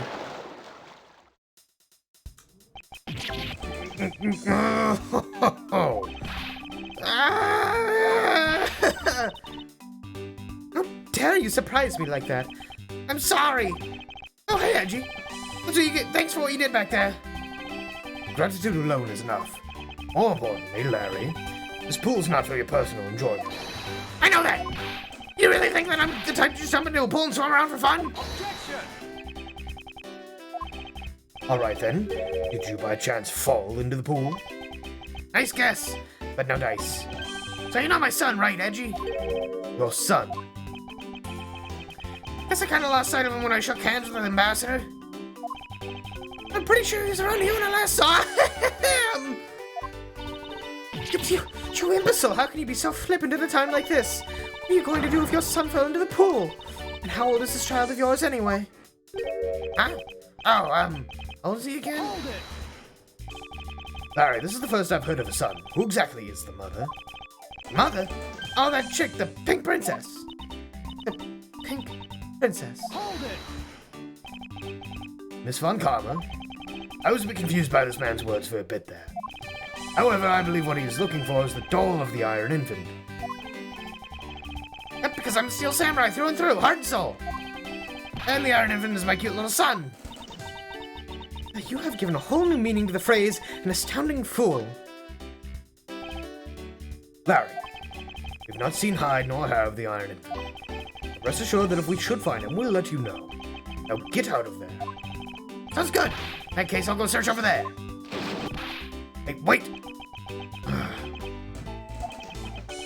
Well, it's not as if he'll get very far swimming around in that pool. And though he's unrelated to the murders, he sure knows how to cause trouble. Statue bears a resemblance to the Primadux statue. The plaque says, King Primadux in the battlefield. In order to save the queen, King Primadux put his life on the line and went to war.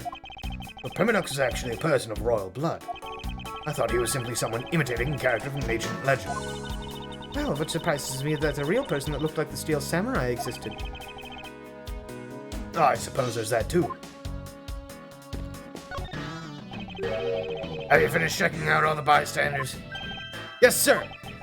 And we found 14 counts of pickpocketing, 16 counts of illegal parking, 1 person ran a light, sir. Don't tell me you didn't find out anything related to the case. Sir, not a single thing, sir. Well, for now, let's just get those other lawbreakers down to the precinct. Agent Lang. Well, if it isn't Mr. Prosecutor, I would just like to thank you for your assistance earlier. Make no mistake, it's not like I was trying to help you with what I did. After I left, did you receive word from Ambassador Alba? But to wrap up our bodyguard assignment at the end of the day. Oddly enough, we received word from HQ to return home on an urgent matter. As if I could be so easily carried away from this case after I've come this far. I swear that I'll find the truth and drag it out screaming into the light. You're with me on that, right, Mr. Prosecutor?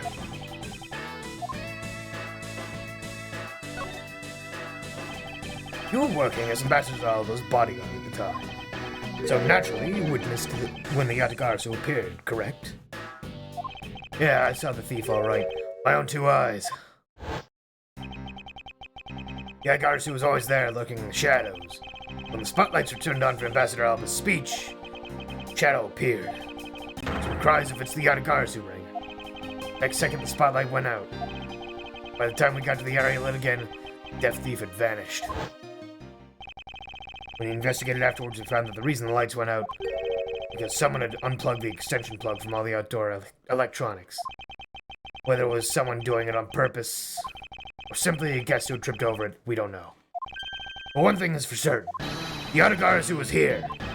You're saying that basically all you saw was a thief's silhouette. Yes. Objection! All you saw was a shadow. Then it's entirely possible that the shadow belonged to someone else. Good thinking, sis. You just might be right. If it weren't for the fact that there was no one else of that same shape, not among the staff or the audience members. My men have already done a thorough check of everyone, so I know I'm right. Someone else's shadow. That sounds like a possible hypothesis. Okay. So this is where Ambassador Alba was to give his speech. stage was set up nicely, however, where was the audience supposed to sit? Perhaps they were supposed to sit around the edge of the pool. It's such poor planning if there was no place other than a spot or two by the pool. They really should have made seating arrangements like how the gallery is set up in the court. Indeed, you can sense that consideration for the viewers was taken with those. In the end, the speaker and his audience would stand the whole time. Yes, although I suspect the audience would have liked to sit down after a while.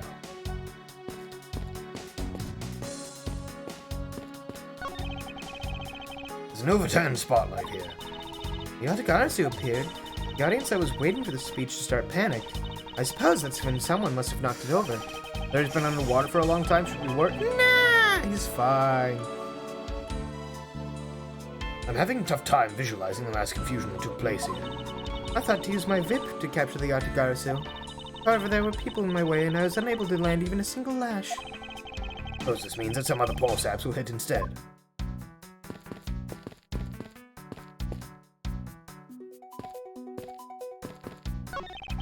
Okay. Never mind.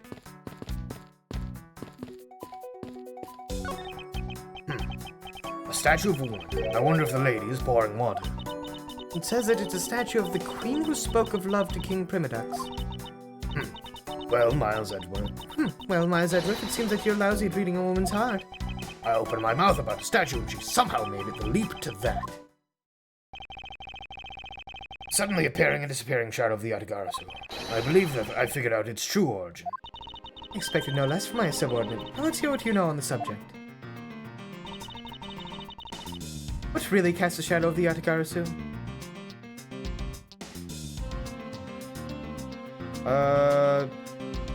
Seems about right. Hell yeah, waste those points. Suddenly disappearing, appearing and disappearing shadow of the Yatagarasu. It's not possible that it was created by the statue. You playing me for a fool, Miles Edgeworth? The statue bears absolutely no resemblance to the shadow of the Yatagarasu. You are correct. However, the statue is but one part of the whole picture. What do you mean by only one part?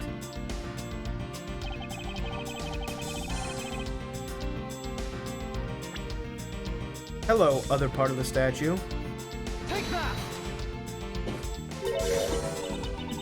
It's another statue? The Yatagarasu shadow is made from the shadows of these two statues. Made?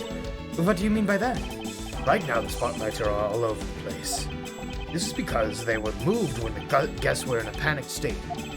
However, we're to restore the lights to where they were when the thief appeared. I believe that the two shadows will create the Yatagarasu's shadow. Precisely. Now then, watch as I reveal the true form of the Yatagarasu. First, if we set up a spotlight to cast a shadow of King Primadux in the battlefield,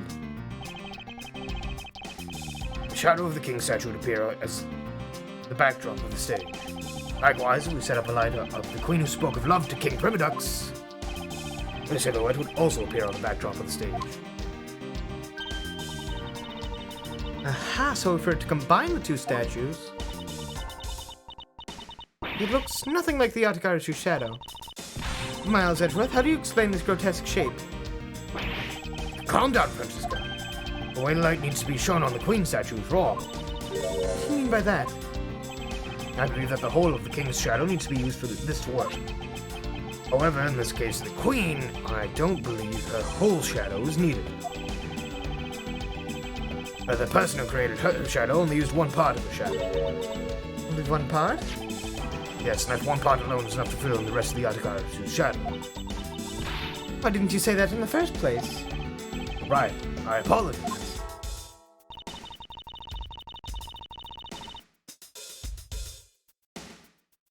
Oh, it's her hand.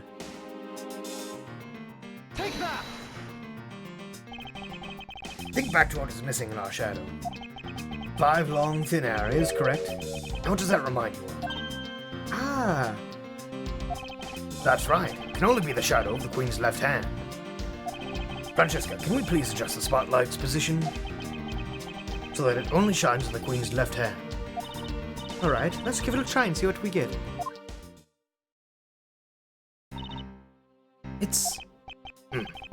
Yes, it's exactly like a shadow I saw. Popper must have changed the spotlight's positioning beforehand. and pulled the plug after people saw what the culprit wanted them to see. In their panic, the guests must have moved the spotlights around. And assume was also part of the culprit's plan. The time the lights came back on, Yatagara's shadow had vanished. It means that the shadow was a construct from the very beginning. So you see, the Yatagarasu never did visit Abalest tonight. The only country that thief visited was Babal, although it can be assumed that the Yatagarasu had an accomplice in Abalest. An accomplice? But who? I haven't figured that out yet, but I assume it was the person who set up this shadow show. I sense the biggest clue yet to solving this case of this accomplice. Oops. Blech, can't talk. How's the investigation going? Nope, wrong, not the old man. It's bad. Hold on, I need to sneeze.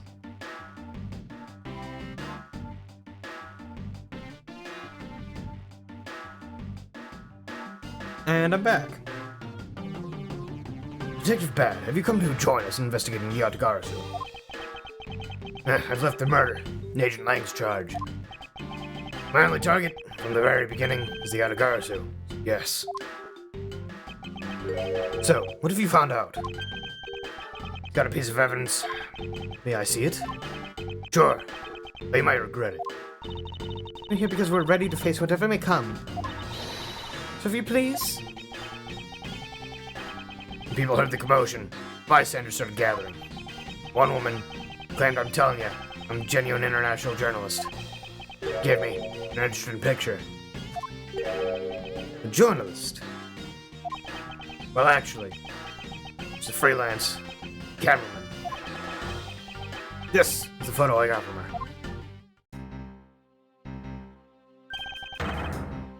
What in the world? Yatagarasu is flying through the air? Times are changing. It's not just man, but evidence. Even they lie to us now. When was this photo taken? Apparently, right after the fires on the 4th and 5th floors were put out. It was taken from a nearby building that you can see the embassy from. I see. So this was taken after the fire.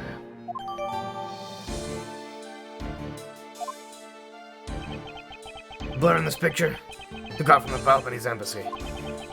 Flew over the boundary, headed for the embassy of Abalest. Objection! This is simply not possible. People are incapable of flight. Is that a fact? I've had the pleasure of dealing with a case involving a flying person once.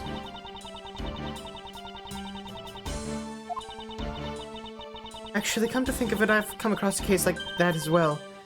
2, actually. Maybe it happens more often than we think.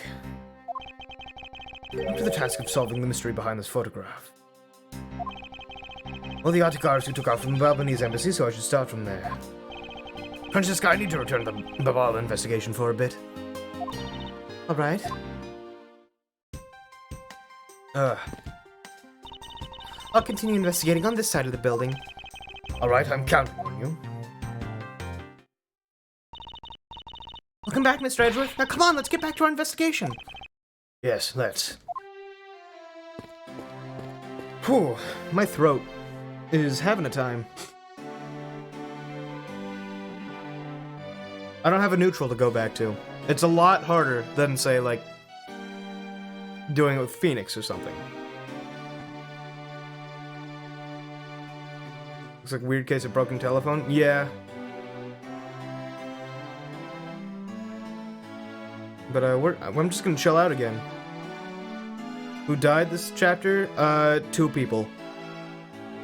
A mask-to-mask poser and a embassy member.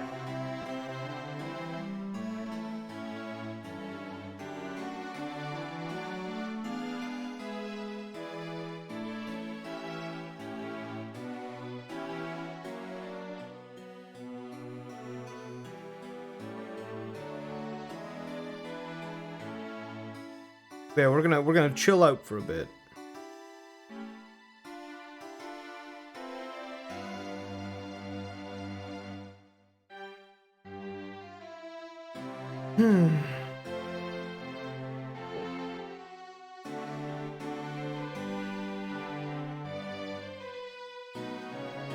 Yeah, the secondary to the blonde. Yeah. So, if we here. So, this fellow dead, and then this guy is also dead.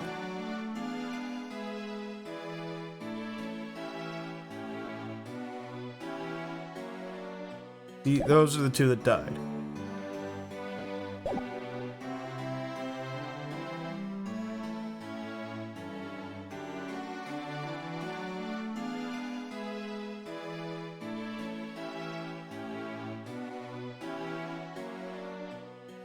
Quite a small face. Yeah. Yeah, Old Bag is here as well. Nobody's happy.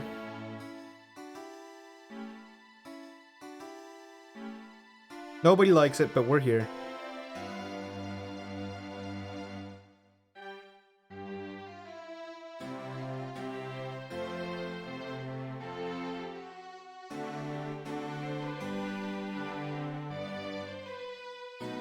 Yeah, no, this is where we live. We gotta.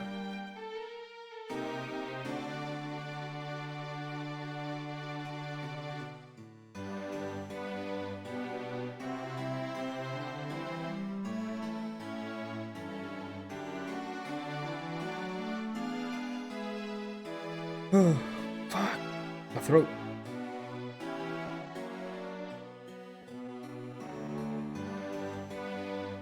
Yeah, she's playing the part of Steel Samurai's wife, so it's neat, you know.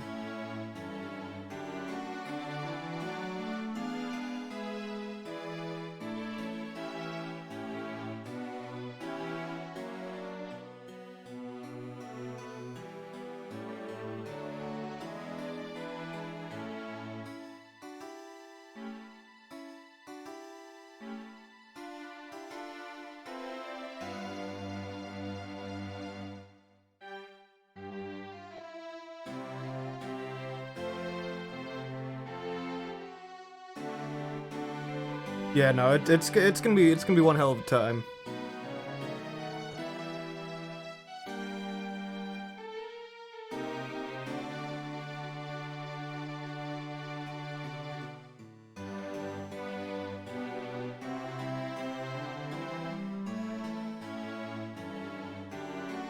Okay, we'll start up here soon. We'll start back up here soon. Just need this little break.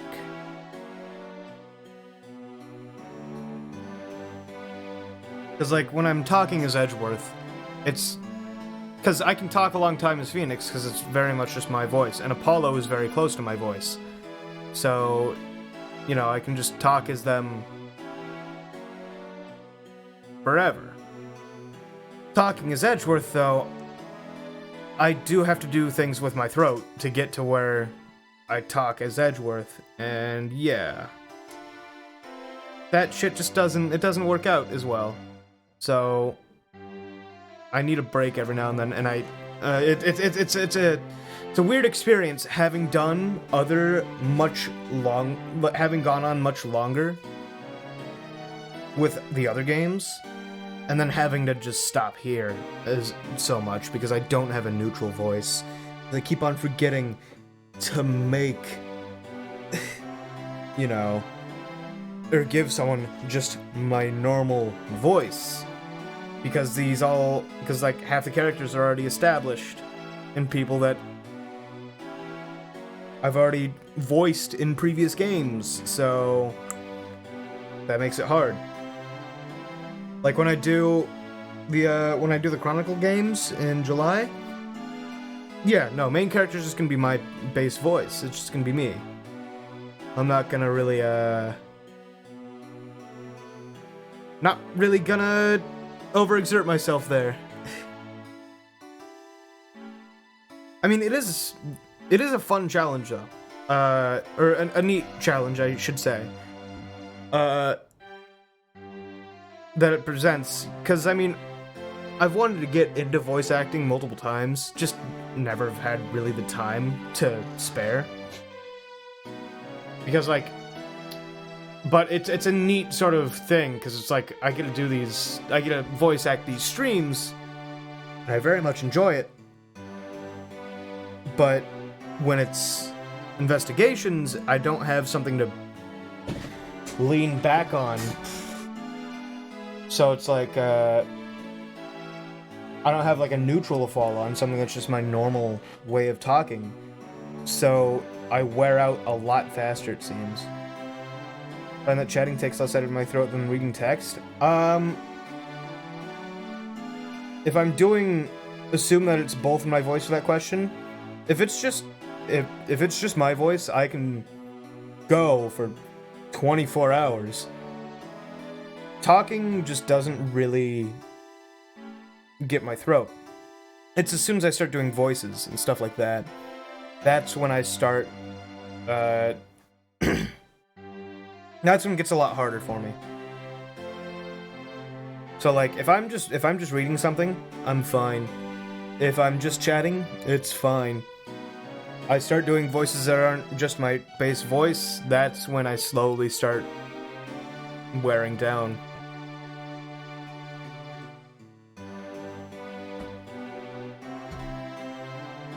But I mean, that's why I have a lot of water, and I've been having a lot of tea with honey in it. It's like, I don't want to sit here and just absolutely destroy my throat, you know? We just want to, we'll take it nice and easy before I absolutely just destroy myself. You asked because I found that reading text takes it out of you, but chatting doesn't. I mean, it's gonna be different for everyone, right? Like, it's like how, for example, Zach has been streaming longer than me, right? Like, you know, for a longer period of time than I have. And he actually was pretty much my mentor coming into this. Like, he sort of saw that I was starting, and that, like, I had, you know, sort of a decent thing, and he's like, okay. Because he picked me up before I was even, like, affiliate. I'd only been streaming for a few weeks at this point. And then we streamed something together. And, after that, he just sort of became a mentor and friend and all that, all in one. But, I mean, how he runs things and how I run things are very different. And some of it is my want to be, you know, different. But a lot of it is the fact that different things are going to work for different people. And just like, because Zach streams don't tend to have a lot of dialogue-heavy games. I seem to dip my way into those more often. It's because of what each streamer can handle. Some people, you know, I mean, you're never gonna find two streamers that are the exact same. What's Zach's Twitch handle? Whimsy Shrimp. I do Gauntlet with him on every other Friday and various other things. He'll be joining me for Drunk Hardcore this Friday. So, this upcoming one. So yeah, no, twitch.tv/whimsyshrimp. They're a duo, Zach and Alec. Though Alec tends to be their video editor, Zach tends to be the streamer. They do cross over, so.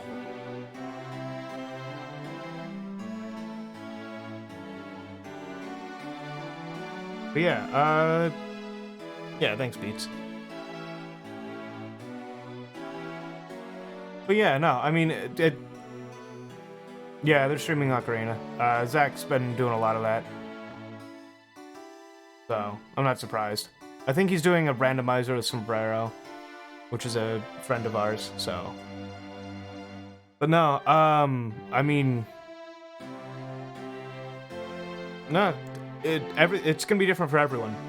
Like, even like if you take this, like, say, okay, because Zach and I both, you know, we do stuff with, like, Joseph, you know, Joe Cat.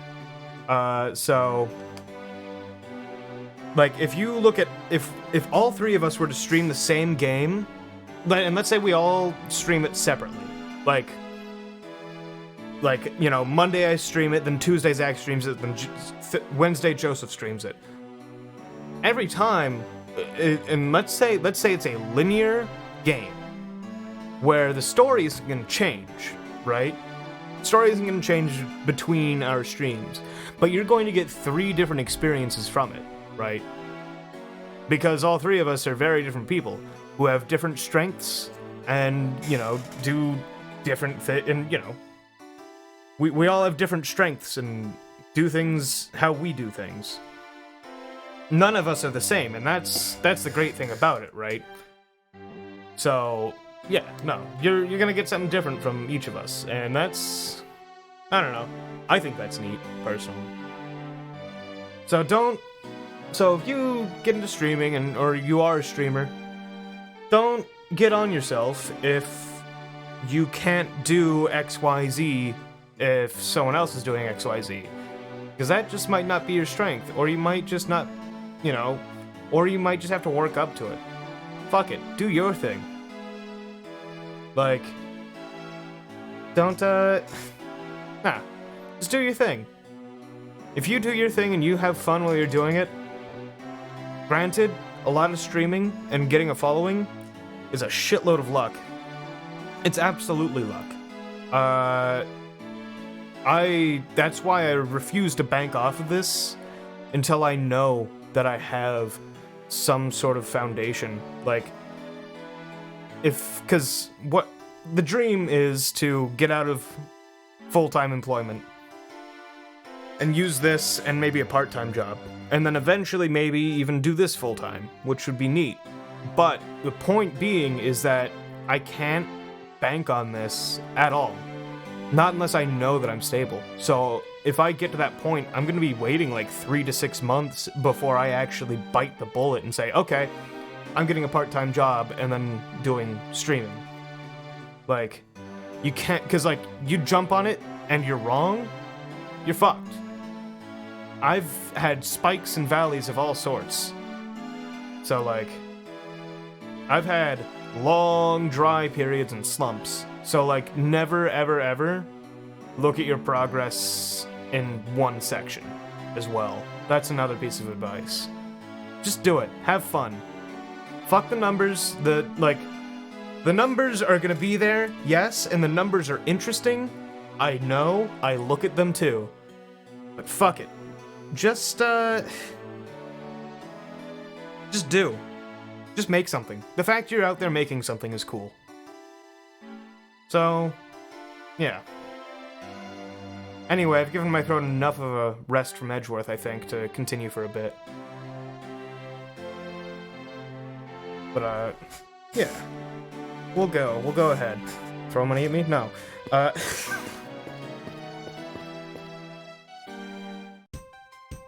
How dare you? How dare you even think of throwing money at me? Fool. March 14th, 10:37 p.m. Babaly's Embassy Secretariat's office. I think after all that running around, we're right back where we started. It would appear that way. Hi, Mr. Edgeworth. Have you found Manny's killer yet? I'm terribly sorry, Ambassador Paleto, but I have yet to find his killer. I guess his murder really was the work of the Yatagarasu.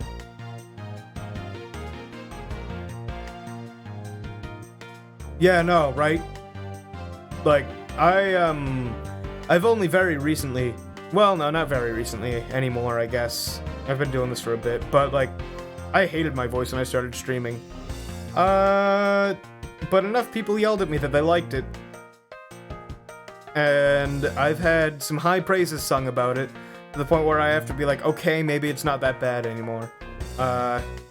It also took some self-inflection as well to actually start liking my voice, so. But I did have a lot of encouragement and help along the way, I guess. And I guess his murder really was the work of the Yatagarasu. Let's get one thing straight. It was the work of the fake Yatagarasu. Really, Yatagarasu is a noble vigilante who's only out to steal the truth. Miss Faraday, please don't make such a sad face. If there's anything I can do for you, all you have to do is ask, alright? Mr. Paleo? Actually, there is one thing you can do. Will you allow us to take another look around? We don't have enough time to conduct a thorough investigation earlier. Oh, sure, please feel free to investigate to your heart's content. Also, there are a few questions I'd like to ask you personally, Ambassador. We'll bring a smile back to Miss Faraday's face, then I'll gladly answer anything. Thank you, Mr. Paleno. You're a total gentleman. You don't have to waste such nice words on me, little miss. Hey, Sir Paleno. You sure got chummy awfully quickly. You know, it's easy to say we're going to investigate, but where should we begin? Probably start by comparing the state of this room before and after the fire. Then we should look into the matter of the suspicious person you spotted. Yeah, when I came into this room, that person was already gone. But I'm willing to bet that person I was chasing is Mr. Kochin's killer. We don't know that yet. However, it's hard to believe that person is unrelated. Furthermore, because the key to the Yatagarasu store 7 years ago was found here, it is signals that perhaps Miss Yu is also somehow involved. I knew it! That woman is almost definitely Mr. Kochin's killer. Yet again, we don't know that. There are too many mysteries to be solved in this case. Speaking of the Yatagarasu and mysteries, I received a most mysterious photo from Detective Bad. Uncle Bad? He's taking part in the investigation too? Yes, he's been chasing after the Yatagarasu for all these years. Uncle Bad? Now then, I was told this photo was taken just after the fire. What? Kinda looks like the person the long coda is chasing. Does it mean I was chasing the fake Yatagarasu after all?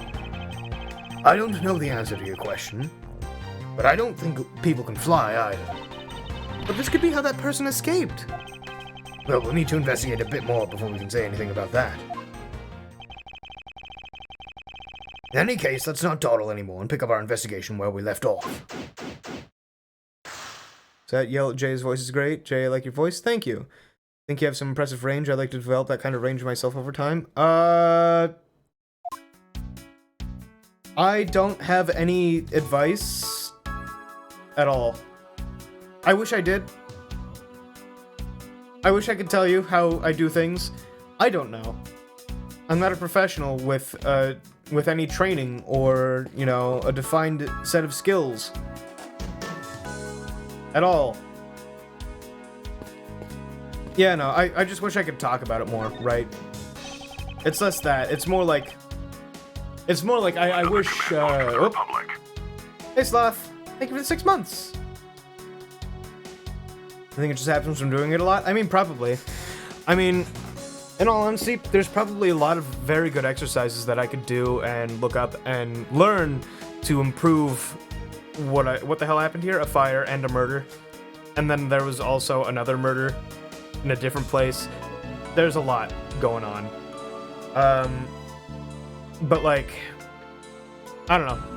I could probably very much improve my craft by actually practicing and honing how I do things, rather than just sort of throwing myself at the wall.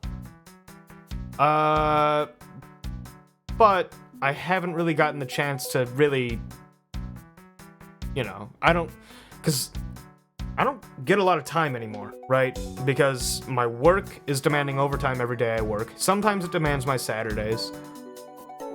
On top of streaming, I video edit, or I try and uphold my social life, and like, there's been some developments in that have become more important. I mean, I have a partner now, so like, that's like, you know, something that, so I put time towards them, and then also my work, and then also video editing and streaming and other social life aspects. So like, yeah, it's very much just, for me, it's a problem of time. Like, time is very much something I don't have a lot of anymore, and I really, honestly, even those 2 hours of OT I do every day, if I had that time, I could do a good amount more with my day. And if I were to work a part-time job instead, Like, if I were to reach a level of support where I could work a part-time job and stream and still stay afloat, I could do so much more. And it's... Is it bad for me to go and... I don't know, whatever, fuck it.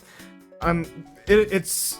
I keep on derailing, but it's because it's legitimately extremely frustrating that I know I can do more, but the restriction is time. And that time and that restriction is my job I hate. Like, knowing that that is the thing that is holding me back the most is just the most frustrating thing. Because this is something I'm passionate about, this is something that I want to put more time into, and that I want to refine even more. But fuck me if my job doesn't make sure I can. But whatever, we'll get off of that and we'll play the game. Because, you know what? As long as I put more time into this, more eyes will see it, more people will come by, I'll eventually grow to a point that maybe I can do that, or maybe I'll get a job that doesn't suck the soul straight out of me. Who knows? Either way, at least I'm here. You can see the Alabastan Embassy through this window. So, where were you when you were investigating over there, Mr. Edgeworth? You can see it from here. I was there on the 5th floor. That's where Damask II was killed. What? You don't mean the Master Damask II? Poor guy. A fellow second-generation thief, I can't just turn a blind eye to this.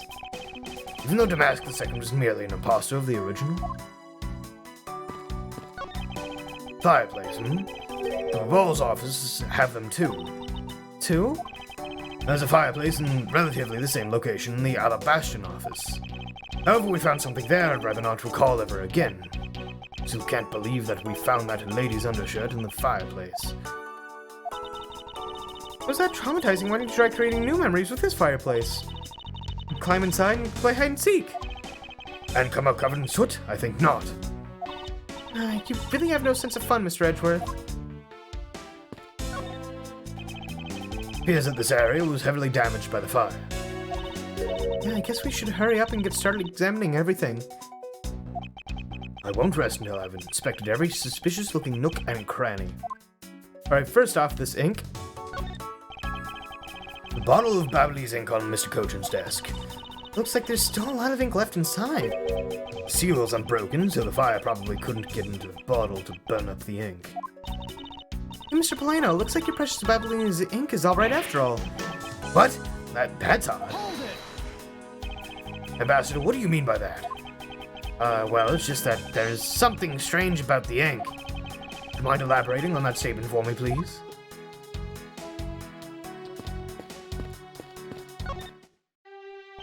Now then, Ambassador, I'd like to ask you movements about your movements before the fire broke out. Or the fire. Which fire are you talking about? Which one? There was more than one tonight? Huh? Oh, I see. Guess you didn't hear about it. We had 2 fires here at the Babyliss Embassy tonight. What a bother all that was. Wait, but the only fire we know about is the one after the Jammin' Ninjas show. Oh, the first occurred at the start of the Jammin' Ninjas show. Luckily, only the 4th and 5th floors of our embassy caught on fire. Not wanting to cause a panic amongst the theater goers, we decided to keep it internal. Then the fire after the Jammin' Ninja show was the second one of the night. Exactly. So the fire I witnessed was the second one. And to think of it, didn't Detective Bad make a reference to the first fire?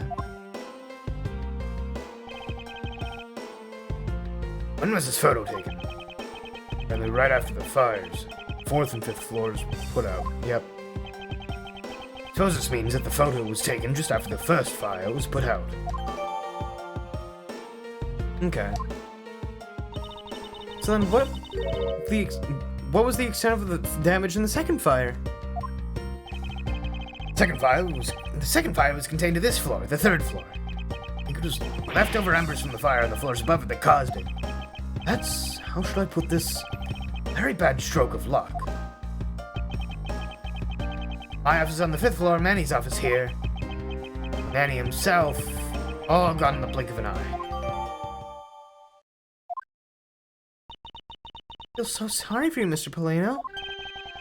Oh, look at me going on now then. What was it you wanted to ask again? We were discussing what your actions and whereabouts for today were. And if you happen to know what Mr. Cochin's actions and whereabouts were as well. Very well, let's see. I've been quite busy all day, from morning until now. First I woke up and then I brushed my teeth. After that I had a roll for breakfast. Fascinating. How about if you just skip to the relevant parts for me? Oh, you'd like a condensed version? Alright, I can do that for you.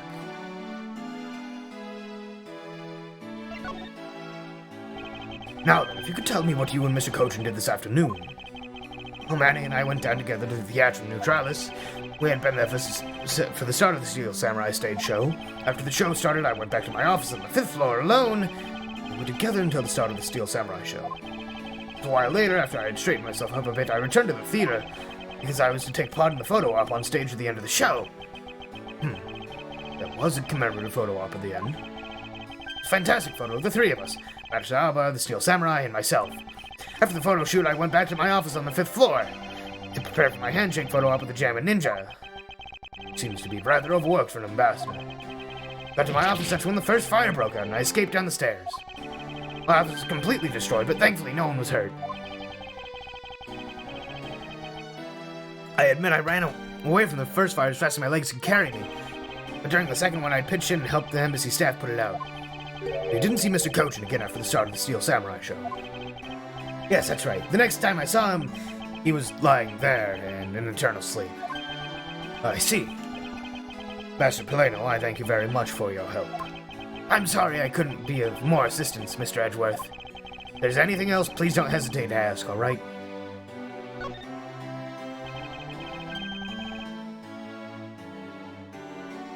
Oh, God.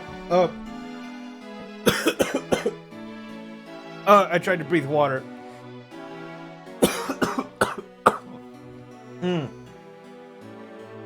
Oh. Oh, God.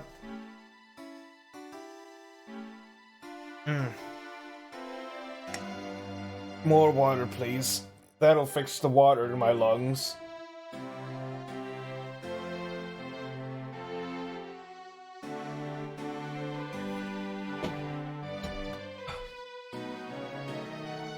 Blah.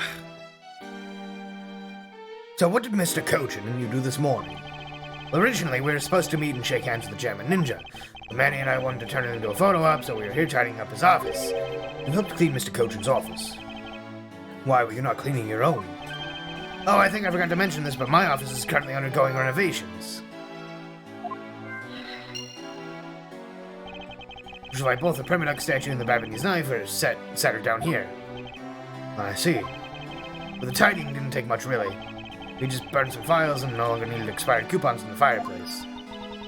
Cleaning up the fireplace must have been a real pain, though, huh? About that. I forgot to clean the ashes out. Guess I'm up to a creek without Manny here to get angry at me. An ambassador like yourself has been on the receiving end of the Secretary's anger. He was very good at being very mad, why even just this morning got mad at me.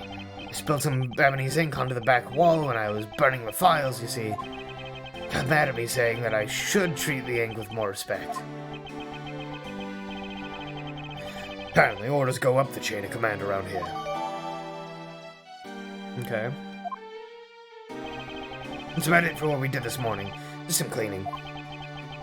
Don't tell me you had no other work to do. Being an ambassador, huh?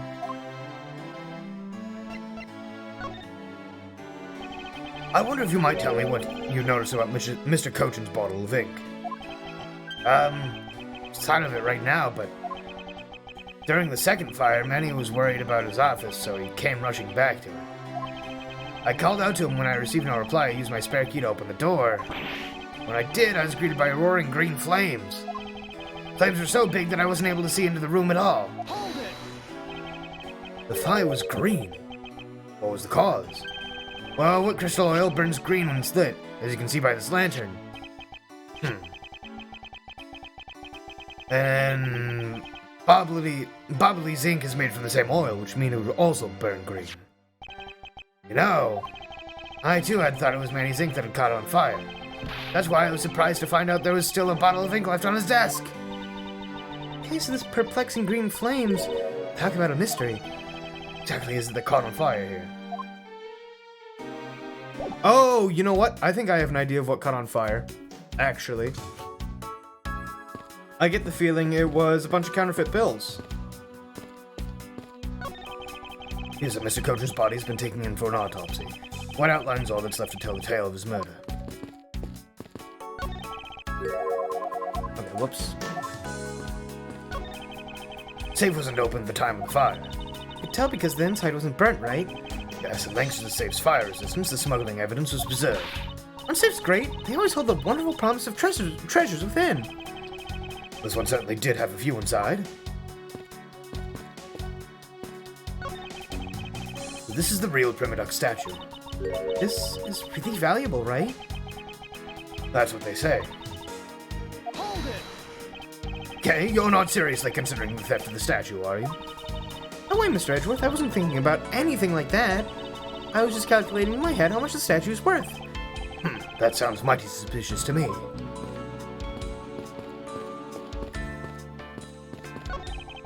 Still don't know where the blade of the Balbany's knife went. We let the killer walk away with it. It's like all the souvenirs suffered some damage from the fire. I just don't believe it. Murder on top of arson? What a disgrace to the name of the Adagarasu. Big Adagarasu is guilty of much more than just theft, it seems. I know, because if it were me, my first priority would have been to loot this bookshelf. You steal ordinary souvenirs that you can buy virtually anywhere. Can't buy them anywhere. Each one is specific to a location, has its own value. And items that have memories attached to them are the most valuable of all. Couldn't you really just rob someone of their valuables memories just like that? No, because even if I take the souvenir, I can't take the owner's memories.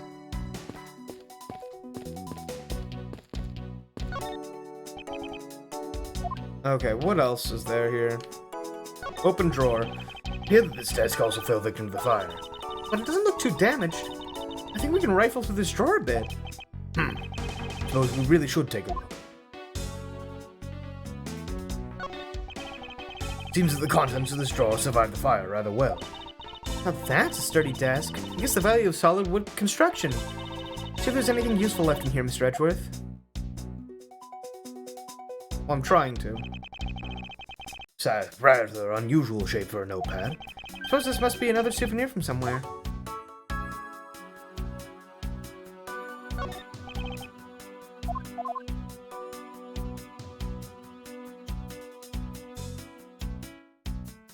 Do we have a notepad or something?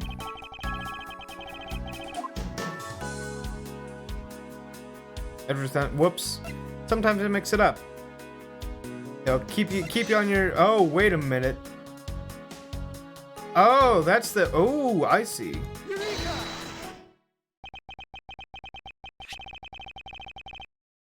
The shape of this notepad matches the shape of this note we found. Hey, you're right. What is it? It looks like something straight out of Monument Valley. Ah, yes, that notepad is a souvenir from somewhere in your country. We've been collecting them for the purpose of studying them, you see. Yes, I do. You do seem to be quite passionate about it. Would you like to see my souvenir collection? I'd love to show you. You sure they haven't been burnt to a crisp by the fires? Master Polano, I wonder if you might recognize the handwriting on this note. This looks like Manny's handwriting. I see. In that case... Oh, did you figure something out? This note was found in Alabast. Specifically, it was found being firmly grasped by the murdered Damask II. Damask II? In this note... Yes, it was a request from Mr. Cochin for Damask II to steal the Primiduck statue. What? Annie tried to steal the Avalast Primiduck statue? We'd know for sure if we could run handwriting analysis. Ambassador, do you have any documents that were handwritten by Mr. Cochin? Yes, I can gather a few and give them to you. I'll have to ask Detective Gumshoe later to run the analysis. Can't believe that Manny would even think of doing something like this. Have any idea as to why he would have requested the theft of the statue? There's one possibility, but mind you, it's just my personal speculation. Anything you can tell me would be of great help, Ambassador.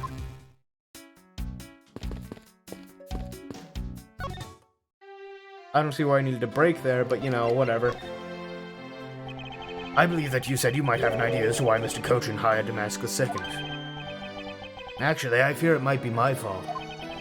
As I was telling you earlier, we were to determine which statue was the real one as a part of today's event. But because of the Yatagarasu and the fire here, that got cancelled, didn't it? I'm actually relieved the rest of the event has been cancelled. You see, Babal's statue, well, it's just a replica. Did Mr. Kocha know about Babal's Primaduck statue? Of course he knew. That's why he was the only person I could consult with. Have to do something once our statue is revealed as a replica.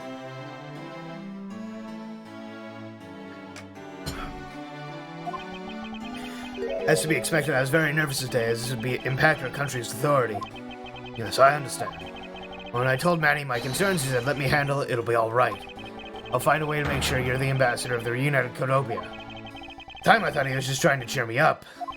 But when I saw that note, I realized he was serious. Hold it! Mr. Kocha conducted a lot of business behind your back. I assume he did all that to ensure that you are the next Codopian ambassador. But why was he trying so hard, I wonder? He's so much better at getting things done than I ever was or will be. I don't know the answer to why he's trying so hard yet, but I suspect he had an ulterior motive in mind beyond just simple kindness. Oh, here you are, Mr. Edgeworth. Detective Gumshoe, have you collected the information I requested? Yep, I got it all right here, sir. Here you go, Kay. Feel free to take a look. It's for you, after all. What's all this, Gummy? It's all the information on the room that I got from the embassy and Interpol people. Now we know exactly how this room was before and after the fire. Good work, Detective. I was nothing, sir. I'm an expert at getting people to talk. Wow, you do remind me so much of my father and Uncle Bad. What do you mean? Prosecutor and detective, your dynamic is just like theirs back in the day. Well, don't you worry. I'm gonna find my own wonderful partner someday. And when I do, I'm going to become a good Yatagarasu, just like my father, right? Hold it! Please don't ask me questions to which I have no answers to, Kay. However, I can say that it is truly a wonderful thing to find a partner you can trust. You bet! So what now, Mr. Edgeworth? Well, I'd like to ask you for a favor. Yes? That gadget, Mr. Thief, is it? That thing you call your secret weapon? You mean Little Thief? You're coming to rely on it, aren't you? Hold it! I don't need a crutch like that. I'm only asking because I need it for the investigation. The information Detective Gumshoe gathered and the ambassador's testimony, I'd like you to please recreate this room as it was during the third floor fire. You got it. Alright, here we go. Dark skies of the evening, when no other bird dares take wing, one alone remains all-seeing. Now, witness the true power of a real modern-day Robin Hood.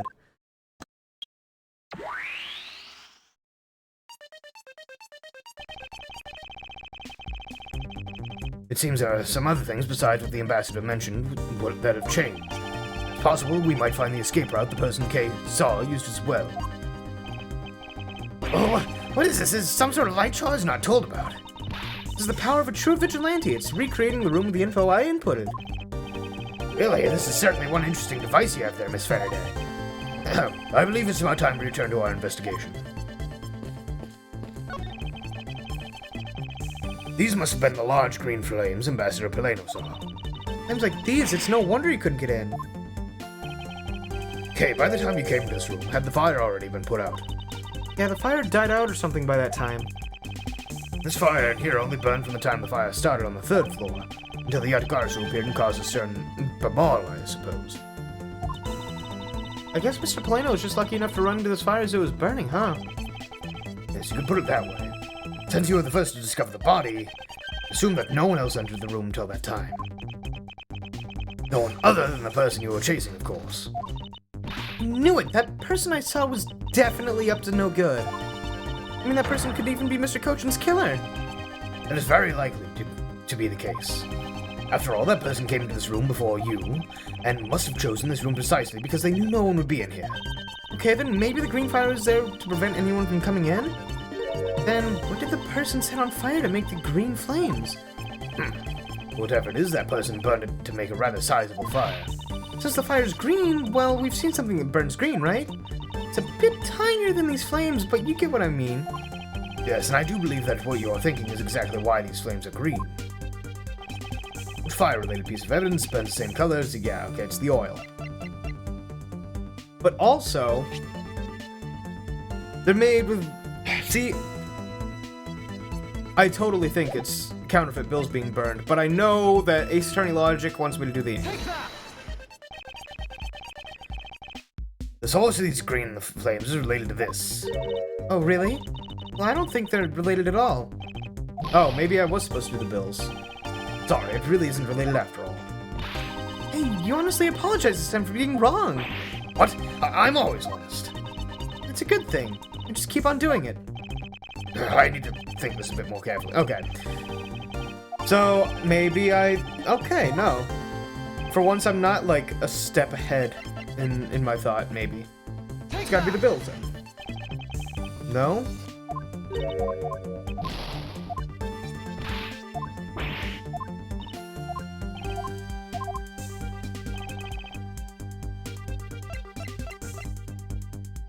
Oh, wait, you're talking about which fire-related piece of evidence burned the same... The lantern. Okay. No, I see. I was ahead. I did get ahead. The silhouette lantern. Its green flame comes from the wick crystal oil it's burning. Yeah, that's the fire I was thinking of, too. I love the green it gives off. I think we've now established that the green flames were caused by wick crystal oil. Furthermore, we know that there's only one other thing made from wick crystal oil. Oh, you mean that thing Mr. Polano was mistaken about, right? Yes, precisely. As we found out earlier in our investigation. What? I don't get it. Can you fill me in, sir? Fine, I suppose I'll explain it in a way that even you can understand. This is the thing made from wick crystal oil that Ambassador Polano was mistaken about. Okay. Bubbly zinc is made from wick crystal oil. Oh, so it should burn the same color as the flames in the lantern, right? Yes, precisely. However, the green flames in this room were not from a bottle of bubbly zinc. Because we found the ink Mr. Cochin used on his desk, right? Yes, however, know that Mr. Cochin was smuggling the ink in massive quantities. Now, what do you suppose he made using all that ink? I believe what he made with that ink is the answer to what gave birth to the green flames. Okay, yeah, so I was there. Damn it. Oh, yeah, I'm beginning to really feel the energy coming from you, Mr. Edgeworth.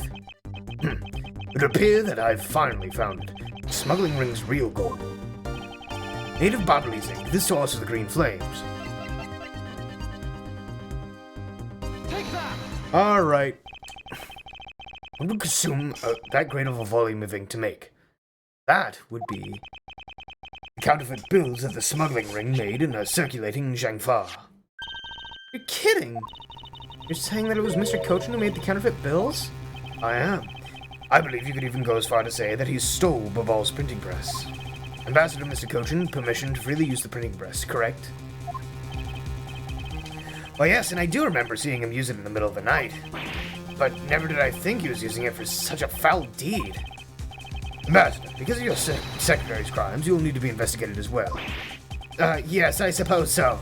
We've caused a bit of trouble for a few countries, haven't we? My duty to search out all who shielded Mr. Cochin and concealed his crime.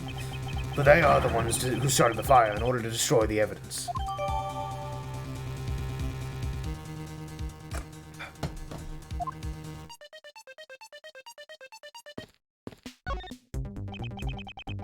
Grandfather clock. It was apparently in a different position before the fire. According to staff members, the clock was flush against the wall. According to staff members, the clock was flush against the wall before the fire, sir. Which means that most likely it was moved by someone during the fire. Speaking of which, it's totally 11 o'clock now, but I don't hear any chiming. Huh? That's odd. It was still chiming right on the dot of every hour this morning. Maybe the fire damages internal mechanisms or something. Ambassador Polano, may we take a look inside that clock? Sure, go right on ahead.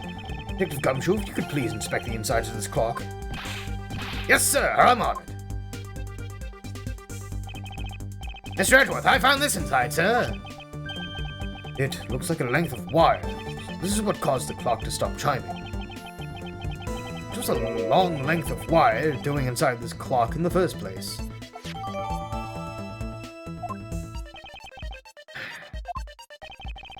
I had someone do this to such a valuable clock.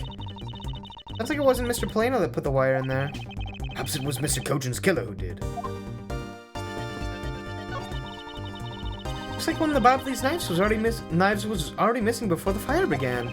It would seem, especially since the other two knives handles were burned away. The remaining handle was swapped out with the handle from the real murder weapon. The balls and national treasure was stolen. What a ball, don't you think? Whoops. I'm not sure I'd lump the replica statue in with the rest of Babal's woes. The charred remains of a fallen ceiling fan. I've seen a few of these before. They spin around and around and play music. I believe you're thinking of a musical mobile for babies. Yes, that's it. But they're nothing alike. They're totally alike. They spin those babies right round like a record.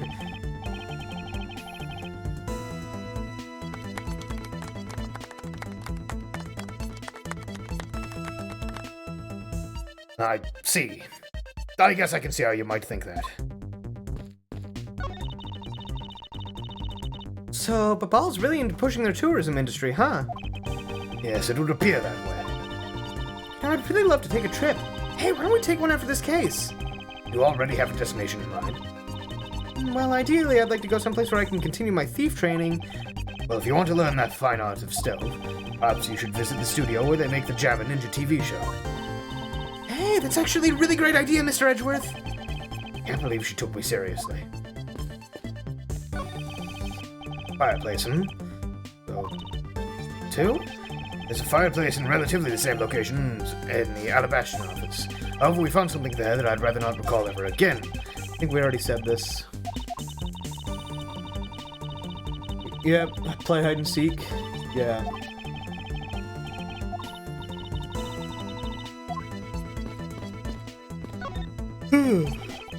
And I already went through this as well. Okay, these are repeats. You back? How goes the investigations? Good. We're at 5.5 hours already. Goddamn. Okay. Well, we already went through this. So, how about this chair? That looks like a very comfortable chair. Well, it doesn't look all that broken, so why don't you try sitting on it? No, I'd better not. It's very important that we preserve the crime scene at all times. Hey, but you're always touching all sorts of things at crime scenes. That's because I'm a prosecutor and it's part of my job to examine things. And my job is to be a great thief. Exactly why you're not allowed to touch anything. This case is long?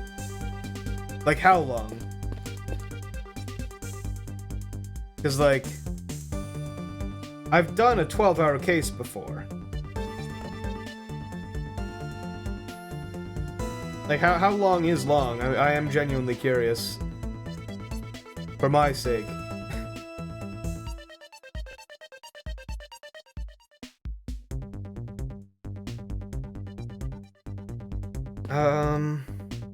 Approaching. Oh, we're only approaching the halfway point soon. Okay.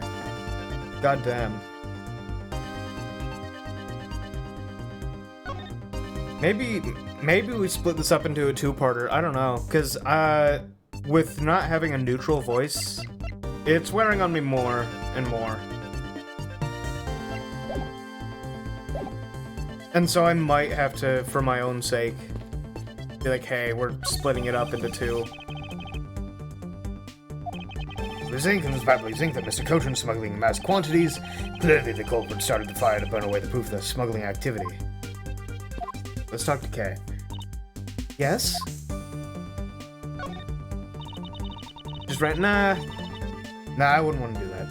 Ready for a review on how to use Little Thief? Okay, here we go. Objects outlined in yellow are the things that are not present in our time but were in the past. Things outlined in the dotted line are things that exist now but didn't in the past. I see. You can examine and interact with replicated people and objects as you normally do. You can even present evidence whenever you find an inconsistency. Oh, and be sure to point out mistakes in the recreation with evidence too. I think I remember now. Thank you for the refresher, Kay. If there's something you don't get about Little Thief, feel free to ask any time, okay? I've inputted all the info we got from Gummy and Ambassador Paleno. With this recreation, you should be able to tell what changed because of the fire. Come on, Mr. Edgeworth, let's try investigating this room once more time. Yes, let's. In order to find out what truly happened here in this room, we will need to gather more information from this room. It's time to take another look. Looks like it was quite the fire, huh? Yes, it appears that the flames spread fairly quickly to some of the other rooms as well. Yeah, but thanks to Gummy's info, I was able to recreate the room. Plus, the burnt stuff is still lying around, so you can check those as well. say to this room before and after the fire. And probably obtain some new information by comparing the differences. Yes, that's what I'll do. And use any new information to complete my logic.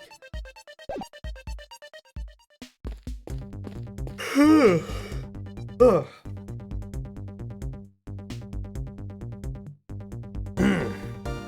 Yeah, okay. So I don't know.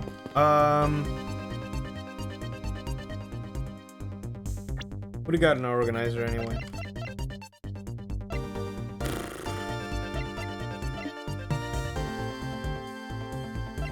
I mean, I wonder what this. So we've got the wire, we've got Polano's testimony.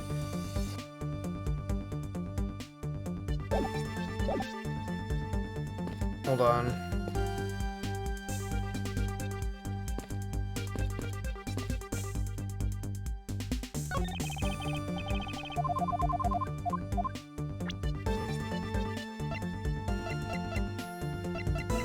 Shouldn't there be something spilled back here then? Can I talk to you? We already did that. Okay. Gumshoe? You took part in the initial Babal investigation, correct? Yep, sure did. I also helped put out both fires, sir. That first fire took me by surprise. I had a tough time escaping the 5th floor. First I tried the elevator, but I guess someone else had the same idea because it was in use. If I hadn't remembered to use the stairs at that point, I'd been burnt to a crisp. But that's odd. We always warn our staff that in case of a fire, it's dangerous to use the elevator. Oh? Maybe someone wrote it in a fit of panic? Detective, did you see the Yatagarasu that came into the Babalese embassy at all? I didn't personally. And the other staff members told me they never got a good look at the person either, sir. I wonder if you could tell me a bit more about what you discovered, Detective. The second fire broke out around the time the Yatagarasu was spotted in Albalest.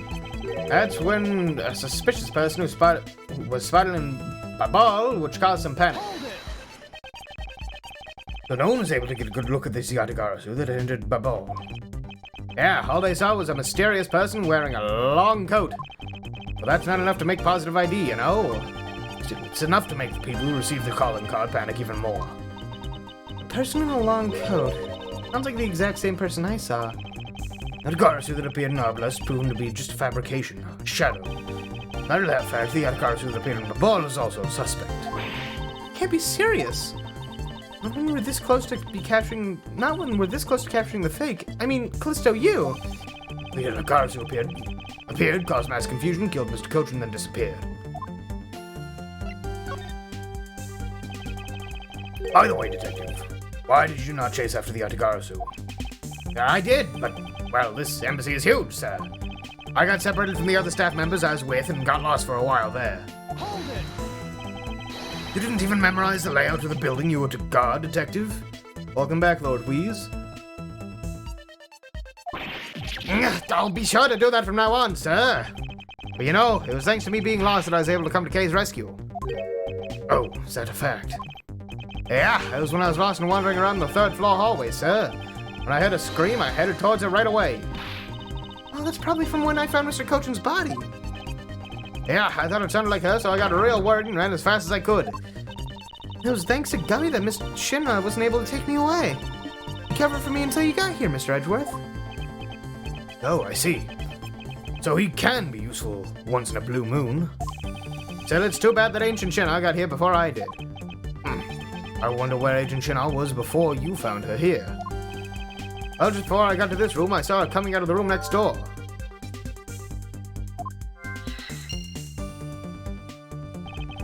Agent Shinra mentioned something about chasing the Yatagarasu herself earlier. Well, she apparently helped in putting out the first fire. Then during the second fire, I heard she was busy chasing the Yatagarasu. Seems to be a very dedicated agent. You'd do well to learn from her. Why are you pointing at me when you say that, sir? Examined everything in this office, but there's still one thing that bothers me. Perhaps I should ask Ambassador Polano about it. Ambassador Polano, there's something I'd like to ask you about. Yes? About this office, it appears to me that to be very similar to Ambassador Alba's office. For example, the location of the fireplace and the position of the grandfather clock. Ah, that's right, you've also paid a visit to the Alabastion side of the embassy. Our two embassies actually used to be one. Yes, I know. Even the pamphlet mentioned that. So the building is bilaterally symmetrical. So no matter which room, the location of the fireplace and the location of the fireplace and the like are exactly the same. Even where art is located is the same, as my room is currently under renovation. We worked hard to make Manny's room look like the ambassador's office. You mean for your handshake photo op, the Jamma Ninja? Yes, that's right. I mean, what's a photo like what's a photo like that worth if it's not taken in the ambassador's office, right? Another odd expression of Bapal's obsessed with the competitive spirit of the Alabast, I take it. Thank you, Ambassador. That piece of information is all I needed to connect the dots. Connect what dots? Anyway, I'm glad I was able to be some help.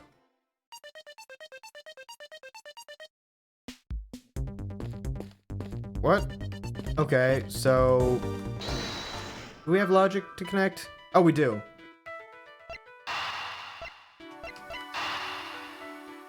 Maybe this. Let's see. Yeah. The Alabastion and Babalese sides of the buildings are symmetrical to each other. As we know that to be a fact, then this room's fireplace may also hide a secret passageway. Secret passageway? Alabast, the fireplace turned out to have a revolving back wall. A revolving wall? Sounds like something out of a ninja house. Ah, there's a trick like that built in the fireplace, sir. This embassy holds that kind of secret? Seems to be a lot about this room you don't know about, Miss Ambassador. I guess it's time to pay the bill for letting Manny do so much work for me.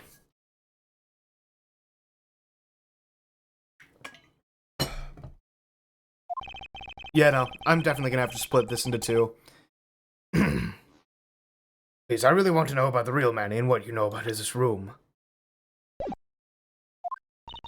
What are you waiting for, Mr. Edgeworth? Let's get to the bottom of this. Agreed, and my first thought is that it's likely the killer used the revolving fireplace.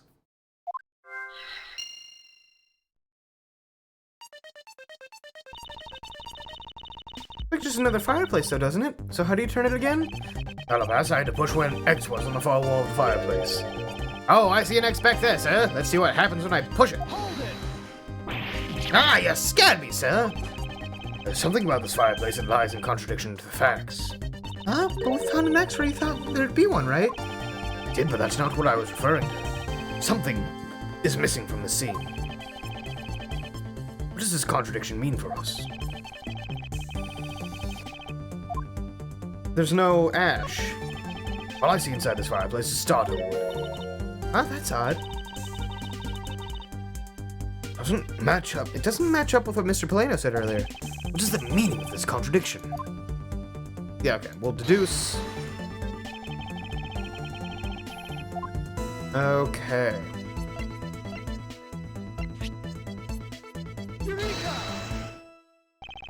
Ambassador Polano, you said you burned some old files in this fireplace today, correct? Yes, I burned quite a few files this morning, actually. And after you did, you forgot to clean out the ashes from the fireplace, correct? That's right, but why are you asking? And why are you making such a scary face? I'm sorry, I admit I'm a bit intimidating when I'm serious. In any case, take a good look at this fireplace and tell me what you find odd about it. Let's see. Huh? Where did all the ashes go?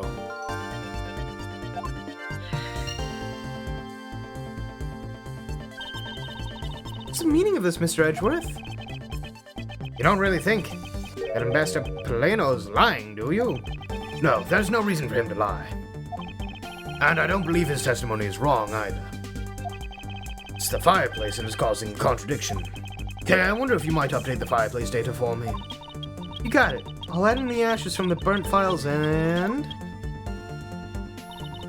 Sounds like we've pretty much figured everything out now, huh? Well, it was nothing. All I did was follow where our leads led us. Oh, I sense it coming on. You're about to dazzle us again, right? Oh, you mean that? Well, if it's what Mr. Edgeworth is known for, you know. There's really no need for you two to dance around in the name of what I'm about to do.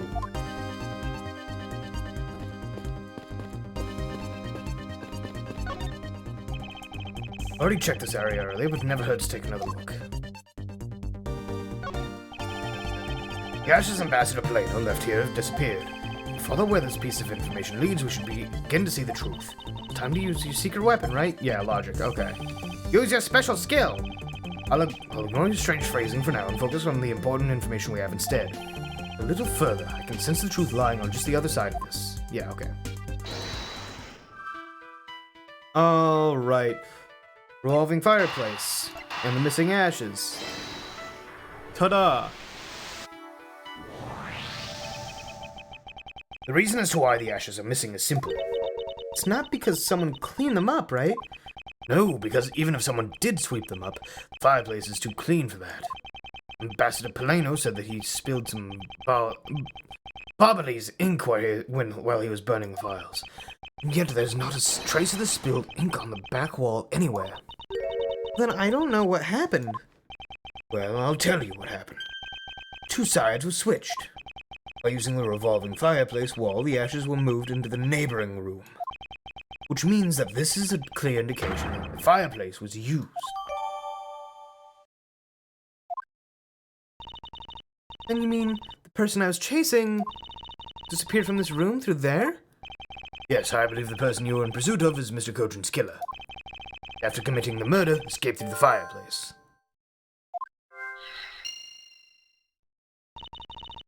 Oh, Mr. Edgeworth, you figured out the killer's escape route. I have, but this is only the beginning. We now have to chase the killer down. Okay. So, like, in the room next to Mr. Cogent's, huh? The killer used the fireplace in this room to escape into the next. Then it's only logical for us to talk with the person who was in the neighboring room. Well, the person that was in the next room was... Oh, it was that person, sir. Yes, Detective. Agent Shenna.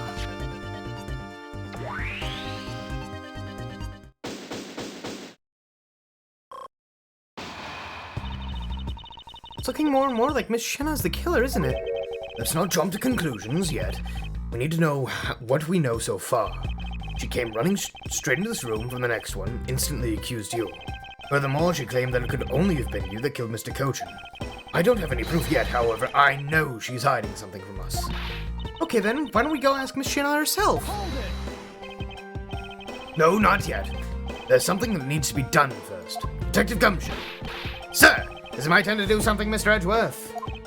Yes, I have a two-part special assignment for you. First, I need you to run a handwriting analysis on Damask II's note. Okay, I'll get the lab boys on that right away. Second, I want you to see if you can fit through the revolving fireplace wall. Right now, sir? No, next decade. Of course, right now. We need to test our hypothesis first, don't we? Go on, Gummy, you can do it. All right, I'm gonna do this like a real man. Here I go, through the fireplace and back. We shouldn't need to psych ourselves up that much for such a simple task, Detective. Wow, the wall inside the fireplace really did turn. So neat, now I want to try going through there too. But there really is a secret passageway through here. I had no idea. It appeared that the ash really was pushed to the other room. Furthermore, the Babylonese ink you spilled, Ambassadors, they're on the back wall. Okay, here I go, sir. Detective, I'd like you to go through there under the same conditions as the killer.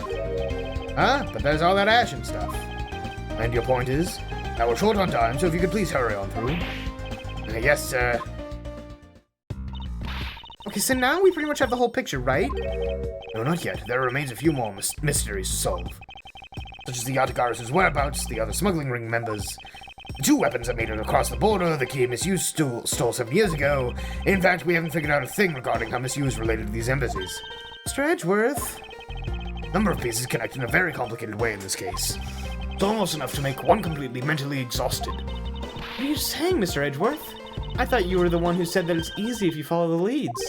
Is that supposed to be an impression of me, Kay?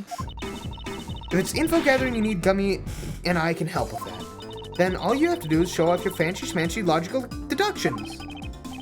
Show off? Does it seem like I'm being boastful when I do that? Let's not overcomplicate matters, okay, Mr. Edgeworth? We've been so focused, like a laser, on only what seems strange and out of place. It's no wonder nothing's clicked in, we haven't unlocked anything yet. But if we think things through calmly, the answer should come to us. Okay. It's the sort of thing I'd say to myself. When I'm practicing, I'd unlock padlocks, you know? That is something that I hope practice doesn't make perfect for your sake. Yeah, it looks like you're back to your straight-faced self again. Hey, Miss Redworth, I'm back, sir. Yes, I can see that. Good work, detective. Looks like you can use that fireplace like a door, sir. Are you alright, Gummy? I'm okay. Just a bit of ash and dust, that's all. My jacket has gotten quite filthy. I can see the hem has practically turned black. Yeah, well, quite a bit of the unburned ink got on it, sir. I see. Thank you, detective. You did a fine job. I'll even pay the cleaning bill for the trench coat. What? Oh no, sir. I could never. This is just my old coat, sir. If it was a coat I actually cared about, then I'd get it clean. But, you know. I see. Very well, then, as you wish. Because Gummy was able to climb through the fireplace, we know he can be used, right? Yes, but that's not all we learned. They actually learned one other important fact. And that is? I'll have to explain it to you later. Right now, we need to deal with handwriting analysis. Detective Gumshoe. Yes, sir. I'll be back before you know it. Handwriting analysis on Mr. Cochin's handwriting will take a bit of time. Let us go and wait in the theatrical trance, along with Agent Lang and Agent Shinnah. Okay. Yeah, we might have to just call it there, folks. We've gone for almost 6 hours, and, yeah, I'm feeling it. I'm feeling it more than I normally do. So... Oh well. I know that it's been the thing that I do the final case all in one stream. It's not happening. I gotta take my own health into account, and if I'm actually feeling something that I normally don't, that's not good.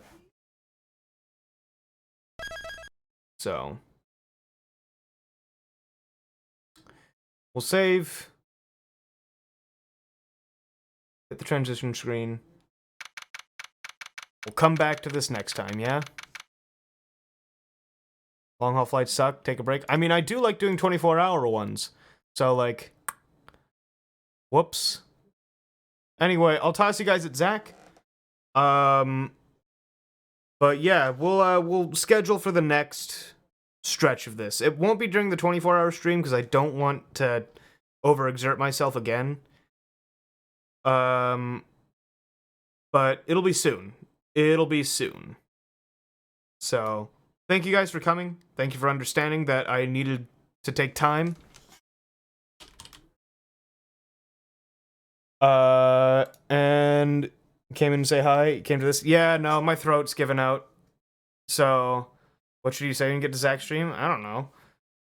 Just I'll be cool, I guess.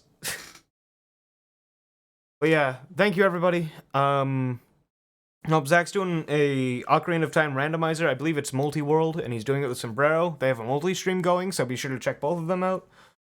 But yeah, I need to give myself a rest, cause otherwise I'm gonna probably hurt my throat and not be able to talk tomorrow for Mastex Ace Attorney stream, and that wouldn't be cool. Because I had to put that on hiatus. I was one of the reasons that it went on a little bit of a hiatus, because I had stuff in my life as well, so I'd hate to do that twice in a row. That, and also, I don't want to hurt myself. Maybe I should put that one first. I don't want to hurt myself, yeah. Anyway, thank you everybody for coming. Tomorrow, I'll be over at Mastex. We'll be doing Ace Attorney. We're still in the first game, on the 5th case, so that's neat. Monday... Back to Bowser's Inside Story with Joseph. So, yeah. Thank you all for coming, and I'll see you next time, yeah? Have a good one.